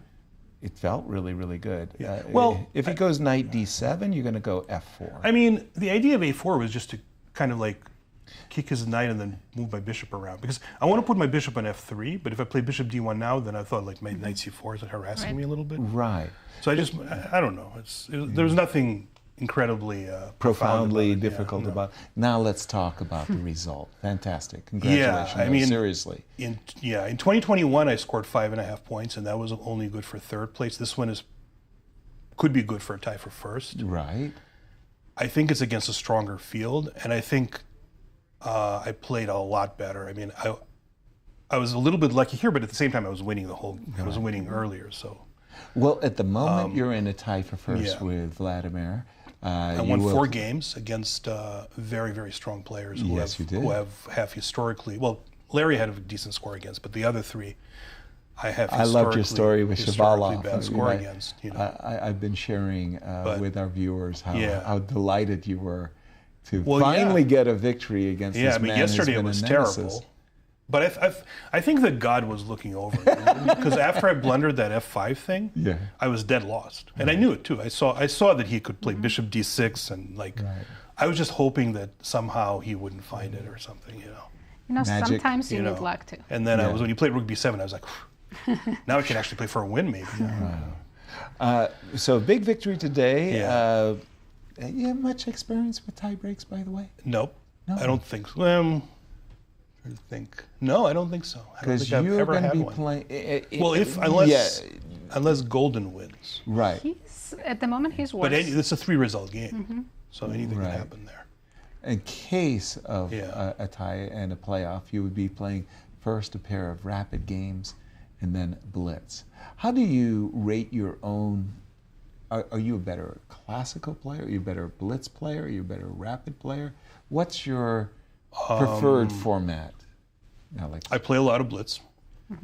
on the internet Right. under accounts that nobody knows. Which Are you I'm sure I'll Guppy? change that. No. Guppy, like the worst, no. not Darth Vader. I was trying to think of something as the opposite. Well, of my known Darth account is called Dry County, which is for that again? Dry County. Dry County? I was Dry County. I was always a big Bon Jovi fan. Okay, there you go. So Dry County. Man. Dry County. But that's my known account. Okay. So I've never done particularly well in Title Tuesday. Okay. And that's a big blitz test. I think I'm probably okay against these guys. Mm-hmm. In like over the board blitz, I'm probably okay. Reasonably okay. Online blitz, they're gonna outmouse me. Right, yes, right. But outmouse me all the time. Exactly. They're so fast. But I like that word, over the board, outmouse. like when I play in over the board blitz tournaments, like in Charlotte, they have tournaments sometimes. Yes. I'm usually competitive. Like Good. I can play decent against like those online people like Naroditsky. I don't remember, but do you remember back in the day? This is ages ago, decades ago. I believe we played at the World you played Open a game, Blitz, and I think I was better. You captured something. And I captured two things in one move. No, I think what you did. No, I think what you did. I Actually, did. You meant to take my rook with your rook, but instead you took your own rook with my rook. That's what happened. And you said illegal move, and that was it. That was game over. No, but you won that. You were down 2-0 in that match, but you beat me anyway. Oh dear. But I remember making an illegal move against you and being shocked. But still won the match. Like, how did I lose two people? Very, very nice. So we'll see. Hopefully I get in the playoff. If not, it's been a great tournament anyway. Right. You know. What can I say? Alex, congratulations, regardless of the results. Congratulations for getting yourself in this position. Yeah. And good luck if you play tomorrow. Thank you very much. Absolutely. Okay. And the results in the seniors. Let's have a look. Actually, let's just watch Larry. Larry, back to Larry and Maxim. And wait a minute. Hold on. Knights got traded. What the? He's not much worse anymore. What is he might actually save this one right now. Yeah, he could easily win it as well. This is a 3-result game at this point. Rook B3. More like 2 results. It's 2, right? You have to really try to lose it with black. And he's true. not in time trouble, so. Okay, so he's looking to capture this pawn, bring his rook back, and then deal with this pawn with the king. King c5 is very important right now. This is a key moment. Yep. King c5. And so we munched a pawn. What else? Why else? Well, did now we play I go rook a5, B3? and I'm trying to build that bridge to support the a pawn. So I come back. You go king here. I move my. Do I go there or do I go? And then you build Let's your go bridge. bishop a4. Yes. Yeah. And this You're is not in the square with the king. Yeah. And even if I was, there would be another D one, pawn. yes. Wow. So king c5 and giving up this pawn on a. Can you go back to that position? Please. Because it's sort of a funny rook takes situation. A5? Yes. I went rook to. Okay, 3. Yes. And we went king to b4. I went rook to a1, and you went bishop to a4. So if you building give the me a bridge. check right now. Yes. Rook b1. I go bishop b3, right? Right. The bridge is on the b file right now. You go rook c1. Okay. King e7 maybe. I can go bishop c4. But you can go rook a1 now. No, you can't. So finally you tricked me. That is funny. And there's also, by the way, even a d6 check. Maybe I have to start with a6 first. A6. A6 first, yes. Rook a8. You go rook c8, maybe now I go d6. Check. Look at the... Bishop d5, next move. This is bizarre. And what is going on? a7, a8, I probably... And when you're tired King in this d7. last round game and you start seeing Hey, we've ghosts. seen two move mates being blundered and then not taken, right? Absolutely. So rook b3. And by the way, I was completely wrong because I did not use the engine. Okay. So after rook takes h3, apparently a5 just loses. It does. Yes. a5, rook a3, king b4, rook a1, bishop a4. So we got it right so far. for a while. We Okay. need to see Christian's board. Okay. Rook to b1. You're So let's keep going with this one. Bishop to Right. b3, and now king e7. getting out of the d6 check, by the way. Yes. And then a6, and now rook c1, with the same idea Bishop of like c4, trying rook to trick a1. you. Yes. Nice. Right? Bishop c4, rook a1. And now rook a1 again. Yes. That's hilarious. And if you go here, now I have access to the d6 square, right? Gotcha. So you don't get to put your bishop on d5 anymore. Gotcha. And you are not even in time to go bishop rook a4 a8 because is rook the a8. threat. Yes. Yes. So this one wins, but it's not clear how. But king c5, rook takes h3, king b6 is the only way. Oh, so now you want to go pushing king the d pawn? c7 Yeah. and push the d pawn home. Exactly. Well, Exactly. You've you're already doing- I think got you're the doing natural. both. You've already got the natural bridge with your bishop. It's a very tricky, King very tricky line, C7? and now d6 only move. Okay, this is actually not that easy to No, find not at at all. Not at all. So still, Larry in some trouble, right? At least from a Right. practical perspective, he really needs to calculate perfectly this endgame. Brewington Wow. in the juniors, by the way, is just about to win, and if he does that, he's Victory going to means tie for second with Abhimanyu. Great right. result for Brewington. And Let's check. we're Oh, gonna. it's just made in one. This one is just going to finish. We don't even have to. He's allowing made, Evan, so we're gonna to see. show. Oh, he's going to. He didn't checkmate him. He's getting a coin. And you can see Evan is Yeah. like Evan taken is- aback. Come on. Oh, come on. You didn't even take my Let's see f8. F8 rook, right? rook. No, f takes e8. And the F rook. takes And rook. it is a rook, checkmate. by the way. Not even a queen. Great finisher of Funny way Brewington. to finish it. Wow. Sharing second with Mishra. That he will definitely feel that he had a very successful U.S. Junior Championship. I mean, Brewington had a perspective like, if I'm not going to win the tournament, I'd like to see my friend Andy. Let's check Goldin and Shabalov. I think last time we left it, he was down a pawn and he had some compensation, but ooh, I think his compensation has completely fizzled. Well, wait a minute. He It's just suddenly lost got. now. He allowed Shabalov to trade off a bishop, One pair is gone. and at the same time, not He only offered did he He get created an Isolani, a weak right a one. weakness for himself. So now it's really. Only I think Shabalov this can is win winning. this, and it I is think winning. Yeah, I would be like with So we're- both hands trading queens here, If saying. Shabalov wins, that's through a tie already, right? Unless And Larry, Larry- wins, of course. At this point, I'm kind of rooting for Larry. I don't want to see a five-way tie, yeah, five-way yeah. playoff. Well, we'll keep an eye on all of these games. Let's take a quick break, and we'll be right back.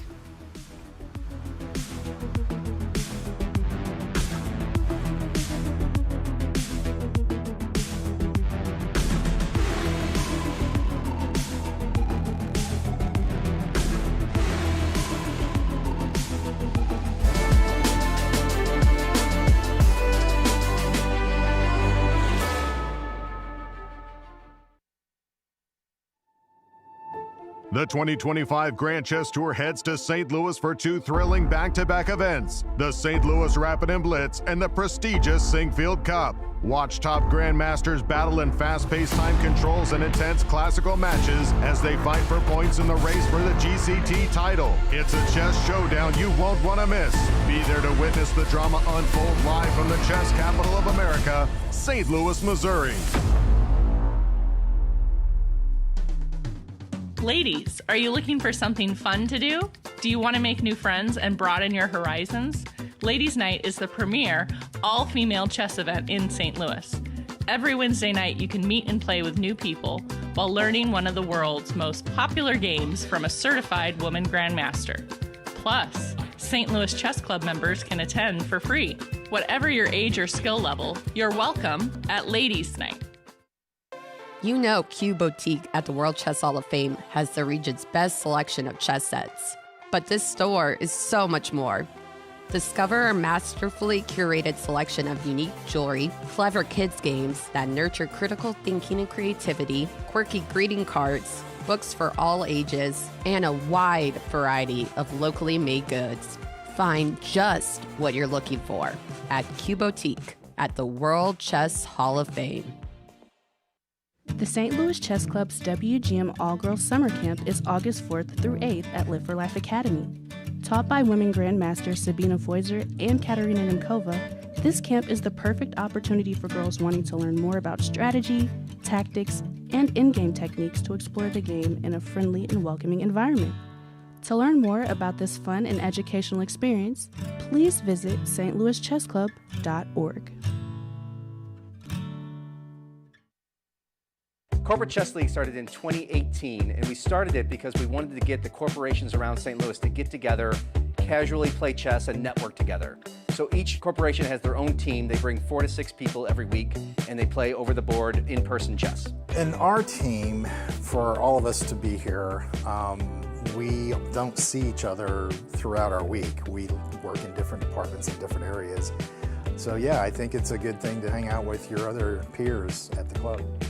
So what myself and my coworkers get out of playing in the Corporate Chess League is camaraderie, getting to hang out with people from work, from different departments, getting to meet people from other companies, learn what they do, and obviously just enjoy the game of chess that we all love. We have about 10 teams right now. We average 10 to 12 teams every year. So if your corporation is interested, or if you work for a corporation and you're trying to get a team, all you need to do is go to our website, stlouischessclub.org, and all the information is there. 10 years, one legacy. The Grand Chess Tour marks a decade of mastery where only the strongest chess minds carve their names into history. Each piece has its role, like soldiers in a grand army, with commanders to lead them into the tour's 10th year and a prize fund of $1.6 million. The Grand Chess Tour starts in Warsaw with the Superbet Rapid and Blitz Poland, immediately followed by the Superbet Chess Classic Romania in Bucharest, then off to Zagreb for the Super United Rapid and Blitz Croatia, followed by back-to-back events in St. Louis, Missouri with the St. Louis Rapid and Blitz and the Sinkfield Cup. And the culmination of the grand finale in the city of Sao Paulo, Brazil, will determine the 2025 Grand Chess Tour champion. Fight with every ounce of strength for victory. This isn't just a moment. This is history. We're at the World Chess Hall of Fame in the exhibition Charles Hauska, Master of Play. Charles, or Charlie Hauska, is a local artist who has the Hauska Gallery just a few blocks away in the Central West End on McPherson. We love to celebrate local artists here at the World Chess Hall of Fame, and we've been so excited to work with Charlie on this exhibition. I'm so honored and very happy to be showing all my different styles and different works of art at the World Chess Hall of Fame here in Central West End. They definitely are my neighbor, but it is another way of showing people really how great Central West End and St. Louis is, because we can collaborate and we have a lot of exciting things. So my studio is here in Central West End, my art gallery where I represent other artists, and the Chess Hall of Fame shows world-renowned artists, and for them to recognize my art and wanting to show it, it really is a big honor. Charlie has a huge fan base in St. Louis, and so many people collect his work, and they were so generous to lend some of those to this exhibition. He works in 2D, as you can see in the gallery, and some beautiful sculptures, and he likes to paint on everyday objects. Since the exhibition opened, we have received so much positive feedback. Our gallery opening that night had almost 300 people attend, and the work just makes everybody so happy. It spills out of the gallery, it's in our hallways, it's outside on our patio. We have a beautiful new chessboard designed by Charlie, and it just is making everybody so happy. Some people will say, oh my God, that's such happy art, and then they'll apologize saying, I'm sorry, I don't didn't mean to call it happy art, but it is happy art, so I've never been bothered by it. There's a lot of dark and depressing art out there already, and so I just always felt like it was okay to make happy pop art. We hope you're able to come to the World Chess Hall of Fame to see this great exhibition, which closes on April 5th, 2026. For more information, visit our website at www.worldchesshof.org.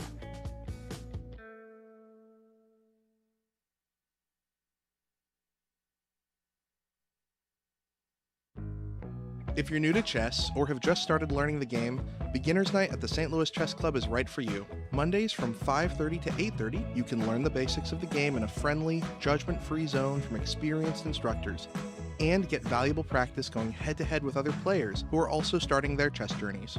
It's never too late to learn the game, and now is the perfect time to start. Join us for Beginner's Night at the St. Louis Chess Club. Make new memories, make new friends, and make something amazing at Crafts and Cocktails, hosted monthly at the World Chess Hall of Fame. Enjoy delicious complimentary snacks and fine cocktails and mocktails as you explore your creativity through unique and fun projects. You can craft at your own pace or ask an artistic instructor to help guide you through the process. Need some inspiration? Check out the dazzling art on show in our galleries while you're here. It's a fun and affordable way to get together with friends, meet new people, and nurture your own creativity. Whether you're a beginner or expert, you're welcome at Crafts and Cocktails at the World Chess Hall of Fame. Don't miss the 9th annual Strategy Across the Board Gala, Master of the Arts. Enjoy fine dining and world-class musical entertainment, all while helping to support chess education, cultural exhibits, and public programming at the St. Louis Chess Club and World Chess Hall of Fame and Galleries. Strategy Across the Board, Master of the Arts, is Saturday, August 16th at the Chase Park Plaza Hotel. For sponsorship or ticket information, or to make a gift, please visit stlouischessclub.org. Are you...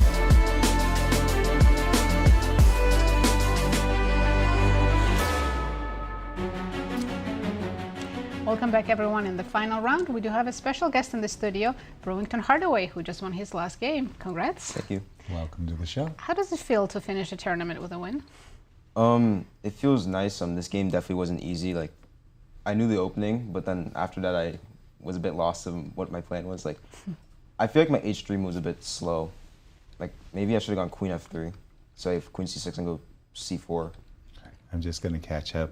You're saying here, Brew, you should have, with hindsight, played Queen F3? Yeah, that's what I thought during the game. And then what was your expectation, sorry? Well, now if he goes Queen C6, I can go C4, Knight C4. Aha. Take advantage of the pin, yeah. Absolutely. Conversely, in the game, when you played the move H3,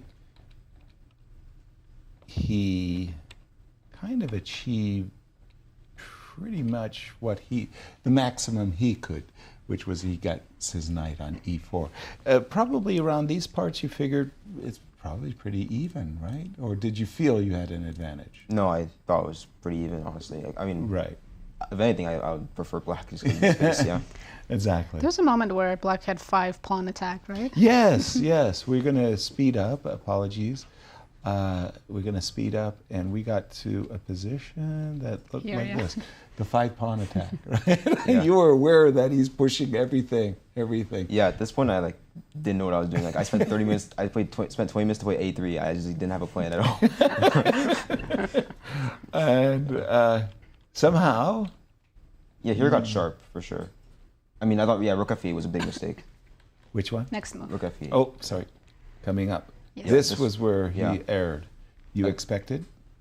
Maybe like Rook D4, I guess. I mean, it's hard. You just have to stop. You have to stop G4 somehow. Maybe Queen D7, Queen D3 instead, actually. Oh, sorry. Yeah. So Queen D7. Yeah, to trade the queens, Queen D3. Like if I go G4 now, you have Queen D3. G4, Queen D3. Yeah. Oops. Okay. Were you ever playing for F3? I thought that was our main goal. Well, yeah. Like in the game, I went both G4 and F3. You did it. Yeah. You got them both then. Yeah. Okay. So after things were going your way now. Now you felt something good had happened finally. Yeah, because like suddenly like it looked like Black had all the space, but just in a few moves it suddenly just turned, and yeah, his rook's pinned. Like that's why rook F8 was not a good move. Now your rook's pinned, and you have to move the knight back. Yeah. And maybe he missed this. Like I think he missed knight d5, rook c4, queen h2 check. Because he was hovering over rook c4, so I think that's what he missed. Oh, okay, that's a nasty double attack. Because you just think rook e7 initially, that's white's threat, right? Right. But okay, yeah, this is a nice move. Exactly. And suddenly he had to give up the exchange, and then it was all good. Just had to make sure this was winning, Yeah. But it should be just completely winning. And by the way, just at the end, we had some kind of nice, fun exchanges with Evan. I think through the magic of television, we're going to share what was going on at this moment. I think he was expecting rook e8, right? Yeah, he was about to resign, and then he I looks. thought he would resign before, so I thought maybe he just wanted me to do it. So right. And just at the end here, I mean, you're not getting any style points from us, Brew. Yeah, big mistake. I should go f8 rook. Exactly. Exactly. Don't take the knight, and well, at least you didn't take the queen. You went for the rook. Yes. Okay, so that was very decent. So we give you something there. So you finished with 6 out of 9, gained rating, and shared Undefeated. second. Pretty great result. Yeah, considering I had 3 out of 5 before the rest day, and I had to play Andy and Mishra with the black pieces, I had 2 comfortable draws against them. Right. Arguably, I was the one pushing, and then I won my 2 white games. So I mean, after the rest day, I think I played pretty well. Right. 3 out of 4. Nice. What's next for you after this event? I'm playing 2 events in UAE. That's what's next for me. Yeah. On the show, coming on the show, I had asked you a question. Imagining yourself to be first in the tournament, who would you have liked to seen take clear second? And your answer was Andy, obviously. I mean, we're great friends, and I'm really happy that he won the event. So I wouldn't want anyone else to win. I'm sure he feels the same way. He's glad that you're second and he's first, but at least it's a matter. But thank you, and Brew, congratulations. We're going to see you at the closing ceremony. Good luck in your next events. Let's jump to the game of Zoe, as she's fighting for the first place in the junior girls. We're picking up the action, and Zoe had been pushing, we felt, right? Oh, yes. She's made huge progress since we last checked her position. I think she's winning now. No. She wants to avoid the playoffs. No, really? No playoffs. No play, but she's got great pieces. Look, every single one of her pieces is better. The king is fantastic. The bishop is in charge, and the rook is ready to pounce. Right? Yeah, this is a very difficult endgame to defend as white. You're just playing against the quality of black's pieces. Exactly, and there are... That bishop on d1 looks atrocious, first of all. It does. Rook on e2 doesn't really have a lot of squares and no targets in the position. The king, on a good day, could... That's the only trump in the position, right, for white, the b pawn. Yeah, the b pawn. But you're losing more on the other side. So where did it all start to go wrong for Jasmine? Because she wasn't doing that I think she just played too passively. She waited for Zoe to make improvement. Really? By the way, if you're gonna play rook e2 and allow bishop e4, you'd almost be thinking, why aren't you playing bishop yourself, so that to prevent Zoe from getting such a dominant bishop and a dominant king. Clock time's a factor. I know they made this. 9 minutes for Jasmine and 22 for Zoe. So Zoe's confident now she can win this. I'm reluctant to say anything about what could take place, Nazi, but wow. Let's go back to the seniors because Larry is losing again. But once again, if Zoe wins this, no playoffs, Megan is like, I did my best. But all right, we're going to jump to the seniors. Christian is ready. Yes, Larry is once again losing. We sort of understood that that's probably going to be the case just because it's so difficult to find the best moves. Exactly. The best moves would have been after rook b3, king c5 first, and then king b6. it's so difficult to understand this. Right. Because you're supporting both the idea of king c7 and push the d pawn, but also a5. a5, exactly. Gotcha. He went for the support of the d pawn with king e5 followed by king d6. He's going towards c7, but the problem is he doesn't have in his back pocket the other idea of a5, a6. So now, I don't know if we've seen a move, we haven't yet. There's a couple of moves that win. The most natural should be h4. Should be h4. King c7. King 7 and now rook to d3 is the only move. Makes a lot of sense. You're going behind the d pawn, right? The idea being that you get to this position. Okay. Then I will put my pawn on h2, and it's very important that you keep pushing the h pawn. And don't try to keep them connected. Don't go h4, g4, h3, g3. No, that's not the point. The point is that you want to get this pawn close to promotion and then sacrifice the rook. So for example, a6, now you just simply take on d7, that's it. Logic.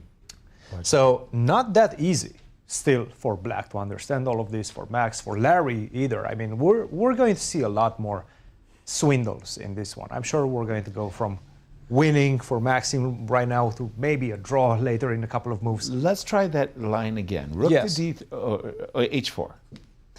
And now, should we see why g4 is now winning? Okay. Because, okay, so g4, I go king here. I do the same thing, right? Now I start with a5, d6, that's fine, all good. But now you don't have, you cannot go to the second rank with the pawn. So you have to waste time. So you have to go h4, and now I go a6. And now it's a I'm connecting my pawns, right? Clear. I need to get with my pawn on the second rank so that I can sacrifice the rook without you capturing it. Exactly. Yeah, very complex, still very, very complex, this position. And it's easy to, let's say, go rook to c3 or something along those lines, right? Still a lot to calculate. This one is interesting. Let's see what's happening in Goldin's game. This is the position we currently have on the board. What do we think about this one? In fact, I understand pawn up for Black. Lots of potential against the king. The king. But I do have some active pieces, right? And I imagine taking this a6 pawn away from you. Isn't it direct? There's check. Yes. Check. Uh-huh. And queen d4, right? Check, queen takes h4. Oh, that's what I'm saying. Yeah, that's how you can blunder. That's what I'm saying. Oh, sorry. That's what I'm saying. Sorry. No, that's just mate. Yep, mate with the pawn. But you can do something else. Just rook to d2. Still not that easy, but I understand. Rook to d2, you set up this beautiful pin. Now you have ideas of knight e4, queen d5 at the right moment as well. Yeah. You will find something here. Knight d5, knight takes f4. Yep. I just simply don't have enough on this side against your king. So rook takes b7. This is it right now. Alexander Shabalov is back in this competition with a shot at the title. If he wins, he's going to go into tiebreaks tomorrow. And Larry... if Larry doesn't win. Larry does not. We got to get... because, as you said... If Larry wins that one, is going to be the shocker of the tournament in all three sections. Yep. Well, I don't know. What Megan just did against Iris was quite the turnaround. I thought it would be worse than that. I think it would be worse than that. More surprising, yeah. Yes. Should we watch Zoe? Okay. I think she's put in final touches. Well, the last move, if I'm in Jasmine's shoes and I'm seeing that your king is coming over here, I'm going to try to get in my shots on the king side as well. I'm dreaming, if you play along with me, of course, yeah, sure, I'm dreaming that you would let me escape, with... This might happen, but this is what Megan is hoping for. Absolutely. So in the current position, after rook, I'm expecting Jasmine just to rook play. h8, and then I'll go king f2. That's exactly right. I thought, she take didn't the play time rook out. d6. That was best try, though. Yeah, I was about to say, take the time out to defend the pawn, and king f2 isn't going away. In fact, king f2 is really, really strong. In the game, She you played didn't say... check. Okay, but how does that help? Now... I don't think it does. Now there's a nasty threat of rook c, king d3. I think Zoe's just winning. That's it. She's clinching. She's clinching right now, yeah. With this move. King d3 and then f pawn starts pushing. So let's say rook f2, yeah? What do you do? Or rook h2. I'm going to go rook h2. Okay. The funny part is I was almost like checkmating you. No. Okay. Maybe rook f8. What? And the one thing you don't want to do is allow a discover check. Well, if you want to lose, you can. Yeah, king f3. I mean, you know, I understand for those of you who want to play king f3 that checkers is a very challenging game. You might want to consider. Don't be mean, Yasser. You might want to consider a change of. Don't be mean. King me. King e3, rook e2. We're expecting. Oops. She went rook h2. You channeling her inner Christian. I think the idea is that. She went rook h2. Your move, Christian. Can I just go f4? Yes. I don't think I need rook f8. Right? I don't think you need rook f8 either. There is a. I don't know that. Because if you give me bishop c2 check, I think I can take and play f3. So takes. I don't have to, but takes bishop c2 check. And no. I was going to take rook c2 and go f3. That's what I'm saying. That because I have the right colored bishop, even this is winning. You have the right of way. She doesn't have to do this, but it is winning. You're just you're going to force me to give up my rook for this pawn. This bishop patrols the diagonal, and as you were saying, it's the right color bishop for promoting the h pawn. Yes, of course, you're absolutely right. That's clearly winning. So f4 takes, bishop c2. Zoe can give up her rook. Yes. Yeah. Doesn't have to. King e3 is also completely Yeah, I was winning. about to say. I think the rook ending is winning, but yours is easy. When you can simplify to a dead one position, go for it. Wow. Yeah. Rook h2. Big moments here for Zoe Tang, as she could become a champion. Junior girls champion. I think this will be first time because she was close a couple of times, but Alice Lee was playing.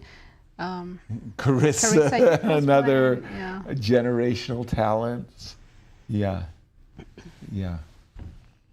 By the way, in the junior section, I noticed that Grayson Rorrer is about to deliver his first victory against Justin Wang. Finish on a positive note. Oh, that's nice. Always finishing on with a win. And Grayson, let's give him a moment in the sun. Yeah.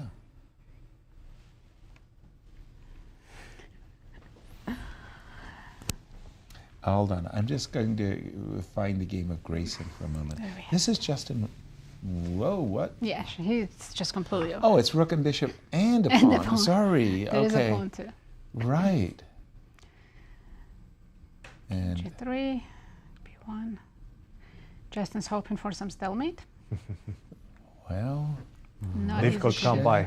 I think it's just rook mate, check right? and F3. F3. Yeah, we're gonna. And the bishop is coming. Might to as well E3. give a check first. Just get the king on G1. Exactly. Rook H8 check. King G1 F3, and I think that would be a resign. He's going F3 because if you go rook G1, I can go king F2.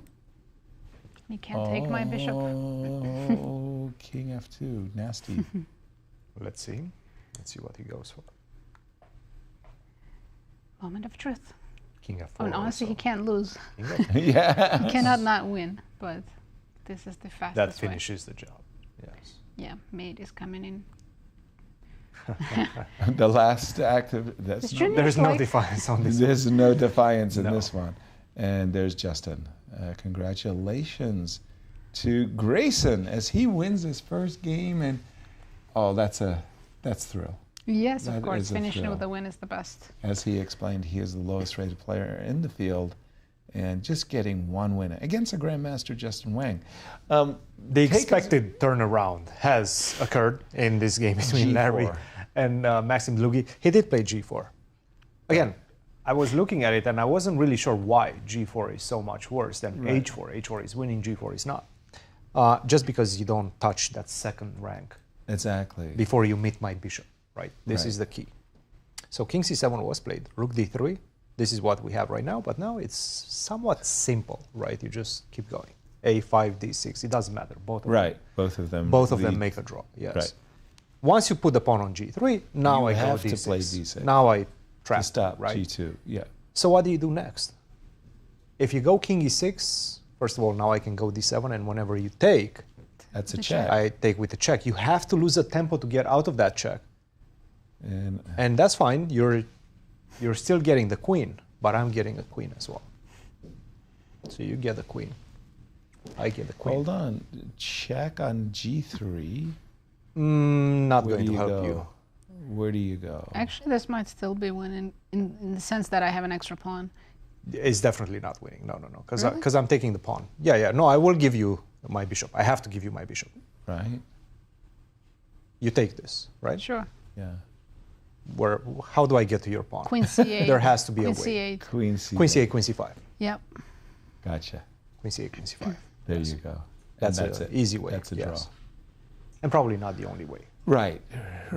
Whoa. So g4 tosses G4, the win away. h4 was winning. It means G4 is Larry not. could potentially be in the tiebreaks. In the tiebreaks, and that leaves Alexander Goldin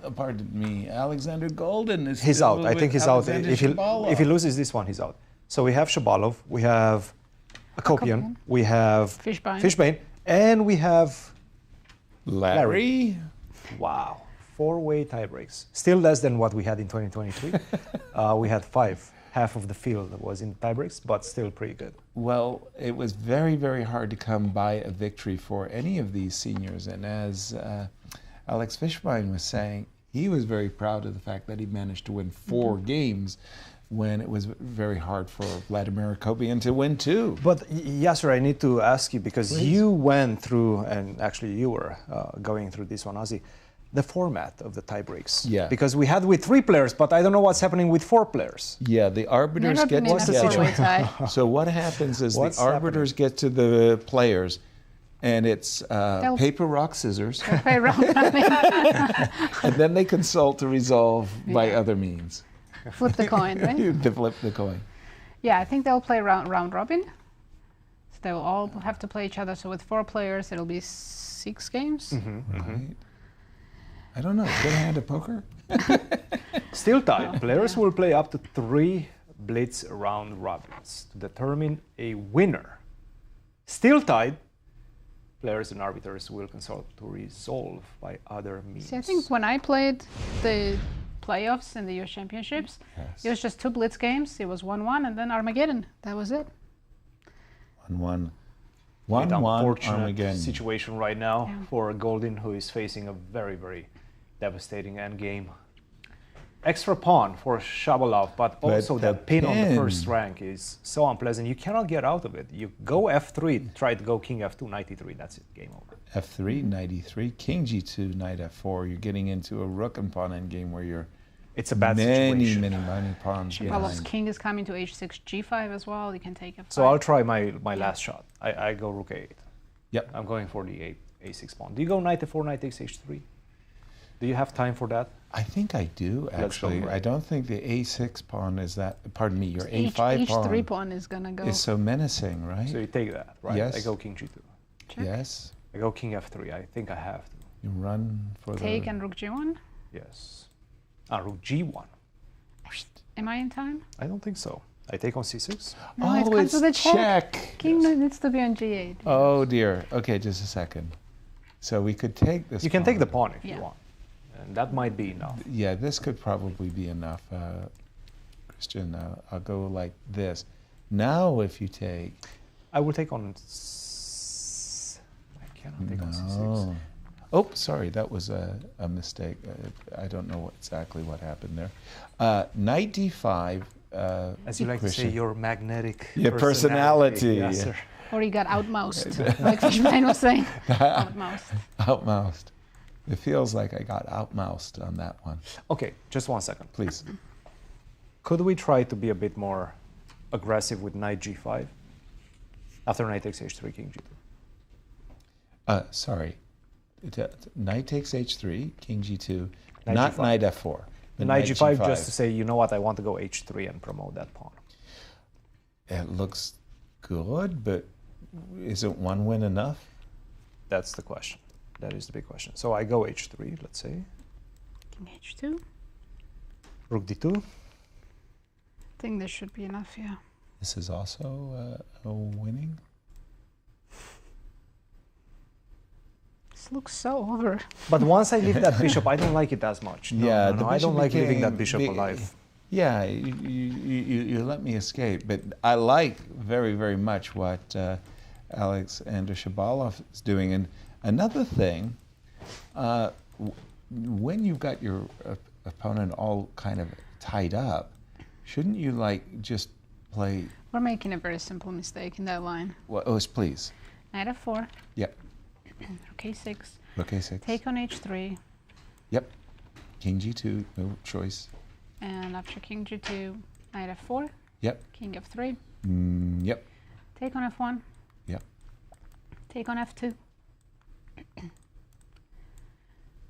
And play h3. Yes. And that's it. I'm taking on f5 and I have 2 connected passers. We That's did it. play this. We did? Yes. And he said, I don't have time to play rook c6 because h2 and rook g1, right? Takes. Yes, rook g2 check, you mean? Yes, Yeah, yes. rook g1, yes. Yeah, that's the most clear one. Exactly. And that was why I was saying, isn't one win enough? Oh, okay. It's a really good show. Truly. I mean, I'll join in sometimes. I mean, Christian and I were really, we got it all worked out to a T. Knight d5, Shabalov with a victory, and dare I say it, so long as Larry doesn't win, he could be one of the 3 players in a playoff. 1 of 4. If Because Larry's also Maxim- drawing. Yeah. Oh boy. Okay. And Maxim Dlugy is short on time. Maybe we should go over there. He has Okay. less than 4 minutes. He's looking like, what have I Thing done? is, it's impossible for black to lose unless you blunder a rook. Right? There's no way. It's just impossible to lose. Correct. Unless you forget about time. For a while, yes. You can well, forget there about you time. go. And who did that? Igor Novikov. But I think at the time that his clock ran out, I mean, I've seen was losing. Ivanchuk flag in a completely... 5 times Yeah. in the candidates he flagged. How frustrating is this for Maxim Dlugy? I mean, he had such a winning position. He knew Truly. that out of the opening, and he's been having an absolutely Disastrous. horrendous tournament. Yes. Horrendous. Yeah. King e6. Okay, so no choice. We have to advance the pawn. Yes. No, rook takes d7 with a check right now. No, king e7, right? So we don't capture that. That way we could lose. That one we could lose, course. right? Because the 8 pawn. So we have to come back. White has no choice. A5. It's all forcing moves. G3, A6. G3. We might be A6, going into that queen endgame. G2. Yeah. Bishop takes. Rook takes. We didn't look at this one, but there's not much to You look know at, that right? queen endgame, white could still lose if you don't take that pawn right away. This is a dead draw. And we're just catching, or the players are catching up with us. G3, we're expecting A6. In fact, there's no other choice than A6. Yeah, they will be blitzing into that because there's nothing else you can do. A6, rook takes d7 will probably have to be played. Otherwise, you're not stopping those pawns. Exactly. And there we go. Now, this game should have been over in 20 moves, right? It should have. I actually, mean, yes. Larry was so busted. Bishop takes B3 instead of rook E8. That is a very hard move to fathom by Max Dlugy. Not on any day, even when you're in bad form, right? Yeah. Even after that, he was still very much lost. But it's the queen trade that allowed him to come back. Into Sorry, the game. we do have the rook takes G2 variation. Rook takes D7, G2 variation about to appear on the board. Mhm. Bishop takes D7, no choice. Everything else resign. Right. So, I mean, you know, like... You have a choice, but not a good one. G2? So Larry is actually thinking. He is. He's probably just calculating what happens after queens appear on the board. But there's nothing to think about, Larry. But Larry, every move other than bishop takes d7 loses. Just loses. Take the rook, then think. Okay, he's thinking, fine. Takes g2, a7, queen, right? Queen g3 is the only good check, because if you check me from c5, then my bishop survives. Right. By the way, I believe queen and bishop versus king and queen is a draw, so it is an extra piece. You're still not winning. But I agree wholeheartedly that queen g3 check. Good decision, Larry. And only move, by the way, here that draws for white is king b7. Everything else is losing. Really? So king c8, I yes, force a queen trade, and that's a very easy win. Oh, that's a nice one. That's a skewer, and then you get the bishop, and that's easy. Gotcha. Okay, so king c8 will lose. King c6 loses in one move. Again, the same idea of a skewer. Right. And king b6 is losing because I think I can take the bishop with some checks. Maybe queen d6. Well then, or no, queen e3. Queen e3. Oh no, Engine didn't like this. Let's see. He's just about to make a move. King b6. King b6. What? Okay, maybe it's not. I don't think it's losing, right? King I mean, you b6? can't win the pawn anymore. If king d7, how do you win the pawn? Queen d5. Queen d6. Queen d5, queen d6. That was a terrible move. That he didn't even take much. He's got a lot of time. He got a lot of time 14 there. minutes. He had a lot of time to think and play king b7, and then he would have seen that he would have, in this position, if his king was on b7, he'd have queen c8 check. Now Max can grab the bishop. This might be a draw by an Engine, but practically can easily lose this. Oh, absolutely. Yes. You just bring the king to the g file, close the pawn, push the pawn. Oh dear. This is going to be another. Larry will kick himself mercilessly when he goes back and he sees that he could have just played. Maybe he had momentarily blindness. He thought queen d5 was winning the pawn and forgot about queen d6. Again, you see some very strange variations in the 5th hour, and you're tired, hungry, and you see this and you go, oh, that's simple. But check, check. And now Max he will be played. thinking. Max has played. Now he King realizes takes you're not D7, taking the H pawn. And Larry's got like, wait, what? Because the moment you play H4, it's a 2-result game. You better hope you have a perpetual somewhere in the position. Well, if white king was on h1, would be an easy draw, because you can always check and black queen can never cover. Right. But here, because white king is so far away from the pawn, black can always cover with the queen. Right. And offer a queen trade. We've seen a remarkable number of queen endings. I've always talked about the 4th phase of the game, right? Mm-hmm. Openings, middle games, end games, and then queen endings, where rules are upside down. And in this case, the practical chances, but it should still be a draw, by the way. Technically it is, but... Like, if I go queen here... given how things have gone in this game, right. I won't be surprised if Maxim blunders a queen. Yeah.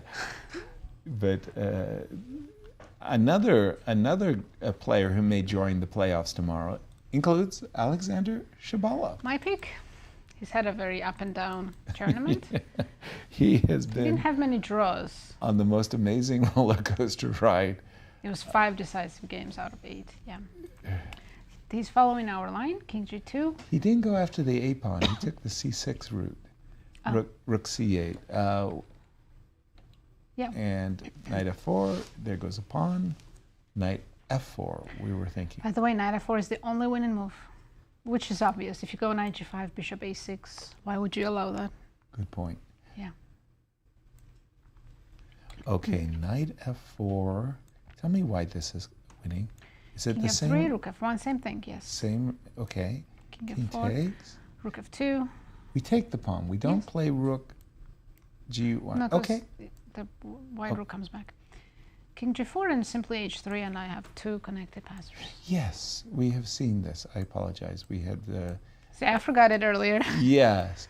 And even if you take this pawn, these 2 connected passers, they will win. And knight f4 has been played.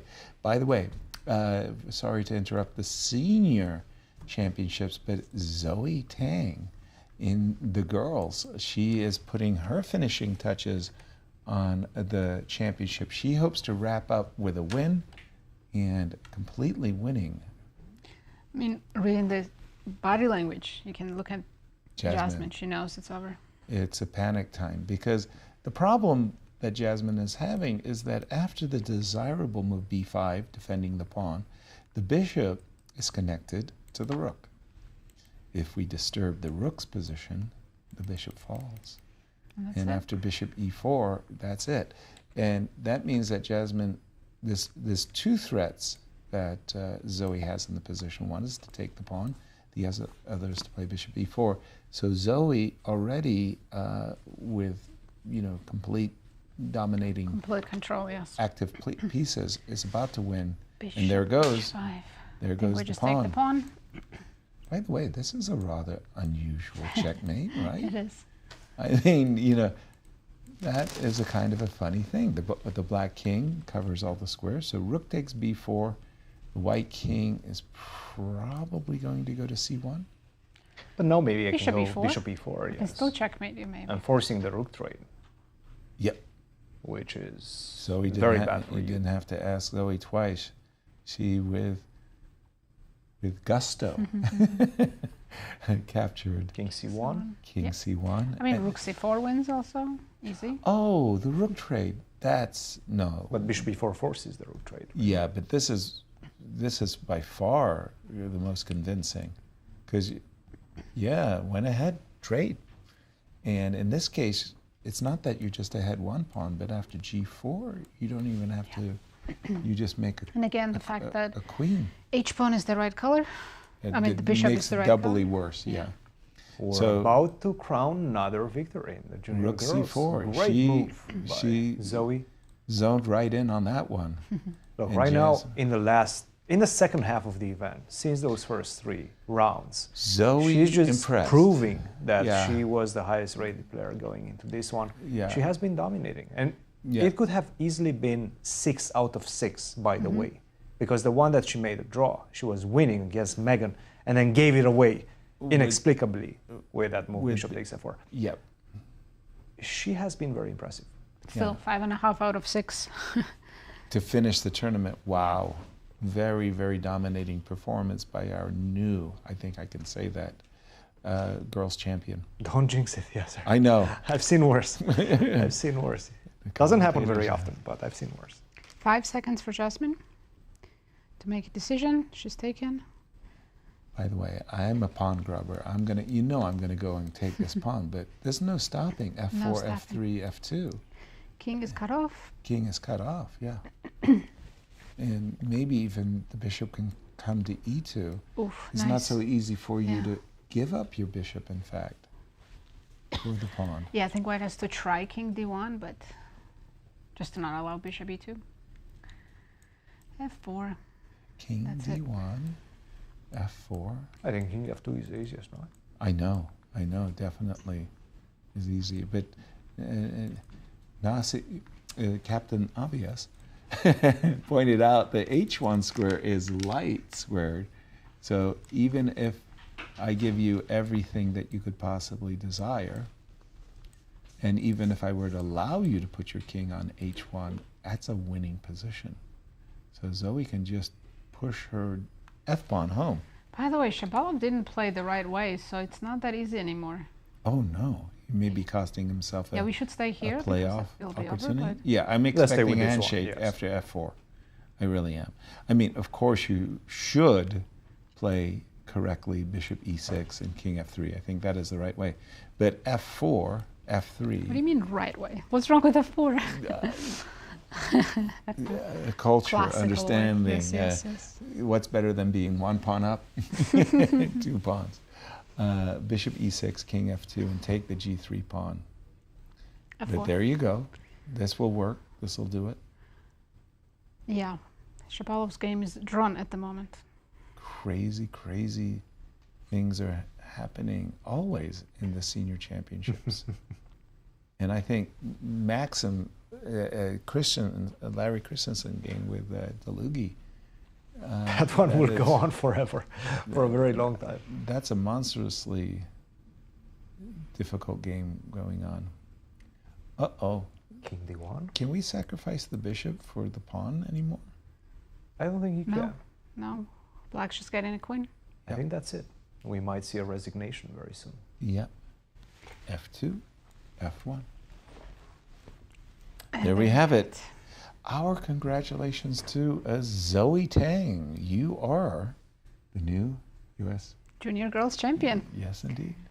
And she gets a spot in the U.S. Women's Championship, which as well. She was going to get anyway. She was going to qualify by the ratings. But that means $15,000 richer as well. Another rating spot empties out because and she opens will, up. Yep. Exactly. She will take priority with this victory. She's qualifying via the juniors. So another rating spot qualifies for the U.S. Women's Championships. Absolutely. So that's good news. Whoever was on the bubble, on the brink of not making it by rating, this is good news. They'll be cheering. Poor Megan, she's not cheering because she is absolutely hoping that she would be in a playoff. By the way, I've got the game between Alexander Goldin and Alexander Shabalov on my screen. And somebody just said, "Oh, it's a draw." Why is it a draw? Because look at the Val bar. It says it's a draw. Well, but in practical terms, F4 is a very good move. Only move to draw, by the way. No, what about rook H3? Of course it's hard. Of course what it's about hard. rook H3? Rook H3 is losing. Oh my goodness. Don't ask me why, but explain yourself. I need to understand why. Exactly. Why? Let's do our best to guess. It's rook b5. Rook b5. Yeah, because you want to keep an eye on the f5 pawn as well. Okay, so rook b5, king takes h4. You're taking with the king. Oh, but you have king g6. I outsmarted myself. I apologize. I outsmarted myself. Okay, so rook b5, rook takes. Yeah, check. by the way, rook a1 is a draw, rook b5 is winning. So counterintuitive. And rook back. Why? Why is this losing? Are you making a beeline towards the queen side? Are you playing f6? Are you playing a5? I'll play a5 first. a5 first. This is still very unclear to me. Like, I understand it's probably equal, especially with such an active king, but it's still very unclear to me from a practical perspective. So, okay, can I try to bring my rook behind the passer? It's hard for us to understand. Exactly. We're gonna give ourselves a break. Say, you know, we're brilliant commentators. But we have a very special guest in the studio, the U.S. Junior Girls Champion, Zoe Tang. Congratulations. Thank you. Congratulations. How do you feel right now? I mean, it's a little bit surreal because I played this tournament so many times, and then, you know, to finally win it once is amazing. Wow. Deserved winner. What a second half you had. Kind of started a little slowly, but what was it? 5.5 out of 6 was your finishing sprint? Yeah. And incredible. maybe it could have been 6 if you played. We don't talk about that. But today was a good day. Yeah. You played well. When you saw Megan won her game, did you feel pressure?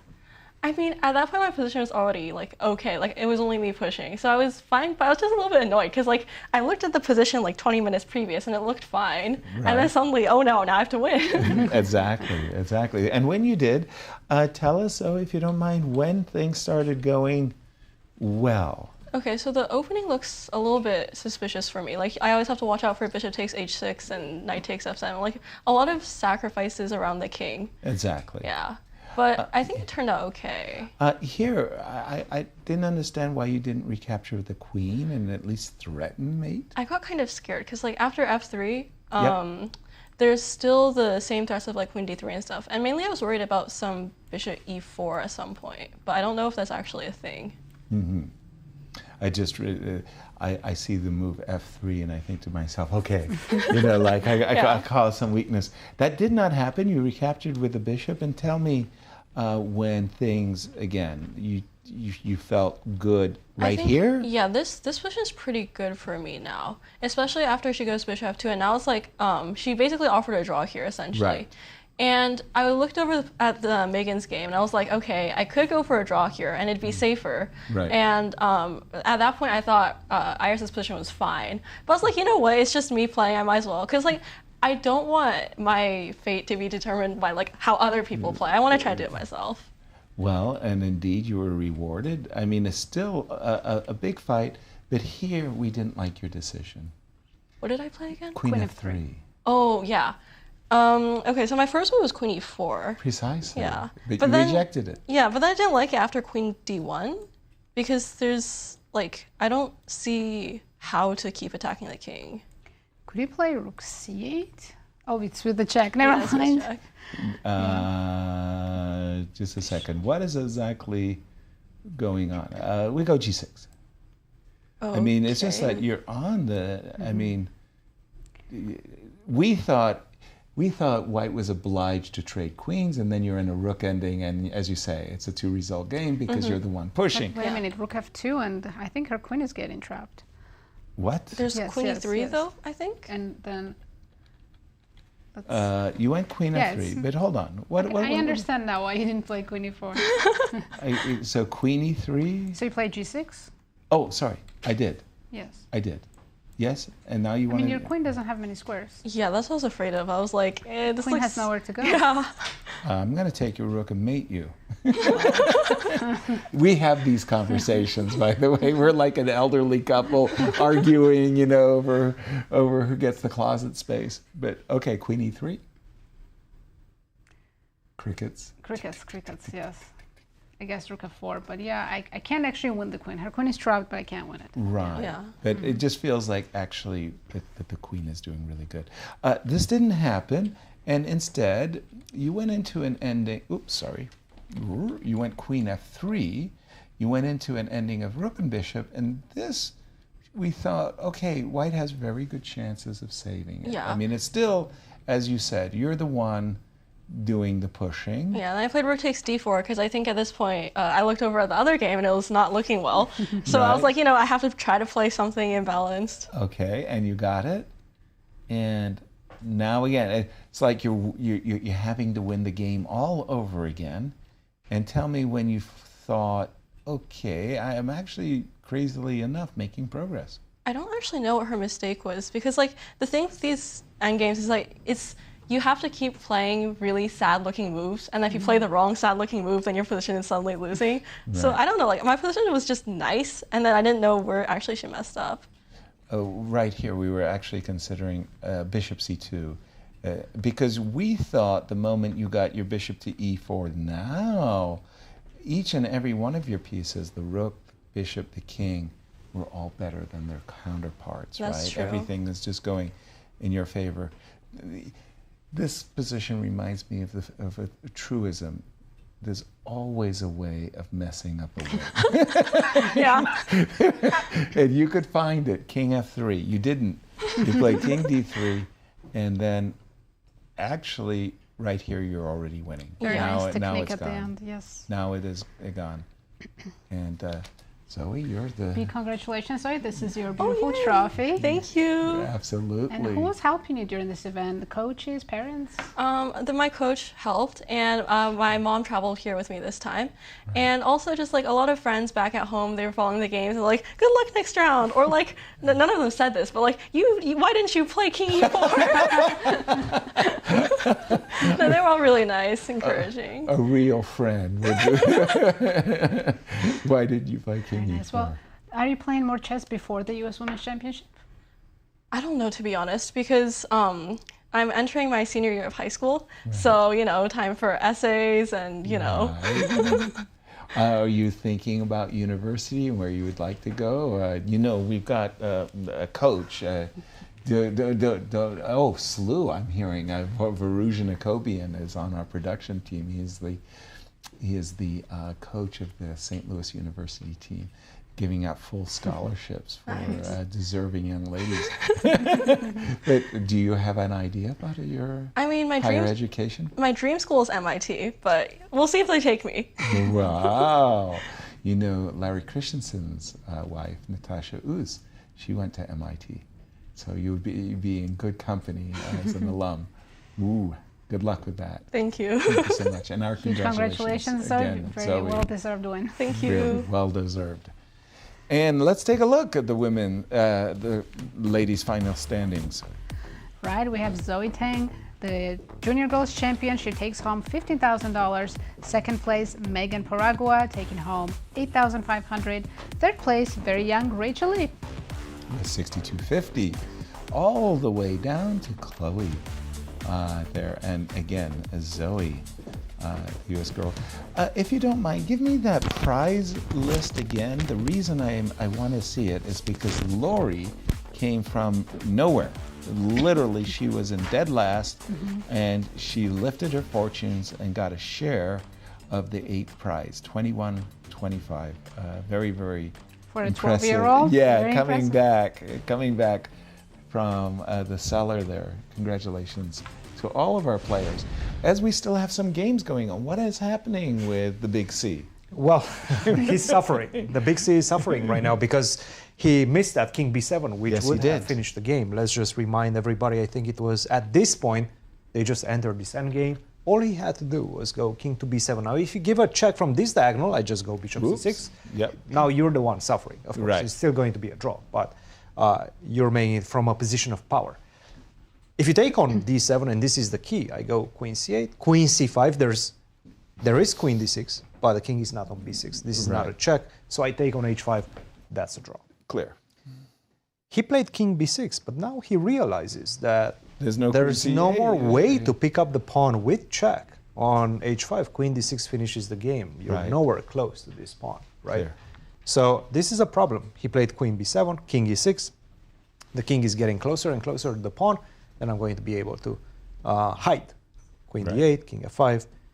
The good news for Larry is that the King is where it should be. Right. This is where it should be. Away. Somewhere away. Don't ask me necessarily why, but this is what we're being told, that you should be somewhere around A6, A5. I mean, if it was on H1, it would still be a draw, right?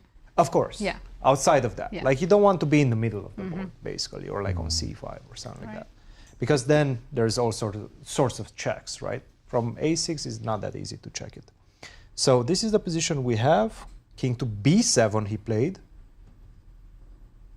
Where is he going? Supposed to go to A8 corner? Oh, he's actually going towards the wrong side.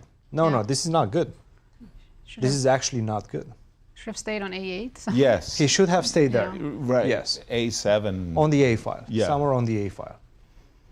This is the position right now. Very, very difficult defense. What do you do? King H5.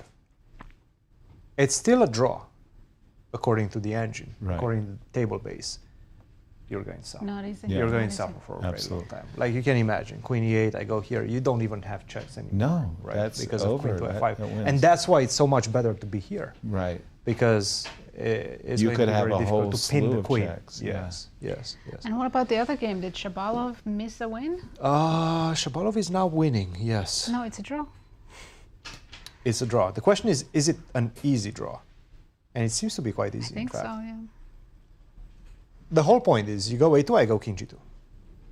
That's it. King G2 or King H2? King G2. No, King H2.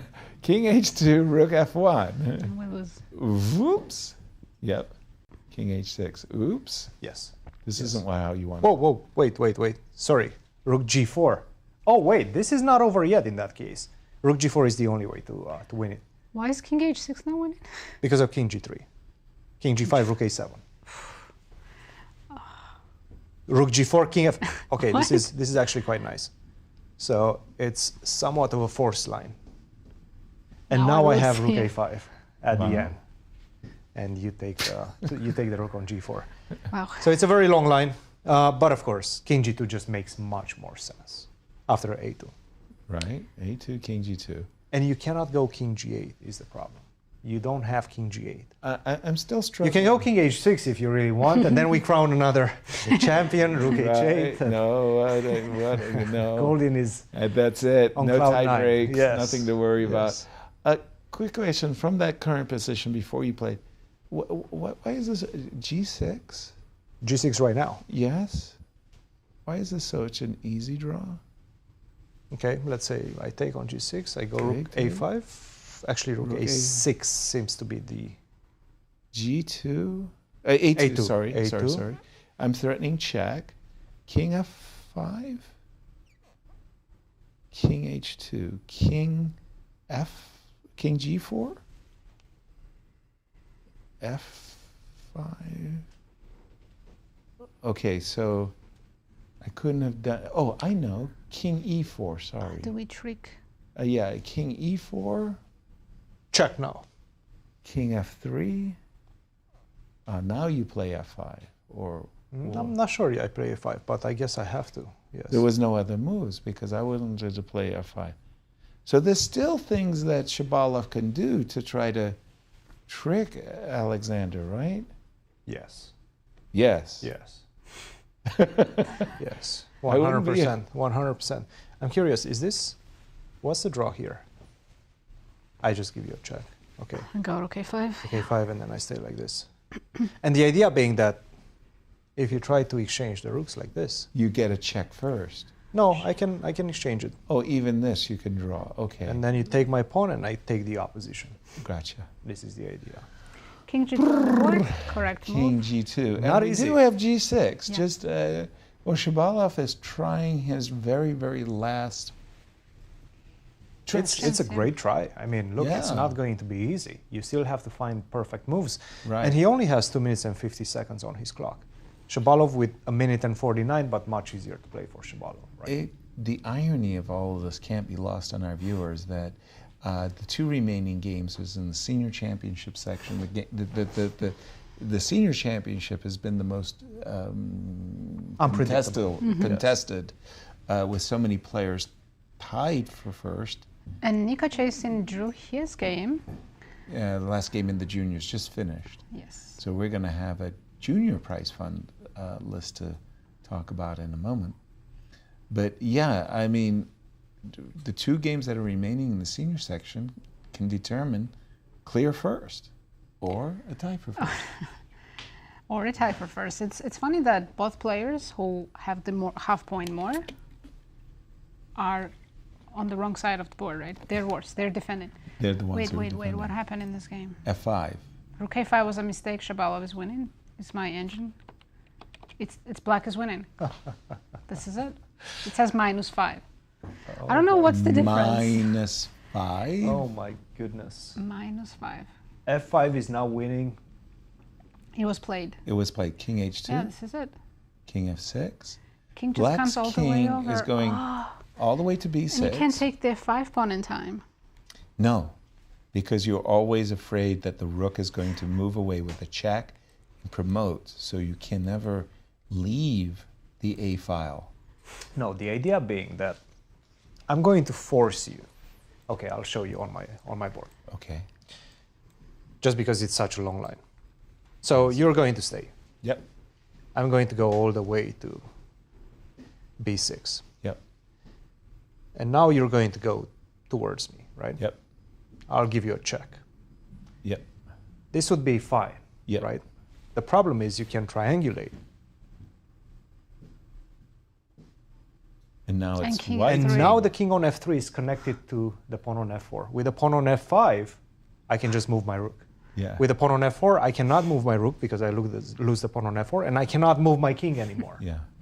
And that's the problem. Yeah. That's the whole difference. This is exactly my game, different colors. Lajos Portish from Niksic, 1983. And I put my pawn on A2, freezing his rook, grabbed the pawn, and Shabalov is right now in the tiebreaks. Yes, all he has to do is win this game and hope that Larry doesn't win. Well, he's pretty much. If he wins down a pawn in a queen game. Oh man. I think it was Bet Larson who won down a pawn in a queen ending where it was just king and queen and pawn versus king. His opponent moved into a checkmate, an unusual checkmating pattern, and it was just like, what? That would be an Bet Larson, absolute miracle. Bet Larson is a mythical creature. It was amazing what Bent did. He had some great moments in his. What a. I mean, it's just incredible. This players. Goldin only needs a draw to be in the playoff. Shabalov needs a win, and with each move in this endgame, they kept going back and forth. Right. Such an important game. I think that's a marvelous way of describing it. Yeah. It could give us a national champ. Well, yes, it's very likely that it will give us a national championship. What? Well, like a 33% chance that it will give us a national champion. The winner of this game goes into Into tiebreaks. Yes. Has at What's least. can 4 people tie? Yes, I think. So 25. Wait, how many people are? I think it's 4 people. It's going to be a 4 people. If Larry draws. Fishbein. If Larry draws, it's 4. And yes. Without Larry, it's 3. Yes. There we go. It was nicely That's put. it. Let's just be I did very the math. clear. Yeah. I mean, Larry needs to not lose his game. yeah. What a situation. What a And situation. let's have a final standings in the junior section as all games have finished. The champion is Andy Woodward, taking home $23,000. Shar in second, Brewington Hardaway and Abhimanyu Mishra, which also means they have split the money, so it's $11,000 for both. Fourth place, Kirk Ghazarian, with $7,500. Right. Nico with 6,000. Justin Wang, 5,000. Grayson with a win. Very, very nice win. The last round, saving his best for last, picks up 3,500. Sandeep, 3,500. They Shar shared. Yeah, when you. That was actually my question. When you share first Yep. and you go to playoffs, is the prize money all split? Yes. The champion doesn't get. A bonus? No. He doesn't get the bonus. No, that I understand, but usually the first place gets full prize, and then the other people will split it. That's more European rules. In American rules, if you tie first, second, third, let's say, in my U.S. championships, the prize money was divided equally. I don't think it is. I think champion now gets more. Does it? Yeah. Wow. Okay. Okay. King. I don't think this makes any difference whatsoever. King C4. You just can't play rook check here, by the way, because King B3 is a kind of an awkward issue. You can't go King B3, check King C3, and you just still have to go over to the king side. Yep. Walk over there. Do you think both of them know this is lost? Yes, I do. I think I think most especially the awareness has sunk in. They're realizing on it, yes. Alexander Goldin, because you sit there and you're defending a bad position, right? Yeah. And you say to yourself, okay, what is my opponent going to do to win the game? And then you find out, he zugzwangs me, he triangulates, he zugzwangs me, and he puts his king on D3 and E3 and da-da-da-da, and I run out of moves. Then you say to yourself, okay, now that I know how he's going to win it, how can I stop him? Mm-hmm. And then you can't find it. And then you can't find it. Right. And you go, what? Yeah, and you know for sure he had a draw at some point earlier. Right. More than once in this case. Exactly. Wow. Yeah, what a turn of events in this last round, in the seniors especially. It's been an eventful. In the junior girls and the juniors, we sort of got the expected result, let's call it that way. But in the seniors, nobody could have predicted this whole situation would develop like this. And the possibility of a colossal four-way tie for tomorrow's playoffs. Yeah, so now basically you just, after rook a6, rook a7, rook anywhere except a4, I go king e4. You give me a check, now I go king e3. You need to play king h2, and I go king f3, and that's it. And then the bad news too is that if we get a situation like this, the f pawn just marches all by its lonesome, because at a certain moment, the moment you play king g3, I get to move my rook with a check. You'll take this pawn, I get a queen, and that's all she wrote. Yeah. So with +2 score, you get a four-way tie. Yeah. For first place. Yeah. And Shabalov is like, you know what? I need to prepare for the tie race right now. Gotta play some practice rapid games. Mentally getting ready. And it's king e4, rook check, for king e3. king e3. Yeah, That's the but winning. what a fighter Shabalov is. I feel like this is exactly the scenario of 2023. Right. He made it into the tie breaks and then won the tie breaks the same day. We used to do it in the same day. Right. But it was like this. Nobody expected him to actually make it to the tie breaks. He made it out of nowhere. Right. Like in this competition right here, right now. Yep. And has a great chance. Yeah. Because he's known as a very good player when it comes to Blitz and Rapid. I have a great admiration for the Latvian school of chess, if I can just say it that way. Michael Tal, Alexei Shirov, Alexander Shabalov, great attacking players, and what fighters. And Alex has been a force in American chess for decades. I remember, and there's the handshake as.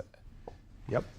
Hey guys, can I get a fair share of first tie breaks? Can I squeeze my way in? Yeah, you got room. Going into the playoffs tomorrow with at least 2 other players. Wow, which leaves us Larry. I mean, honestly, my prediction right now is that Larry's probably going to lose this. Really? Yes. Just because he has 1 minute and 25 seconds. And his such a queen's difficult position. Gotten into a very passive. Such a difficult position.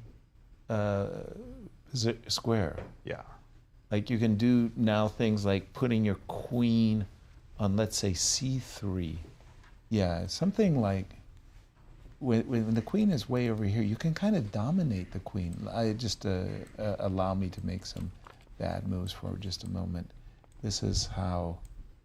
So now the queen defends the pawn with a check, and you start to. Hold on, king g5. How do I get my I'm trying to get my king into a position where there's no checks. Yeah, king g5. No, king g5. Well, I want king Queen, g5. Queen e2 still allows. Yeah, to check. sorry. Just because after queen g1, which is the only check, you can go king h4. And there's no. Then queen f2. Hold on, I'm doing it wrongly. Let me, in this put position, the queen on put d4 the d3. maybe. Or d3. D3. And this is what I mean. What do you mean? No Oh, more you will checks. cover on g3. I see, that's right. Hold you on, can how play do I- king g5 now. King g5. And queen g1, king h4. Yes. And I don't have any more checks. Exactly. Because of You run out of G3 square. checks. And this is how Max could win this game by dominating the queen. But I have queen e5 after king g5. By the way, pawn just moved to h3, so counting to move 50 begins now. You will be my spotter. Congratulations, by the way. You're Move 50. 85. What does the life of a commentator come down to? Counting to 50.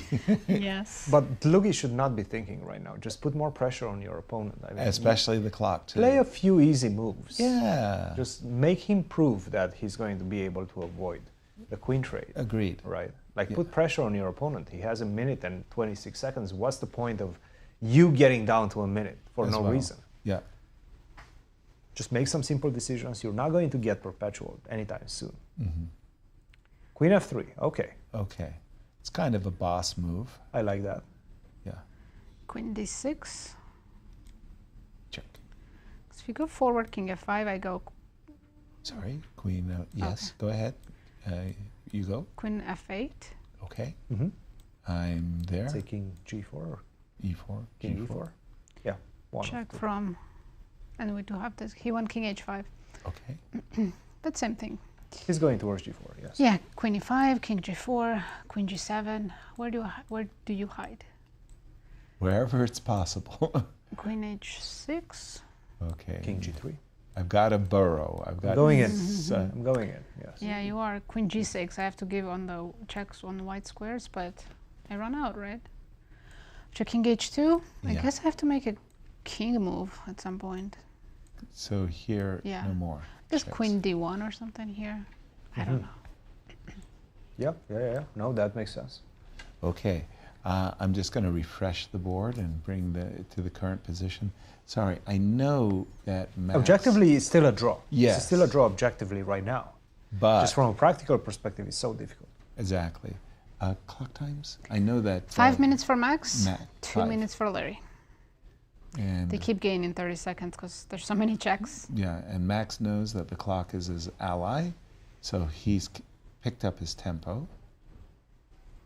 Definitely. But Larry wants to play tomorrow, so he's going to try to hold. Exactly.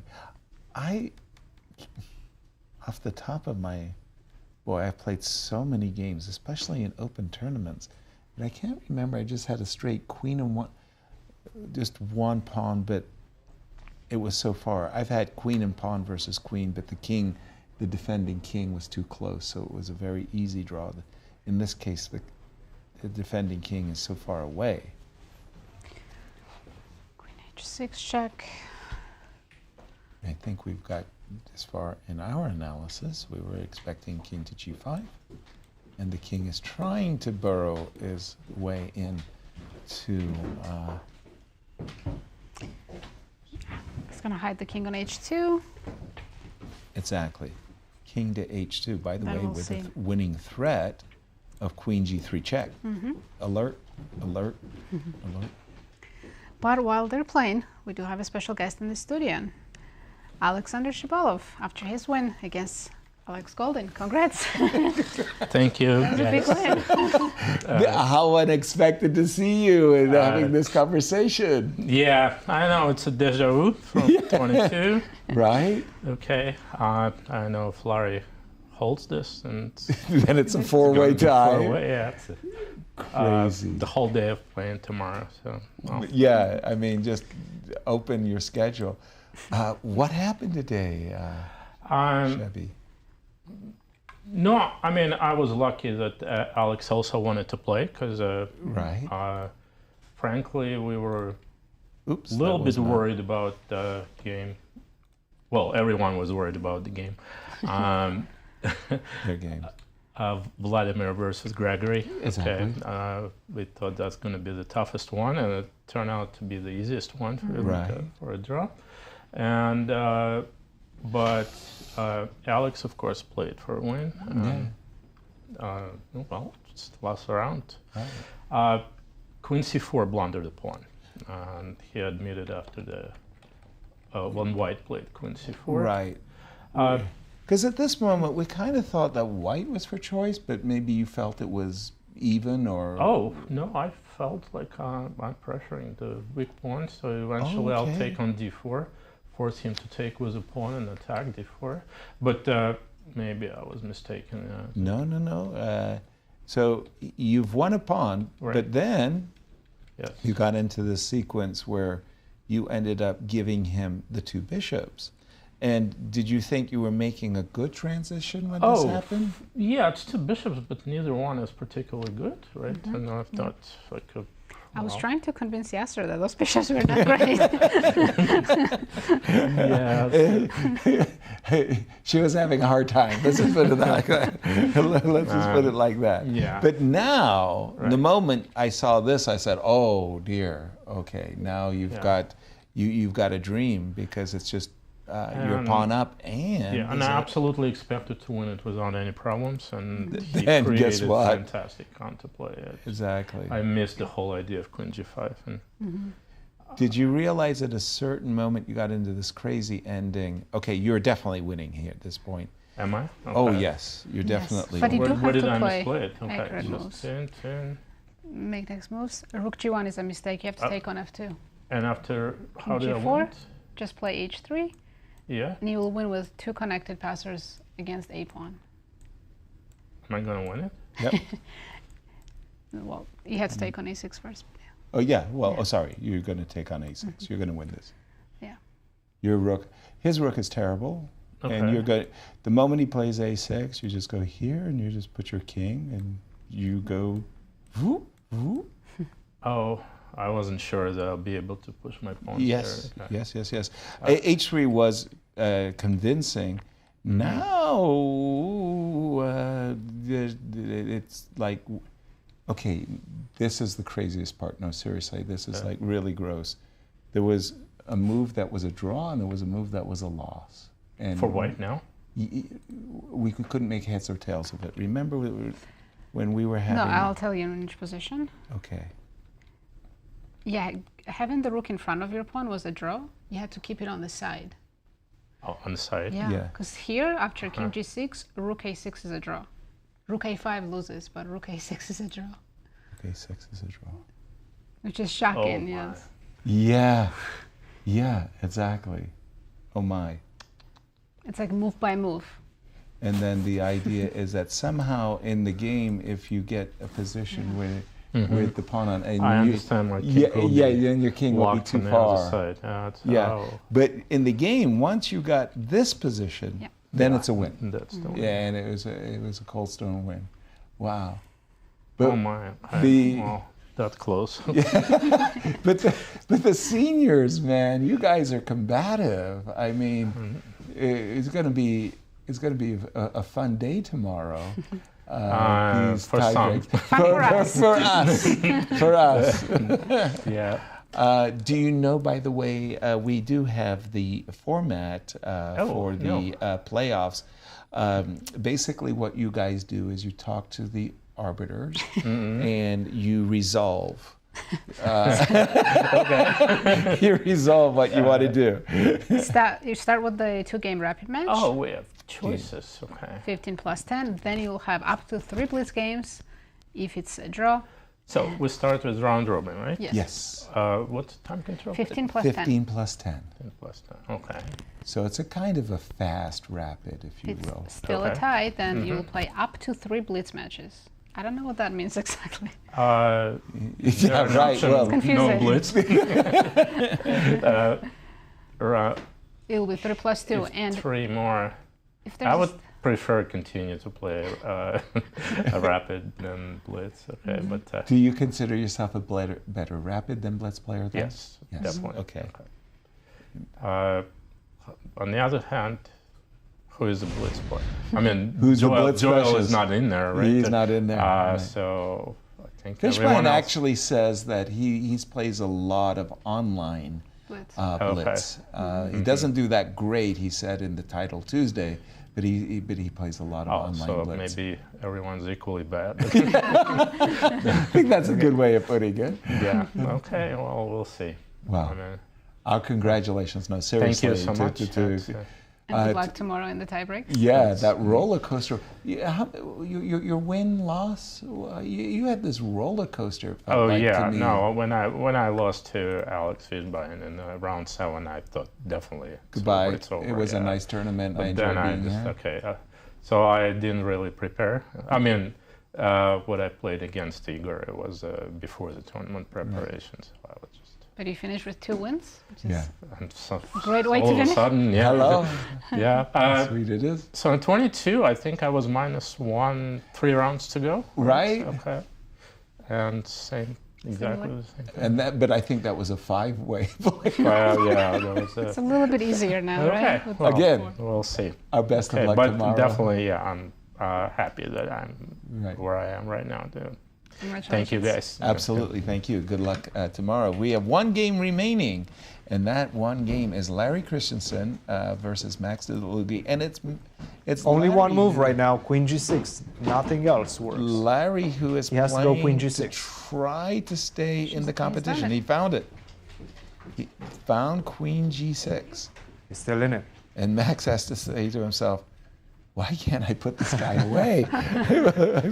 Please leave me alone. Win a game. Come on. Come on. Come on. I think it was like about 10, 12 times that he could have won, right? Quite a few times. Yes. In many different ways. He was winning for a long time. Yeah, well, since the beginning of the round.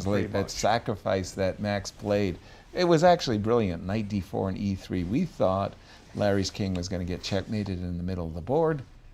Max got distracted by some material gains, and it's been a novel with lots of twists and turns in the chapters. Dlugy's hand placement on his head. It's like, why can't I win this? I know. Just let me win. I know. Yes. It's like stop the torture. Again, only correct check is queen h6, but this one's obvious. You can't give check from f7. That allows the queen trade. h6. That would be embarrassing. But in a way, it's easier. You go king f3, right? Yeah. The pawn's hanging on h3. Oh, h3. In a way, it's easier when you have only moves. Yes. And he had so king g3. king g3. Queen g6 back. Queen g6 check.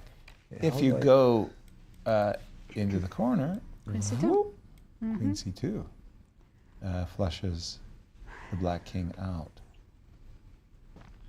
But okay, so I think I read somewhere that in this position, king has to be somewhere from d file and left. If it was on e or right, it's lost. D and left, it's a draw. you think to yourself, I'll go with it, but then you think to yourself, who came up with this knowledge? I mean, hundreds of hours by candlelight and trying to figure out that the king is in a zone. Discovered way before the engines, yeah. Like, Sharon or But the thing is, I haven't heard a refutation of that with table base around for a while. So maybe they were right. Maybe the old masters were right. Knew a thing or two. Yeah. No, I had that experience. I thought it was absolutely funny. Dr. John Nunn came to me and he said, Yasser, my latest chess book, it's for you, it's perfect. Perfect. It's perfect. And I went, what? He said, yeah, it's perfect. It's all engine approved. It's perfect. The greatest chess engines in the world, the table bases, it's perfect. And I go, wow. Wow. So I opened up the book and the first diagram is from like an Arab manuscript from the 8th century AD. Wow. They had worked it out, in Persia, in ancient Persia. I was like, what? I thought you said, well, they had it right, he told me. I thought it was a very funny thing to say with the top engines. That's incredible. I know. Chess is an old game. Right? And now, king e2. Okay, at No last... checks. He needs to move the king, just king c8 or something. At last, Max is ready to meet any check with an interposition. Queen d5? I guess queen h5 still exists. Forgot about that. I forgot about that too. Yeah. Can I then go to e1? And then, I don't know, Queen h4? h1? No. Where do I go? You can go king d2. Yes. I'm trying to get you And then wrong-footed. I'll just go king c8. And you can't push your pawn. You can still check me here, right? Oh my gosh. Queen endings are so difficult. And we've been saying we didn't have a game with 100 moves. We just passed 100. The last game of the tournament. Commentator's curse. You had to say it. You just had to say no 100 move games. And Max, sorry, you were about to tell us that Larry has a good move, and that was. You can give a check. You can go king c8, king c7. And they're this all. check is good. All this good. is a good one. Okay, this is a goodie. I'm holding you to that. So king f2. Let's keep going. Queen f. I didn't know king e1. Trying to trick you into a queen a5 check and a. 30 moves to go until 50 move climb. Just an update. Okay. Well, at move 48, I will play h2. Well, if you manage to play h2, you might be winning. Yes. Right? Yes. Yeah. I shouldn't let you play h2. Probably not, yeah. That's a good point. Wow.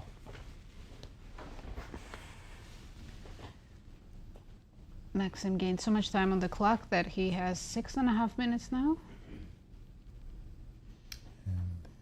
And for Larry, he's been in that 2 minute Below 2 zone. minutes, yes. Below the 2 minute zone now. Okay. Yeah, he shouldn't allow himself to go too low on the clock because that's when you make just ridiculous blunders. Howlers. Yeah. We've seen Max being victimized by some really, really painful one move oversights. Yeah. What is he thinking about? King f2 or king e1? King d2, king e1, king f1. You start to try to understand what are the differences on those three squares and where can my opponent check me that makes it very, very awkward or difficult. So if I play king f1, so for example. Okay, queen f5 check. Queen f5 check, king e1. Queen a5. Oof, oof, oof, oof. No, no, no. I heard you. All right. Queen b1 check. Yes. Queen a5. Okay. Max looks a little bit frustrated because he realizes this is a draw. Hold on, King e2. King c8. That's the key. You cannot but now check h2. me. Now h2, right? Well, I think this might be winning. Well, Your it's opponent shouldn't certainly get scary. that. Well, Queen b2 check. I think I have it. I think I might. I want to go Queen e5. And you have some kind of a But I don't know. This is too close. No, no, no. It's Once the pawn's on scary. h2, it's very easy to lose. Well, I can go King d1 perhaps, right? He's played King e1. D1. King d1, yeah. Sure. Sorry, this is... Yeah, once the pawn is on h2, it's a bit tricky. Yeah, but the king is going to e1. It's floating between f2.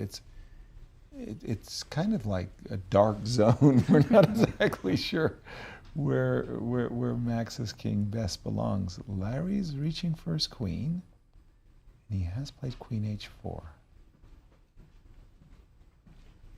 And how was I tricking you a moment ago?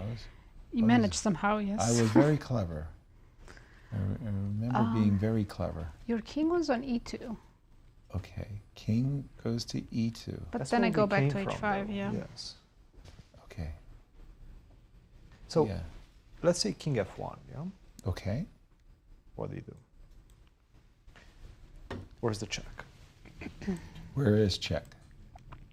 Okay, check there. I have a feeling I'm getting close. No. Queen f2. Queen f2. Now your only check is on a6. A1? Or a1.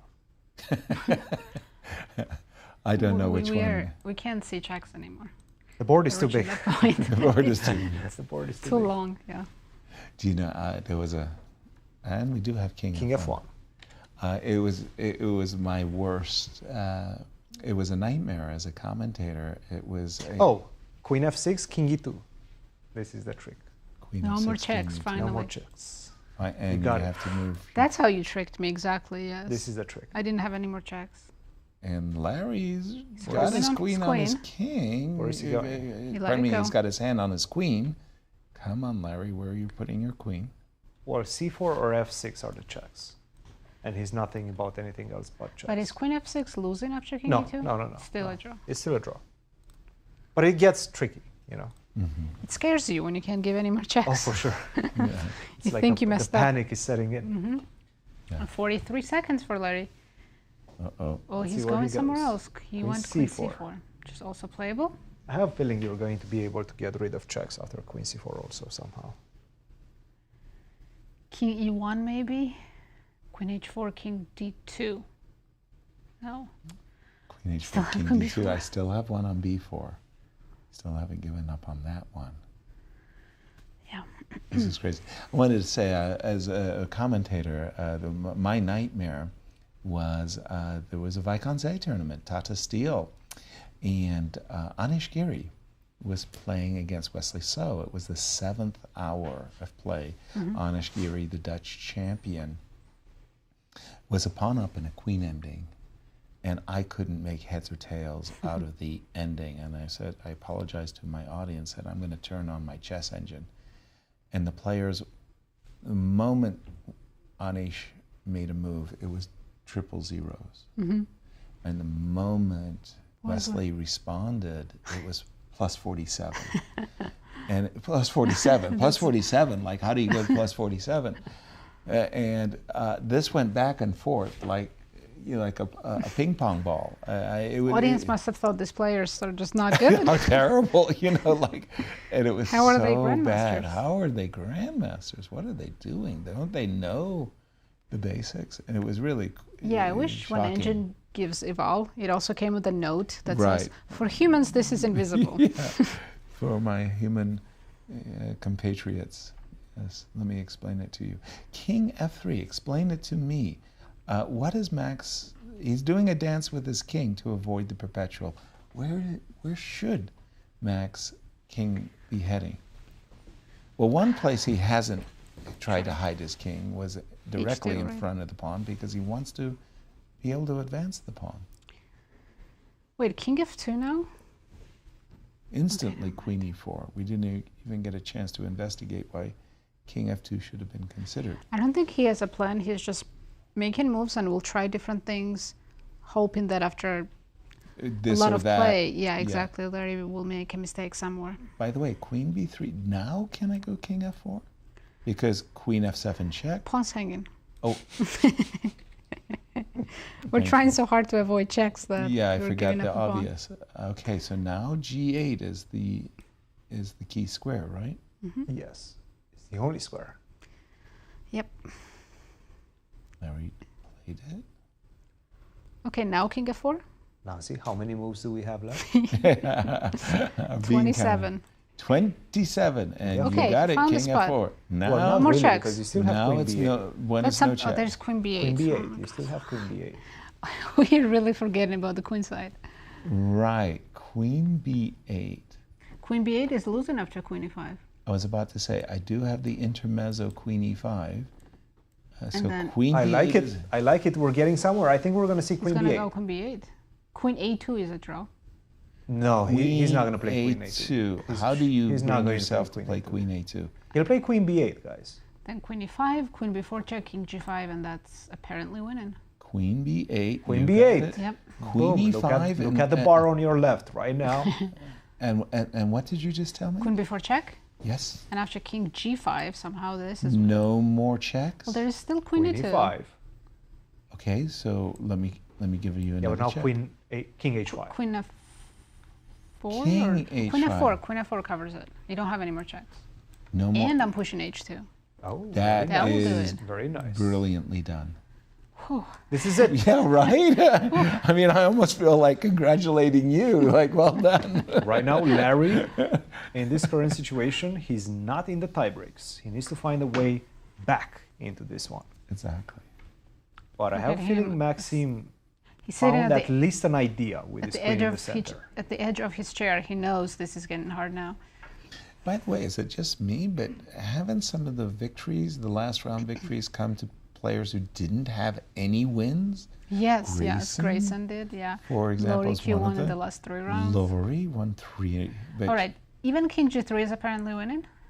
King g3. The queen on e5 is so much better Perfect, placed. yeah. Yes, but king King g5. g5. Okay, well, Queen this d. is bad news for Larry right now. Because you want to play h2, it's protected, and your queen centralized in the middle of the board like this is giving the king protection against the checks. Queen d2. It's good to know. So queen on e5 is your best chance in similar positions. Although I hate making those general rules because it's sort of like the moment you make a general rule, there's like 1,233 exceptions. 40 seconds for Larry. 40 seconds. His best move right now is king c8. Allowing King h2. Never, not gonna it play would king c8. never occur to me. And that's Seriously. why you should have the king all the way to the on other the side A of the file, board. off Once the- again, now it's a good time to show that idea, right? Keep the king on a6. 20 seconds. Ticking down. 14. He's going for the king. No. King c8. King c8. Somewhere in the recesses of his Okay. mind, he has been told, get the king out of the way. h2 King is the only c8 chance. is remarkable. Well, he's move. going to play h2. There's no way. Of course. Then Well, after queen d2. by the way, there goes your 50 move rule. Ha ha ha ha. Yes. Even though there's 2 moves that win, actually. King h5 is a win as well. Nobody No, he plays was going to king play king h5. h5. h2 and That would king be h5. crazy. He's Okay. thinking though, so that's. If he plays, Just don't give any checks. Don't give checks. He'll play h2. he will. Checks are unnecessary. Yes, Right. h2. He finally managed to push that pawn. Just 30 moves. And for those of you who are joining us late, it has been an incredible game. Max Dlugy came swinging right out of the opening. Some brilliant sacrifices by Max had netted him a completely winning attack. Larry defended. He was just holding on, and somehow staggered his way into an ending with the minor pieces against an exchange that he should have lost, but he was drawing. He was drawing, got himself into a queen ending that was drawing, but okay, he slipped up. 111, Larry made a mistake. Move 111. Thank you for that, Nazi. And now, Max, we are sitting here with our chess engines and our table bases, and it's easy for us to say that he's winning, but Max is furiously trying to calculate a win. By the way, if Max does win, he will knock Larry out of a possible playoff, and then it will be a three-way playoff instead of a four-way playoff. Larry needs to hold this game, and he will be in the playoffs tomorrow. But it's getting harder and harder to hold this. Exactly. King, where do we go? F6? What? Where do we go? I think all of them are winning. Yeah, I see table pace. All moves are winning, except Queen E3. Queen F4. Yes, that's Queen E3 is not even drawing, yeah. Because I have the H pawn, Yeah, my king's too far. Right. Go. Why did it get a question mark? Because the engine doesn't have table base. Okay. I have table base. And You're your too table, powerful right Queen now. Yes. D8, you're all knowing, all powerful. What is the simplest way? King G4? What's the winning idea for Max? So literally any. Okay, we're going to go move right King now G4. wins. King G4 probably. Yes. And then how are we meeting, for example, Queen a move F3? like Queen D1 with Queen F3? Yes. And then we're moving forward. Queen D4, King H3. Moving forward. You don't have D7 check. Queen H8 is the only move. And King somewhere. G2? G3 Sure. or G2, I'm not sure. To G2. Mm-hmm. I know. And if So you close. think you're tired, what about the players? And I'm going to just refresh. Apologies. I don't know, as someone who does both, sometimes you're less tired as a player. Right. Because you're only playing one game. Queen G8 on the board. King F3, King E2. There's got to be a win, yeah, of course. And whenever you're in the heat of the battle, you usually drive on adrenaline, you know. Of course. Oh, Like definitely. you don't feel tired until after the game is over, usually. Oh, then it's just an absolute splat. I mean, it's a face plant, and you wonder what happened. Yes. King H3. Still winning. So, what was your defense mechanism? Queen H7? I don't think I had one. I was just checking and checking as much as I could possibly check. Where are you going to go, Larry? Larry's? Queen H7 or Queen H8? Or something else, perhaps? Yeah. It's in Right now, the queen is in Middle of a G8. twilight zone between G8 and G7. G7 and a quarter. Yeah. What if Larry were to play Queen A1 in this position? Because his queen was on. Illegal G7. move. You could go unnoticed, honestly, because players are so tired. Queen H8. Okay, now King. Somewhere on G5, right? G2 or G3? Shouldn't Let's make say a big G2. difference. Let's say G2. Where do we hide, is the question. That's it. That is my question. Where are we Okay, King hiding? G3? No check on G7. I see that's a landmine square. So I'll check on this one. King G4? Now I can check on G7. Right? I think I'm going to go the other direction. King F3 and King E2. King F3, check, King E2, and more checks, yes? Yeah. And now here's where you want to... But I can't. Maybe What? I can. Maybe I can go Queen D2.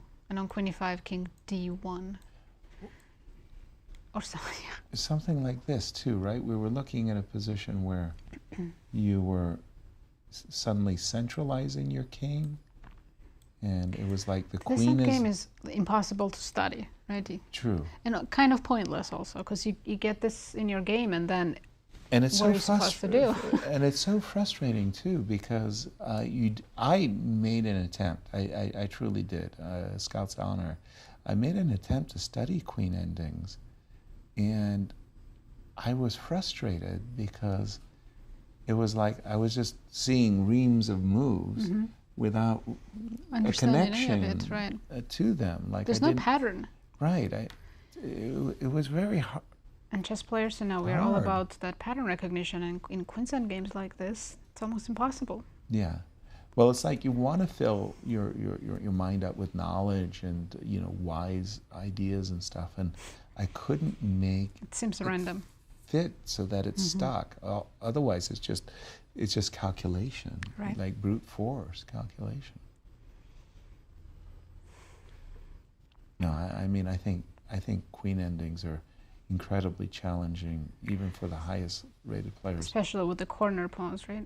It's a bit easier with a pawn on the G file, on the F file. Yes. King F2 by Where's the Max. check? Which check are you going to give right now? C2.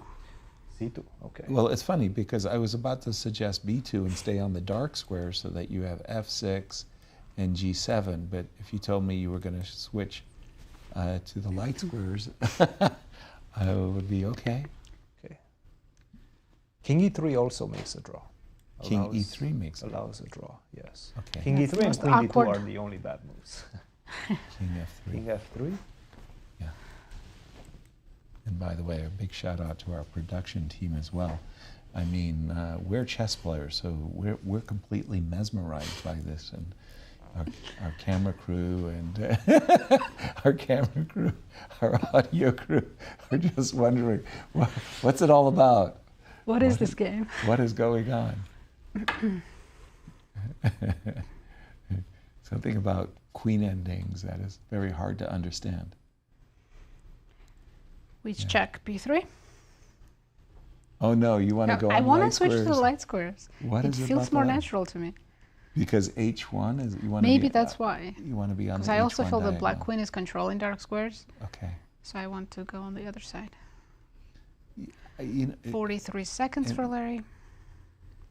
There's a compelling argument there.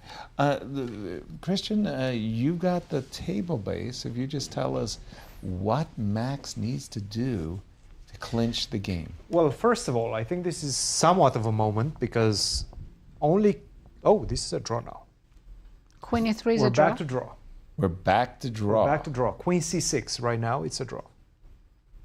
The engine says it's still winning, but engine doesn't know. Yes, this is just table base, so How it's is supposed it to a be draw? more precise. What changed? We don't even know what changed. Queen C6 is back to draw. Queen F6 is losing.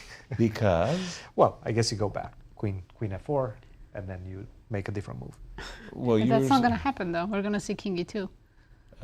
Which is a win, also. Okay, good. King E2 is a win. King G2 is not a win. Why is King I think E2? we're seeing on your screen. Yes, sir. Okay. King G4 is... This cannot be That's a winning. draw. That's a draw. We're back to draw. Queen G6 and Queen... In fact, the only two checks. Queen G6, Queen G7? Are a draw. Yes. Each move, they're going to be going back and forth now. Drawing, just like Gary Wesley did. Exactly. Why was King E2 winning? Do you want the 50-move explanation? No. Just how does it go? How is it supposed to go? Where does the black king hide? So I get my queen on D2. So you go Queen B2, I go Queen D2. Yeah? I guess this is going to be relevant at some point. Where do you give a check? And is it E5 that we give a check? Sure. Okay. And now I go on D1. Okay. I go on the first rank, and then there's no more checks, at least on A1 because of Queen C1. Gotcha.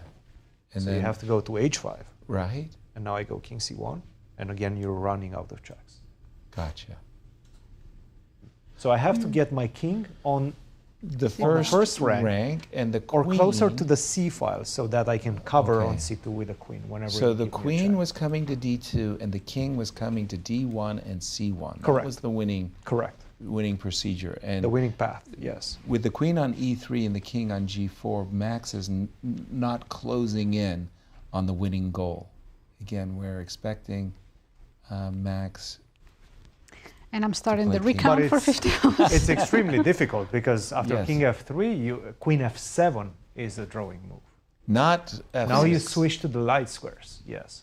I knew it. Just a second. Well, the thing is, if you go queen f6, I go king e2, and then I go with the queen on d2. That's if you your stay on the setup. dark squares, this is my trick.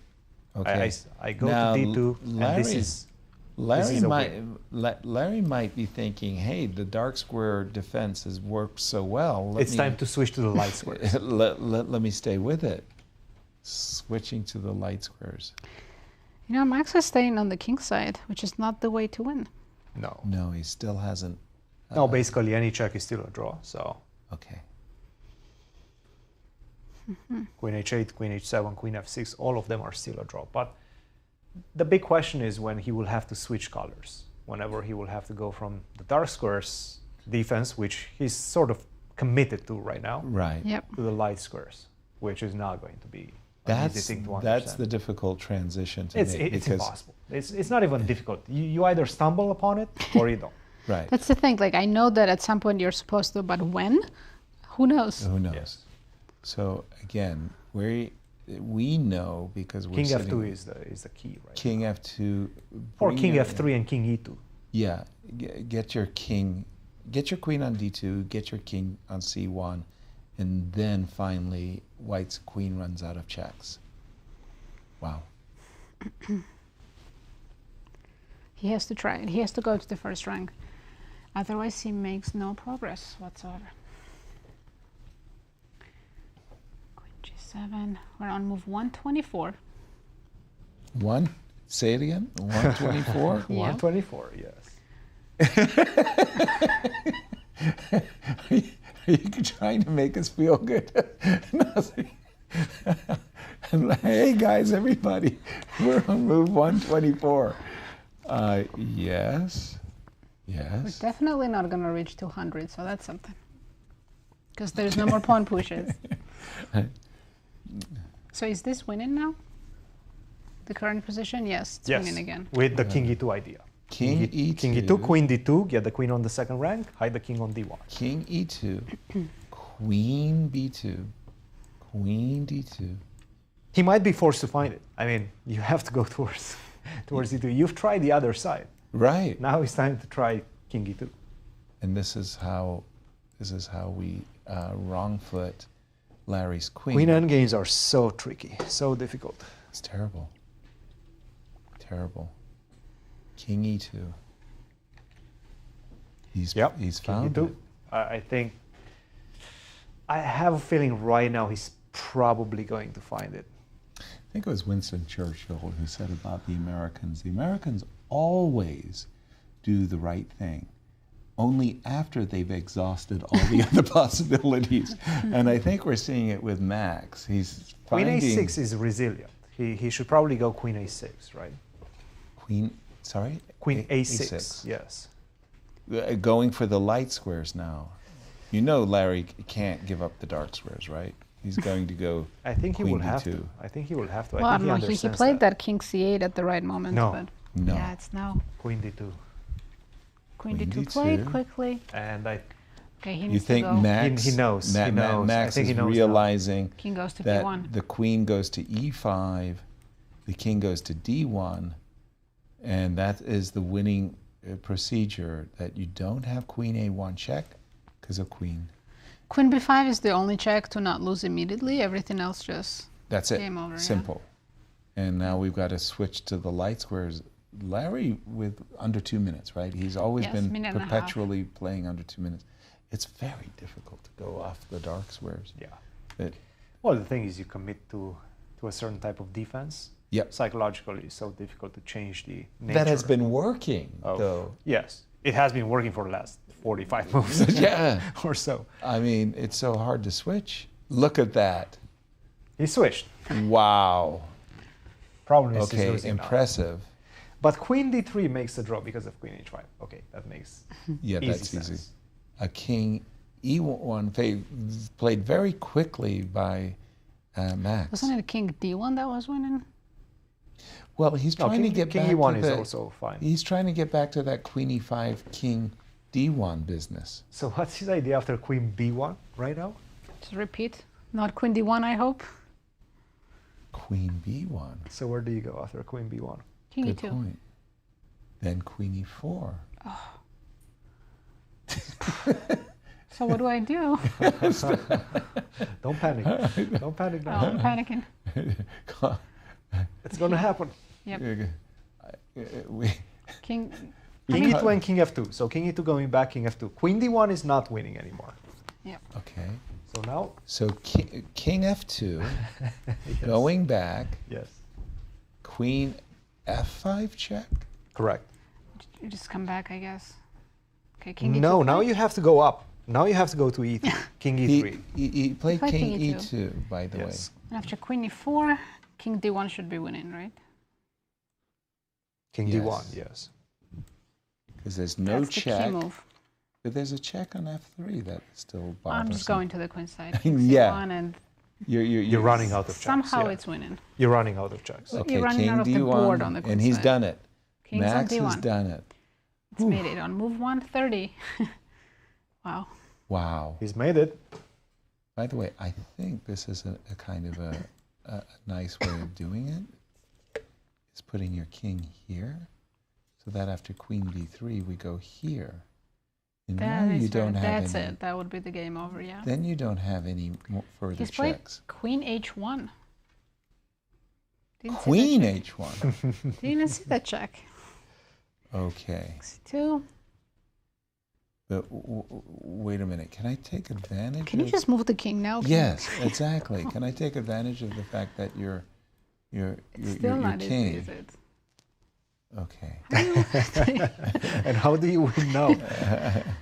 How do you win now? I'm thinking King B2. I think he might be going for no. King B2 is a draw. No. After King B8, King B2 is a draw. So I have to go Queen E2. Good grief. This endgame is making.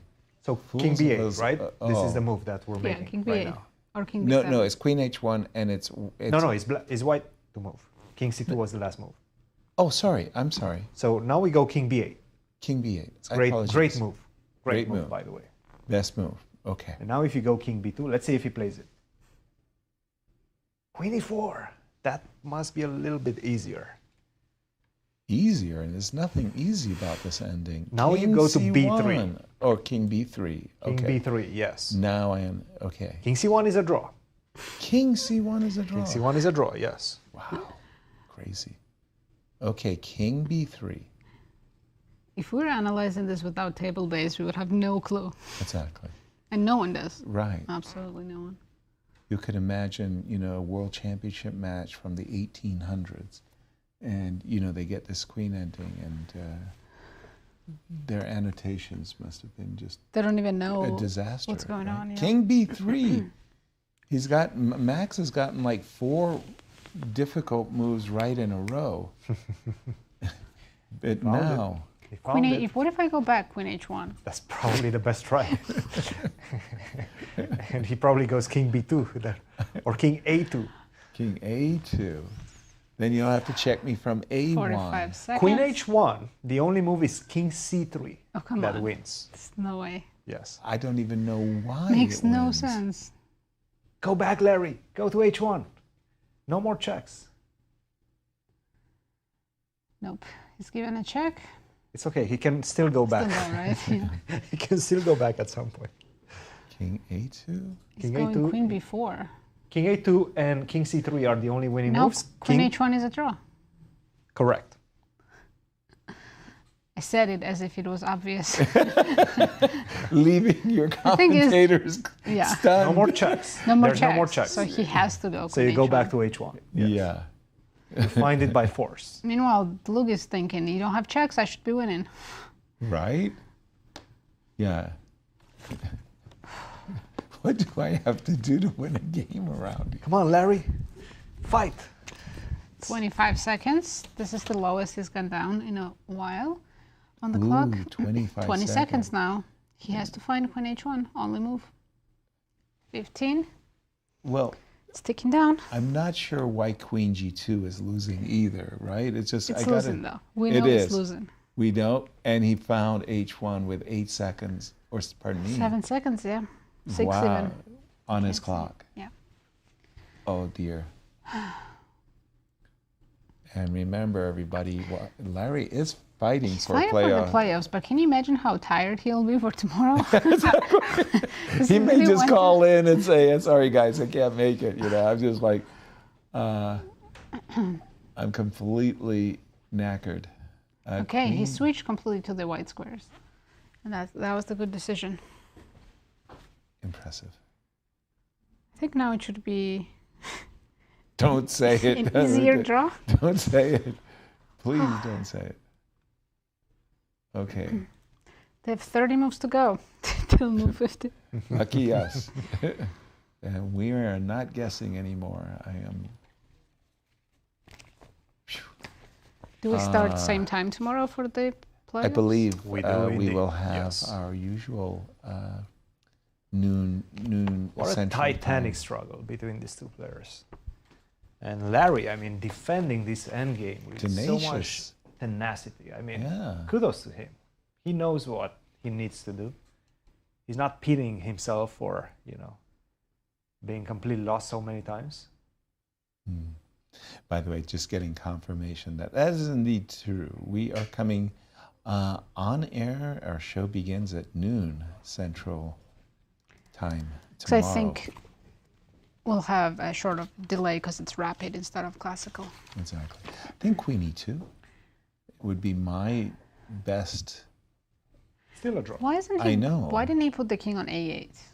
The corner is the best. Yes, exactly. Get your king to the A file. And I think Larry, with his enormous experience, knows that the king belongs literally as far away as possible on A7. For viewers, by the way, one way of thinking about it is if white did not have a king, you can't force the promotion of the pawn because I'll always have perpetual checks. Okay? So it's the white king and my ability to defend a check with an interposition that checks you as well that makes it even close to winning, right? So the idea is if you know you could be a king down, get your king out away from the board, you know, away from the action. Yeah, when you know that your king is in the way, yes, makes it harder for you to draw, then you put it as far away as possible. Aside as you can get, right. What can Dlugy try? King A4 and get closer to the king for some checkmate ideas? Say that one again. King A4, going closer to your king. Okay, let's just put that on the board because that's actually a tricky, trappy little move. I guess I can go check. Queen B4, thank you very much. And force the trade of queens. Yeah. So you have to go Queen A1 only check. And he's done it. King A4, sorry, I'm just going to refresh. On Queen A1, I go Queen A3. And you don't have any more checks. So I'll go back into my little corner. H1, yeah. And then how do I bring my king closer? You've got a Queen B2 check. That defends the pawn with a gain of tempo. I just don't know how. I don't know where Max's king should be hiding out exactly at this moment. Should probably be closer to H2 pawn. Yeah, F2 would be maybe an ideal square, right? Because to win, you need to get your queen to G1. Yep. And your king needs to be close by to avoid all the checks. Exactly. If it's on the queen side. So it's very easy to imagine that if black's queen were on F4, and you can certainly put the queen on F4, and then to have the king on F2, that was how you would avoid all of the checks. But Larry's not going to allow this to occur. King C8 played. Again, he's not looking at the A file. I don't know why Larry keeps putting his king on the C file. Yeah, that's a strange decision, but maybe he's worried about some mates. It's worked so far. Yeah. So how do we reset the clock right now? Because you just play the H2. No more resetting with the pawn, at least. Yeah, there's no way to reset the clock anymore. And I think the last pawn move was on move 114. So, chessically speaking, 164 is the magic number for Larry. The last pawn move was move 114. To claim the 50 move to claim the 50 move draw. 50 move draw rule, you haven't made progress in 50 moves. 113. 113? Yes. Sorry. H- 113. So H2 163 is when he can claim a draw. Right now, we are at 139. So 24 moves to go. it's not going to be easy. And you know Larry's watching very closely that number. He has it written down somewhere, if not on the score sheet, in his mind. Still one of them. I see you wrote that down. I still one of the great stories. Larry is a myth. Larry is the man, the myth, the legend. Larry was playing against Dražen Shahovic of Yugoslavia in the Lone Pine tournament, and it was one of those drawn positions. Big moment. Don't give a check. What? Don't give a check right now. King B7, even King D7, still make a draw. King B7, King D7. But don't give a check. Yes. I'm so tempted to give a check either on D1 or C6. I can't contain You myself. cannot contain yourself. I can't. Yeah, you would be losing. Nice. So let's see. I was just saying that Larry's playing against Dražen Shahovic in the Lone Pine tournaments of yesteryear. And the position's been a draw. And Larry is about to claim the 50 move rule. So Larry checks his score sheet super carefully, and he allows Shahovic's king to come up in order to checkmate him. And before Shahovic could give checkmate, Larry claims the 50 move and says, I've got a draw. And Shahovic says, no, I moved the pawn. Oh, no. And it's only move 49. Oh, no. And Larry loses with checkmate. That's tragic. I know.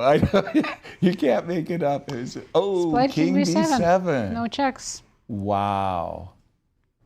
That's impressive. Impressive. Totally. That is crazy. King B7. That was one of the two drawing moves. Objectively, again, from a practical perspective, we might be going from losing to a draw to losing 15 times for the next 20 moves. Right. Wow. But it was still impressive to understand that King B7 is probably the right one.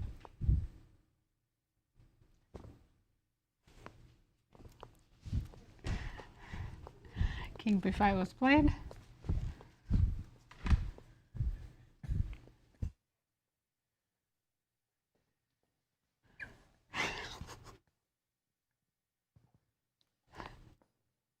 So what should we do right now? King B5. Now it's time to switch to checks. Now it's So time now to King switch to C8 checks. is losing? King C8 or King any King move, yeah, it's losing. Wow. Now it's time to switch to checks. Okay, maybe because of your King C8 you can actually create some You checkmate get the Queen to threats. C6. Yeah, King C8, I can see this one. Yeah, Queen E6 check. It's still not clear. King C7, what do you do? Queen C6, okay, he switches to checks, good. Okay, sorry, I am just refreshing. Now you go back. You did. Back to H1. He's gonna do it. Wow. Yes, he's playing Masterclass. very well right now. The players are finding some very making difficult decisions. 20 more moves remaining until Larry can claim his spot into the tiebreaks. Wow. You know, I'm a big snooker fan, and when the players, have a maximum break, 147, like the audience just goes nuts as they celebrate. We make 147, and there's a rebellion in the spectator hall. I mean, people are getting beat up. It's even worse when this happens, this kind of endgame in, let's say, Rapid and Blitz tournament, when they're waiting for the next game to start. Yes, and then literally the whole tournament comes to a screeching halt. They have to wait for an hour or more. Right. I think that recently happened in the freestyle tournament in Las Vegas. Oh, yeah, with Hikaru. Hikaru and had Levon. some 200 move game, ridiculous. and the whole tournament came to a halt. Go to A8. It's your chance for once in this game to put the king in the corner. If he goes to C8, please. The thing is, when you go king A8, you also have some stalemate checks too, which is nice. Good point. I remember that. Nope, He refuses. he's been on the C8 square for quite a number of moves already. Queen E5? And we're back to the same position, right? King B7. Oh, sorry. So King D... No. Sorry. There's no more way to improve. Yeah, you have to defend the pawn. That means I can go back with the king. Okay. If I go Queen E2, Nasi, and then start making a king run You wanna all the go way back? back to F2, Yeah. can I... Probably. And I'm running out of moves. I mean, You we're are. saying 20 moves left. 163 moves is the magic mark. We're at 143, so only 20 moves to go. Okay, I don't see this check as being very effectual. All legal moves are a draw. All legal moves draw. Queen B7. Well, that's thrilling to know. At this point, I think Maxim knows, and he might just give it remove repetition. Because what else do you do? You just wait for that 50 move rule to pop up. I don't think you go for it just willingly into a draw. Queen D6. Well, it's heading that way. Well, it sure looks that way, and Larry is very, very eager to extend a hand and say, "Good game, Max. I'm leaving." Most roller coaster game we've had. Last round. I mean, look. How lucky we've been to see. And we go straight Yeah, I into don't a think it's gonna 4-player tie-breaks. 4-player seniors tie-breaks. We've had 5 in 2022, as Alex was actually remembering correctly. Yes. And it was out of after nowhere. the games. Yes. In the evening. In the evening. Yes. And it was quite a long day. It went right through the closing ceremony. It was quite a long day. So you guys didn't have the champion. And he closed it. But we were all celebrating the end of the tournament. Well, Shabalov was still playing, and Vladimir Akopian and Larry. It was fun. So tomorrow, 4 players will be playing rapid game matches. We expect that to be the case, as we think Larry is going to hold this extremely difficult and queen ending. So it's not a knockout with 4 players? No, they play a round robin. The 4 players will play. And if there's 2 people tied at the top, then they will go off to play blitz. Correct. So the round robin is intended to, eliminate as many players in the field as possible. So it's not called knockout, but it works like knockout. Essentially, it does. Yeah. Mhm. That everybody. The idea of the round robin is you're giving a fair chance to everybody. Is King C8 losing? Christian, can you help us? Yes. It is. It's winning again. Now it's winning. We're back to winning, guys. King C4, King B5. Are both winning moves? And King C5. But they don't know it's lost. Of course not. King C4, King C5. It's winning. Okay. This one is winning. Wow. It actually says mate in 15. Wait a minute. Wait. Yeah, made it 15. Wait a minute. That might not be enough moves left. It might be. Is not enough. On the Oh. 15th move, you can claim a draw. It is incredible. Oh my God. But you have to make accurate moves to survive to that 15 moves. 15th checkmate. Oh my goodness, he's back to winning. I cannot believe this. As I was saying, it's a 3-player playoff. Because now you cannot get the king back into the corner or into the A file. King Can B7, go to Queen B7, D5. right. So your king is stuck on C8, which is badly So placed. many chances to put the king on A8. He doesn't like the A file for whatever reason. I don't know why. I mean, the A file is the best file, as far as possible. Away. It's kind of obvious now. You can't move the king. So you have to give a check.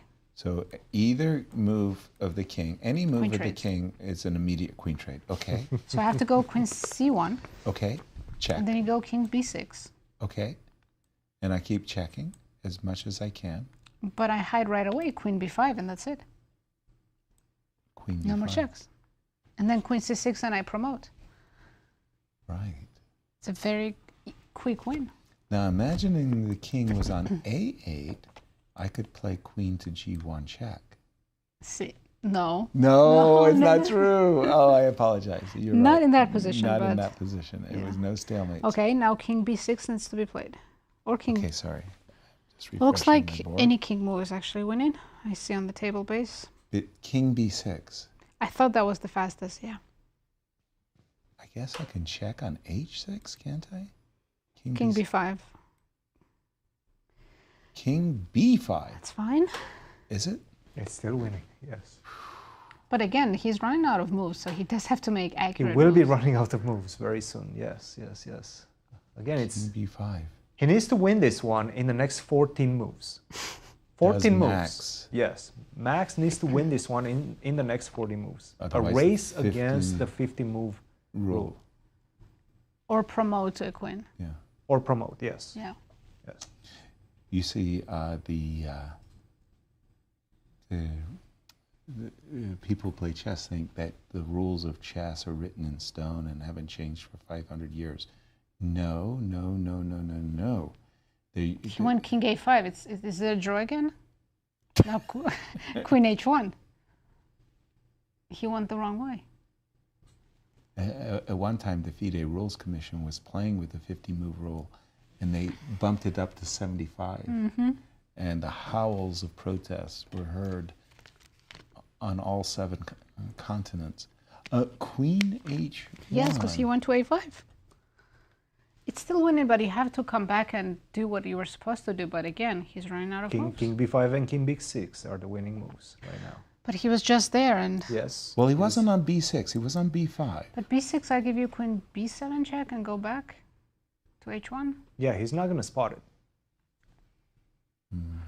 13 moves to go before he can He's claim. running out of road. All right, place your bets, guys. Do you think he's going to make it? Do you think we're going to see Larry I think we're going to see a 50-move claim.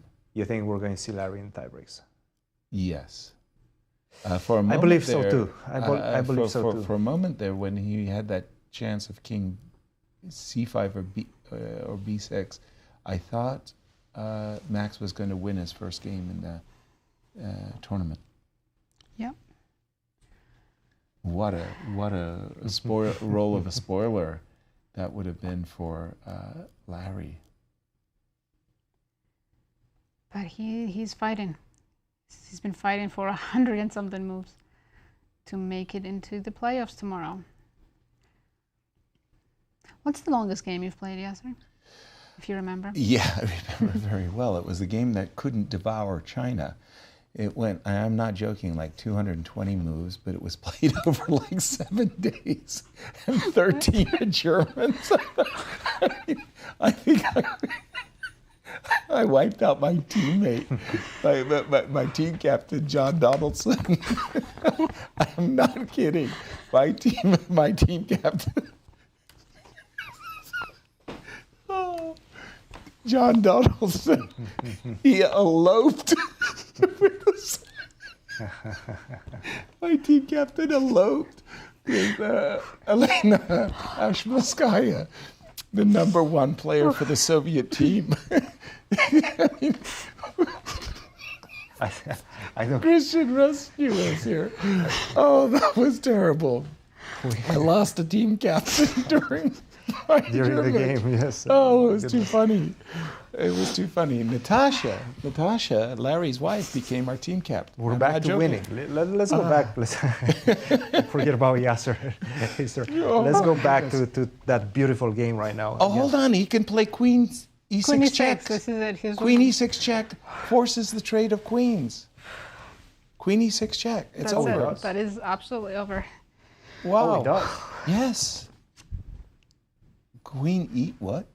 Queen e8 check. What? He's getting so close to the 50 move rule. Holy what?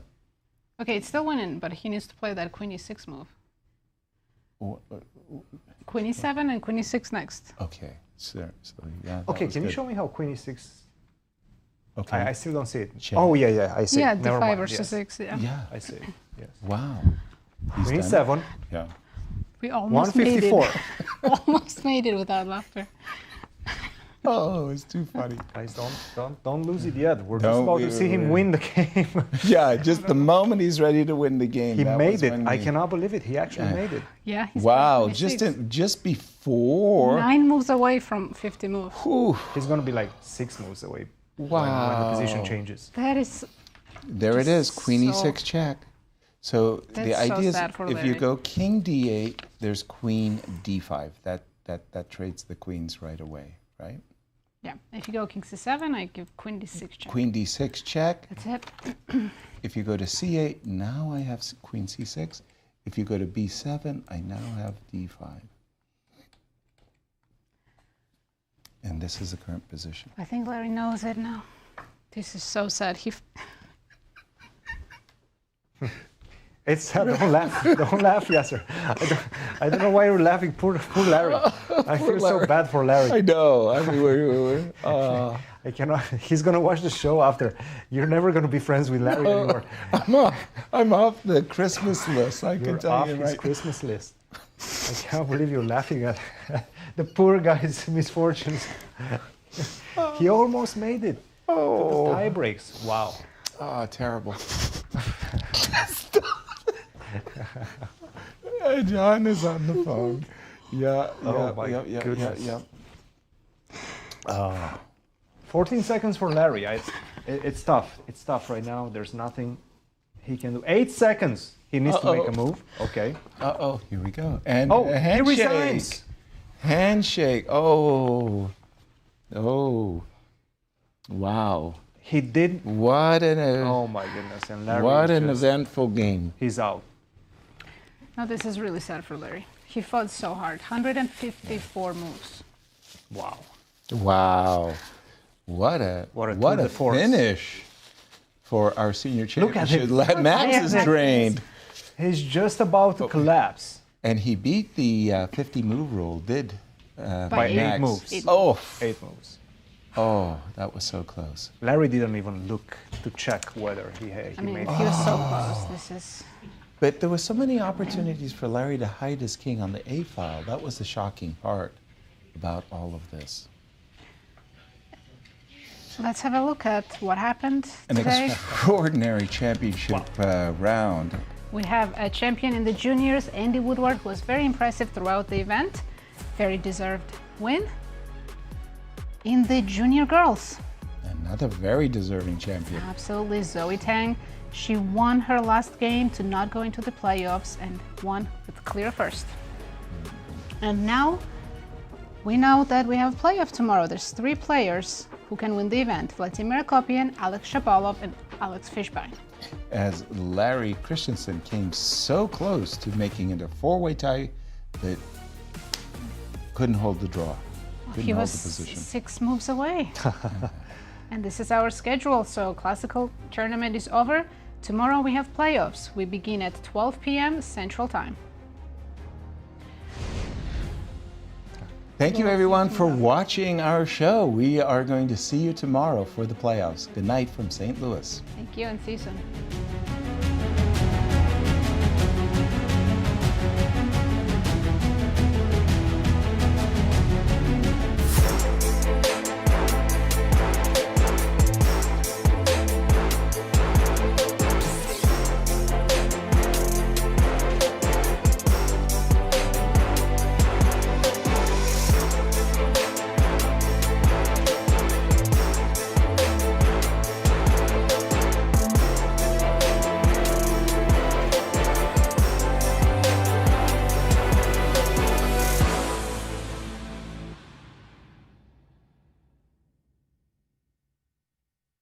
This has been a presentation of the St. Louis Chess Club. Any reproduction or distribution of this content without the express written consent of the St. Louis Chess Club is prohibited.